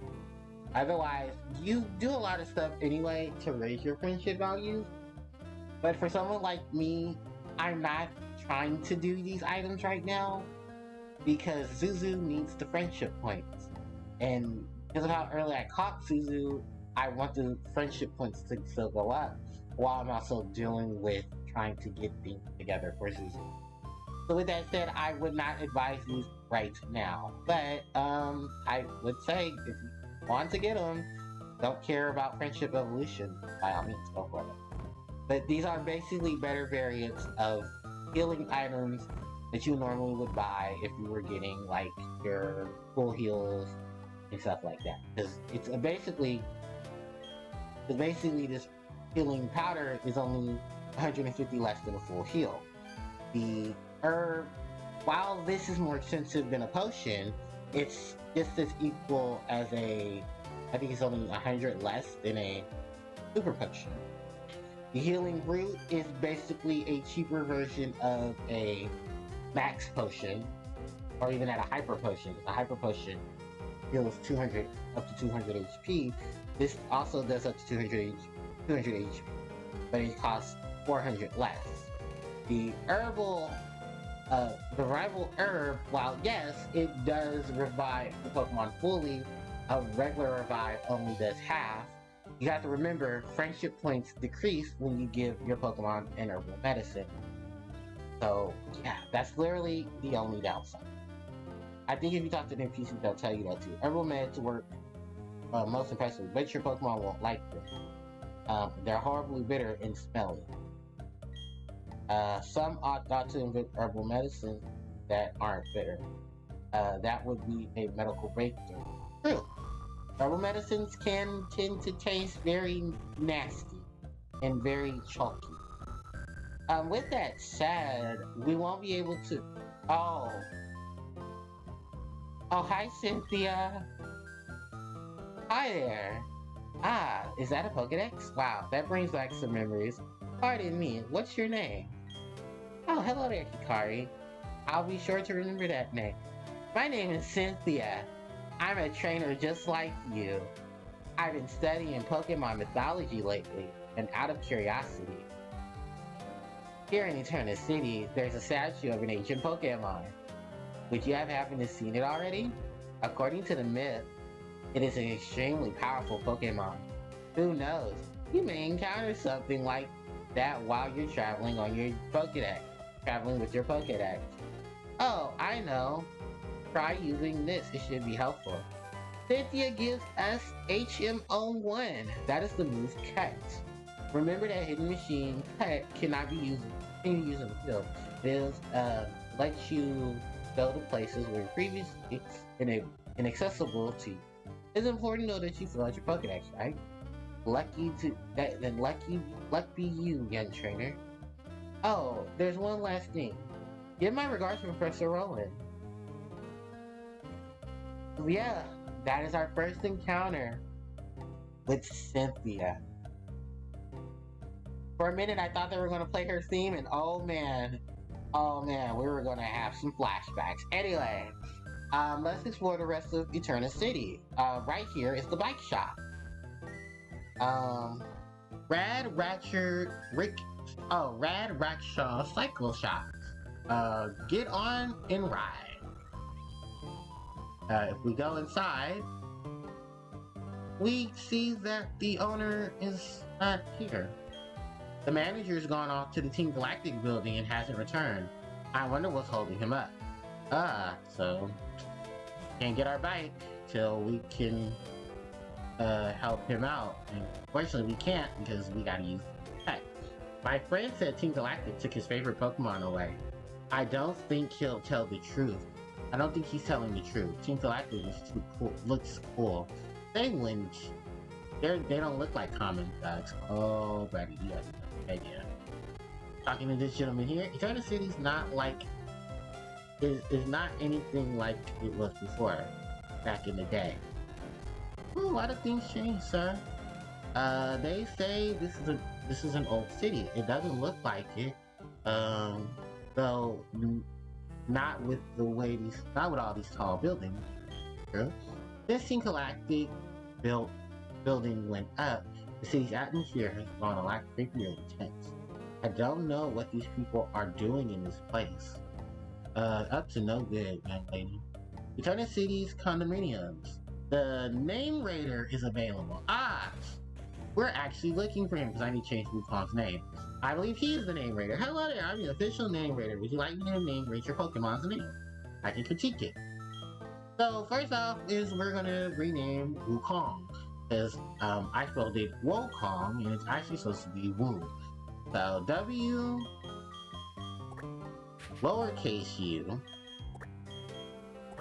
dash and then Kong. There we go. So now it's correct. We have Wukong. From now on, your Pokemon will be known as Wukong. This is a lot better than its name before. How fortunate for you. Next up, we're going to change Zuzu's name. So Zuzu will now be changed to... We'll have a new name. Zuzu will now be called Crow, as a hint to its evolution.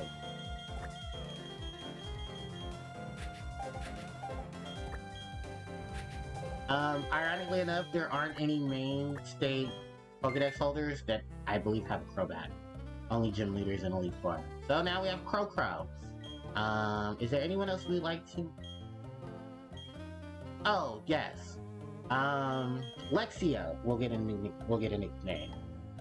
So Lexio's nickname will now be called. And this is something I was just thinking about too.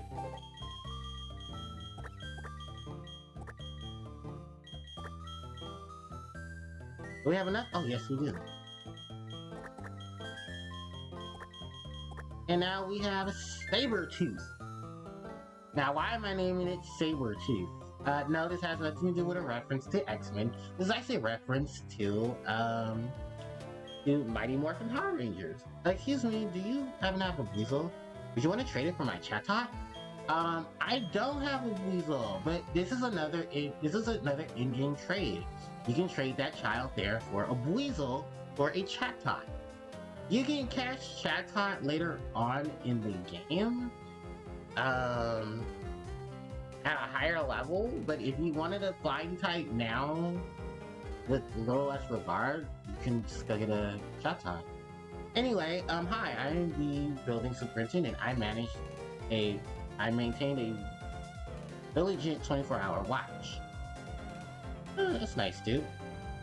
Overdoing it, but yeah, this is the condominium here. Gardenia, our gym leader, goes out to turn the floor so often. I wonder what she's doing there. To this man here, he says, the move Recycle can be used during battle. When you use Recycle, a Pokemon can use an item once again. Yeah, that's actually a move that very few Pokemon can actually use and actually learn it. I had this TM for Recycle such a long time now. It's not anything that I have much use for these days. I'd hope you'll put it to good use, young trainer. And we get TM67, that is the move Recycle. Just like the old man said earlier, using the move Recycle will allow you to use an item that you've already in battle once again. It's more so something useful for the multiplayer, so I really don't try to use your cycle. Badges from gyms and contest wins. There's more than one way to be a winner, it seems. Here's hoping you'll find something in which you're the victor. I gather a lot of berries, so I'm trading them for accessories. Next is Heart Home, and I'll take the contest challenge. Talking to them here, haha. I've got your flag now. I'm going to take your flag. And I believe I want to talk to this guy. Oh, I didn't give him enough space. Do this.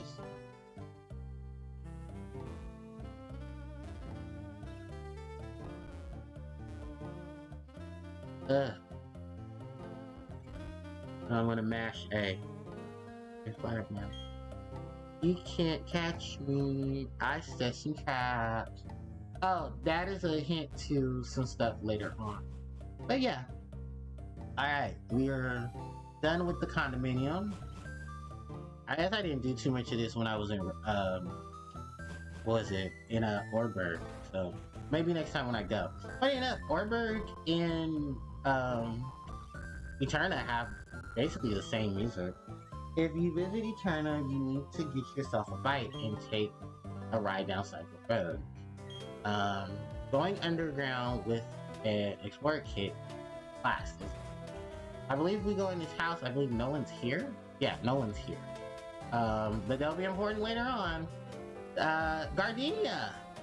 Equity City Pokemon Gym. Leader, Gardenia, the master of the vibrant plant Pokemon. Yeah, and she's waiting out here. That is our next gym leader. And I do believe go inside here will actually be cut off, because I do believe they won't let us through without a bike. Learning how to shift gears won't you be able to ride anywhere. Oh, they both say the same thing, but I think, yeah, they won't let you pass because you're on a bike. Cycle Road is for bikes, is only for bikes. Please get on your bike. Hi Hikari, long time no see. So you look puzzled, you're wondering who I am. I'm Professor Roy's assistant and Lucas's father. I came a long way to help you on your adventure at the professor's behest. Hikari, let me ask you, how many Pokemon have you met? Wow, you've met 41 Pokemon. Wonderful, bravo. Professor Rowan should be delighted. Here's something for you. We have the experience share. This is an item that you can give to your Pokemon that will give them HP. Why are you it will share experience that your Pokemon win through battle. It's very gimmicky. In a couple of gyms, I'm not gonna lie. The reason I say this, and I know a lot of people can agree with me, I don't like, well, no one likes Generation 1's experience share, because that thing is just god-awful. It's a percentage of a percentage of a percentage. The other thing about it is that it's so reliant. So bad. I really don't like it. Anyway, Gardenia will be our next gym battle. And, I do have Pokemon that are ready for Gardenia. The thing is that, I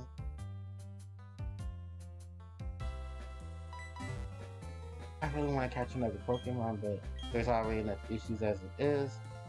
And I don't think I have enough Pokemon. Also, it's almost 10 o'clock, and I would like to wrap up things as soon as possible. So I think what we're going to do is we're going to take on our gym challenge with Gardenia, and then we'll call it a session after. Just because I know there's a lot of bulky stuff we're going to be doing next, going on after this. So, hi, I'm Gardenia. I'm this town's gym leader. My last challenger was this awfully speedy young guy. Actually, his name was Pearl, and he told me about you. He said another challenger is on the way, so it made me angsty. At my gym, no one gets to battle with the gym leader, me, until the end. The challenger has to beat all of the other gym trainers first. I'll be waiting for you in the back. Trainer, don't disappoint me. Alright, and then next is Gardenia in the Eternus City Pokemon Gym. So, yeah, we're going to be taking on the grass type gym leader. If you're wanting to take on a grass type gym, these are the things that you need to know.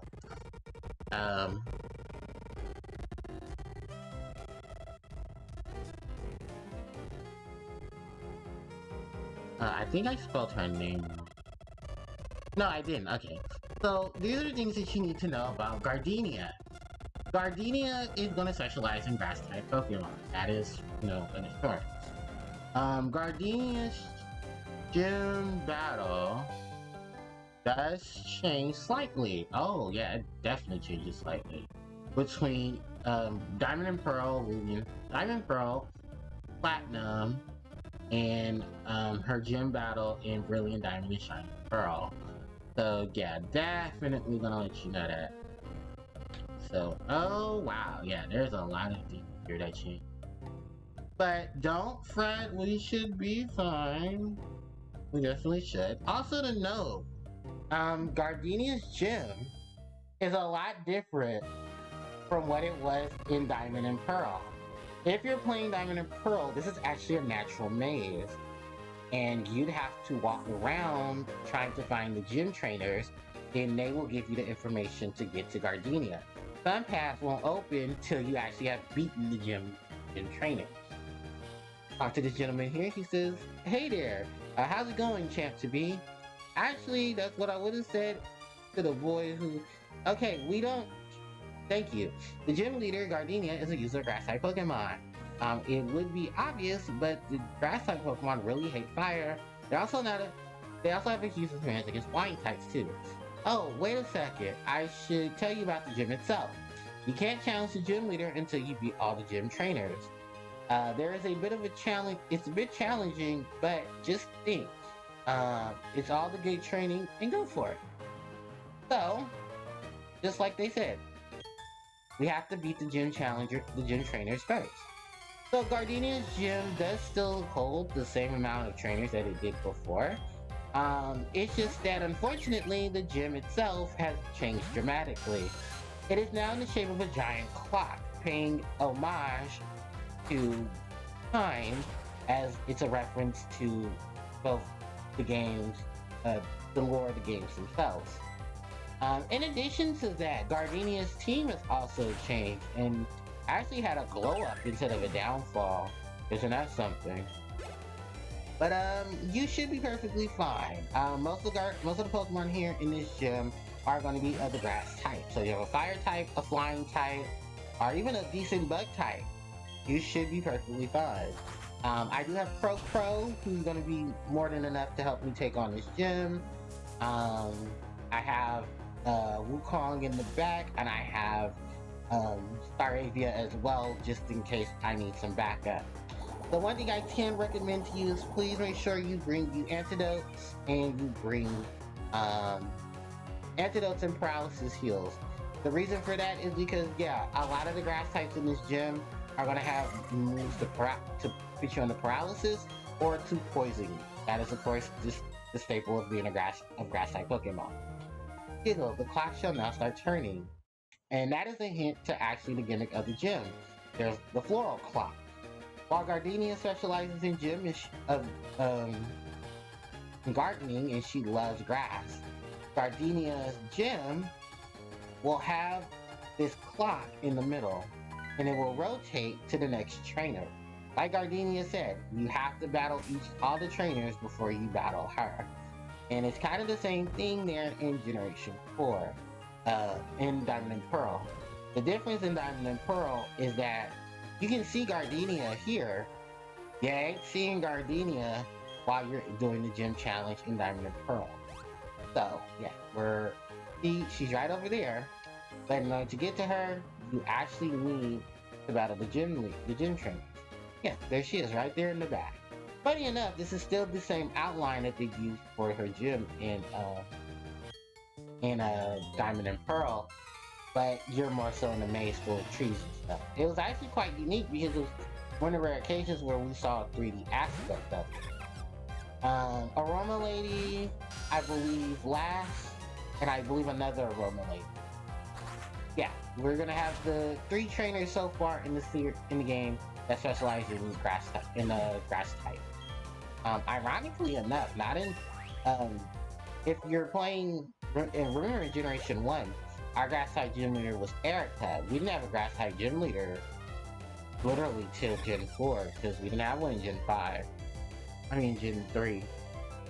So this is paying homage to having grass types in the game, and for the most part, there are a really good array of grass type Pokemon in Generation 2. But my recommendations are either you go for the continental Pokemon, Torterra, or you rock out with Badoo. And you rock into Roserade. I don't think there's too many other good grass types if I'm honest. Sorry. And with the introduction of some of the newer grass type Pokemon, it would have been easier to recommend them, but those are hit or misses too. A lot of hit or miss.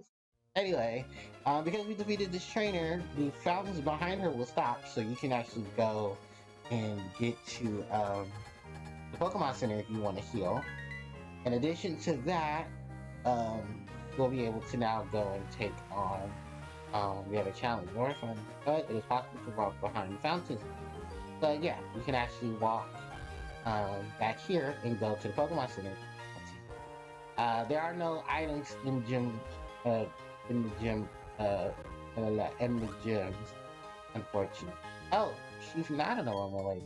Oh, she might actually be an aroma lady. I'm sorry. She might just be being approached from the angle. If not, she would be a nice trainer. Oh no, she's an aroma lady. And she has a Roselia. Yeah. Also, I do believe they buffed the levels here. This Roselia is supposed to be at level 18. So it's only buffed by a level, and I think the other ones are all buffed as well by a level. So not too much of an issue, but as you can see, Zuzu is holding his Soulstone. Being unique, taking quad resistance to grass type moves, and also being able to hold out with wing attack, being a stab because it's poison and flying. And yeah, we're gonna be definitely fine with it. And hey, now we're level 20, no, 19. Nice. We won't learn, I believe, Confuse, right? Till 21, so. Hey, the clock moves behind the flow. Only now the gym leader is left. Go ahead and don't be afraid. Oh, well, thank you for the encouraging words there. And with that, we can now go ahead and take on Gardenia, the Eternal City Gym Leader. So I do have Gardenia's team up for us. If you guys would like to hear me talk about Gardenia, which of course I will, because I do that. Also, I need to figure out. No, not window cap.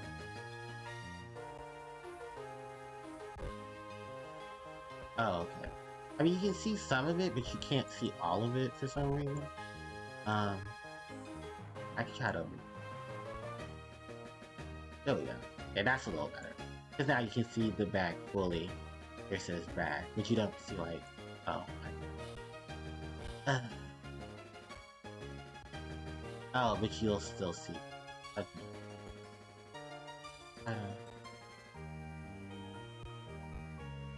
I don't think a little bit of the windows long.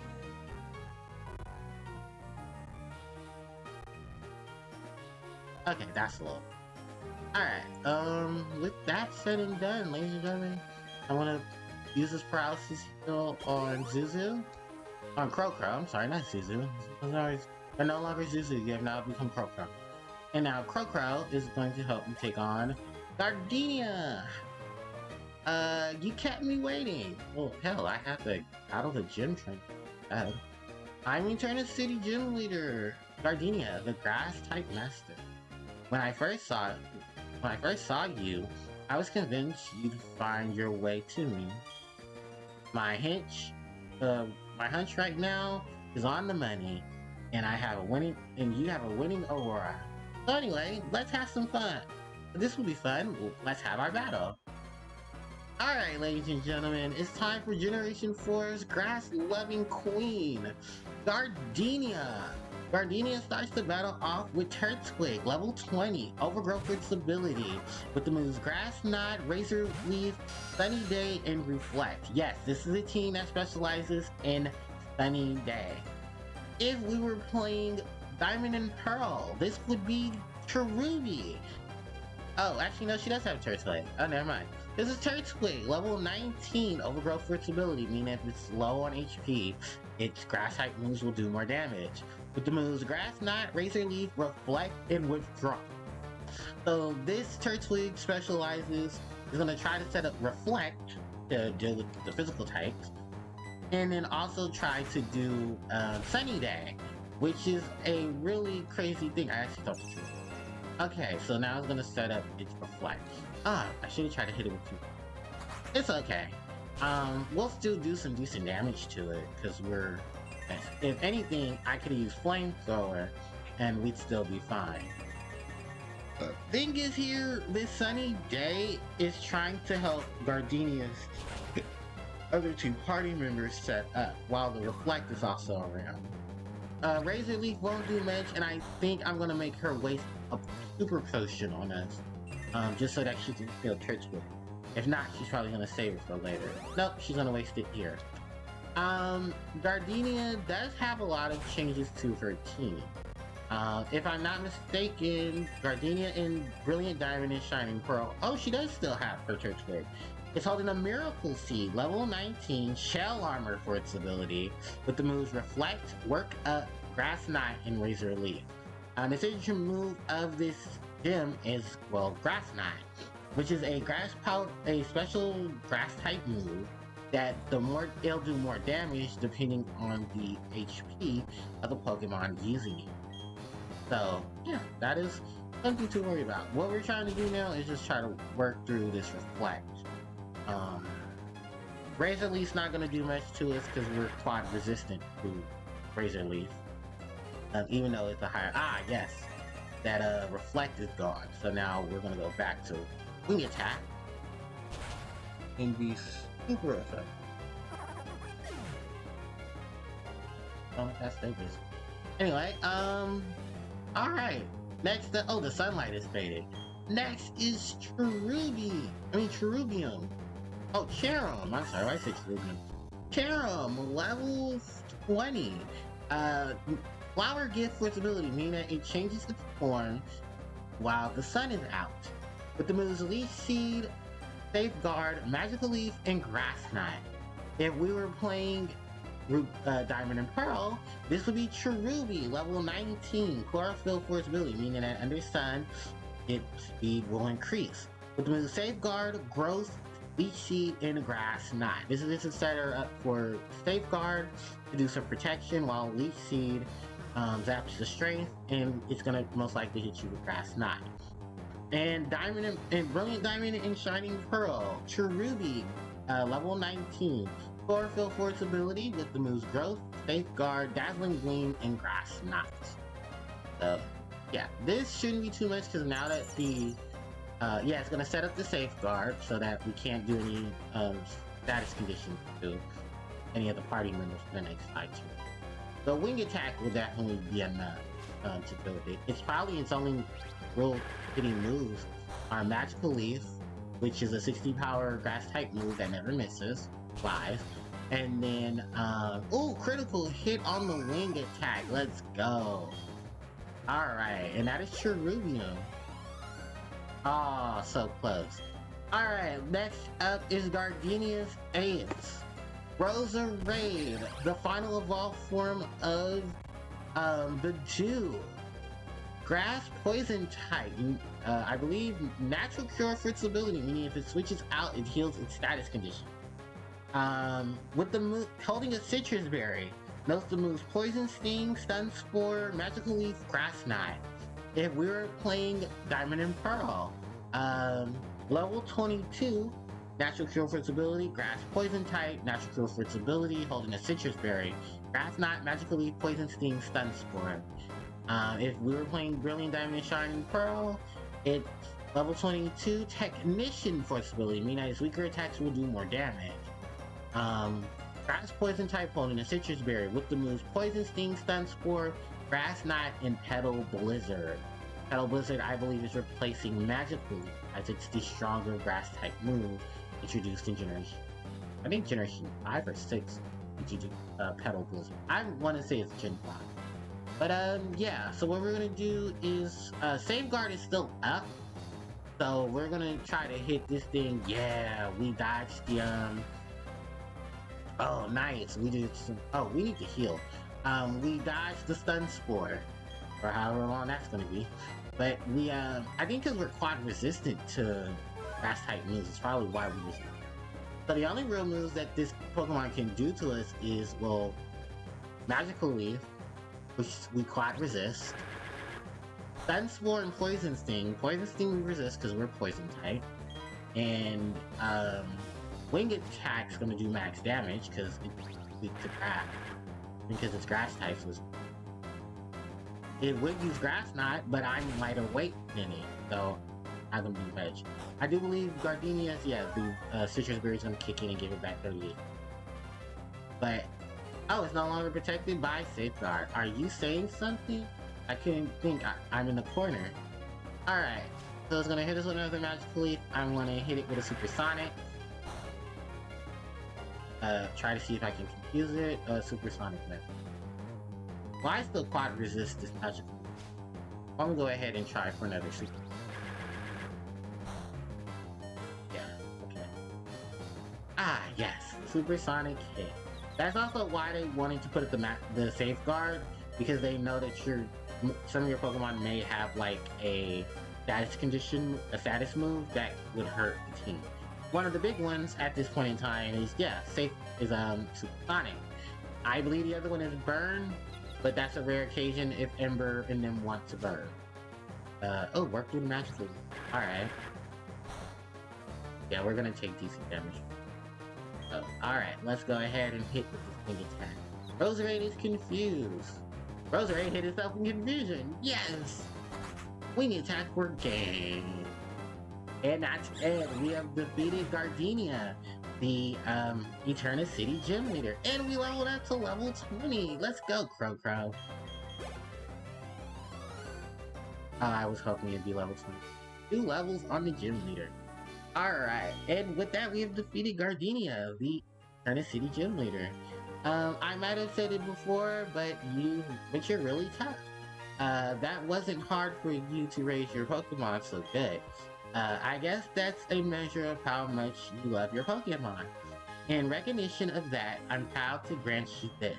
You received the Forest Badge from Gardenia, which means now we can use Pokemon who are up to level 30, as well as use the move Cut outside of battle. Now that you have your 2 badges, Pokemon up to level 30 will obey you. Also, here's a gift from me to you. We received TM86, that is Grass Knot. As I explained before, it is a grass type move that the heavier the foe, the more damage it will cause. Also, Gardenia is now about to is now resetting the gym so that we can cross the area with. And with that, we have now defeated Hecate City Gym Leader. So with that said and done, ladies and gentlemen, I think it's time to wrap up here, because I would take on I would go rescue the bike shop owner, but it's getting pretty late. I haven't eaten dinner, and I've been streaming for over 5 hours, and that's normally my prayer. So with that said and done, I want to heal up, and I think it's time to bid us adieu, Arpita Zane, and holy fuck, I have not saved, which means this is going to be there's going to be a lot of data saved. Oh boy, don't you love Generation 4 and it's saving a lot of data? And it's simply because of something that could have been easily overridden, and thank God they did that later gens. For those who want to know what is the issue, they didn't fix the box situation in Generation 4, so there are a lot of issues with moving Pokemon in the boxes, and the fact that the system that is supposed to be really good at dealing with a situation like this, unfortunately doesn't have the setup for it. So, we're gonna go ahead, I'm gonna save state right now, so that way in case I need to get back, I'll have a way to do it. Even though this game does save anyway. with that said and done, ladies and gentlemen, it is time to wrap up today's session. Before I go, I just want to thank everyone who is watching on YouTube. You guys are amazing. I thank you guys so much for your support. I really do appreciate it. Don't forget to like and subscribe to the VOD channel because it really does help me out. And I really do appreciate you guys' support. With that said and done, thank you all on YouTube for watching, and I'm going to end the VOD right now. Bye bye.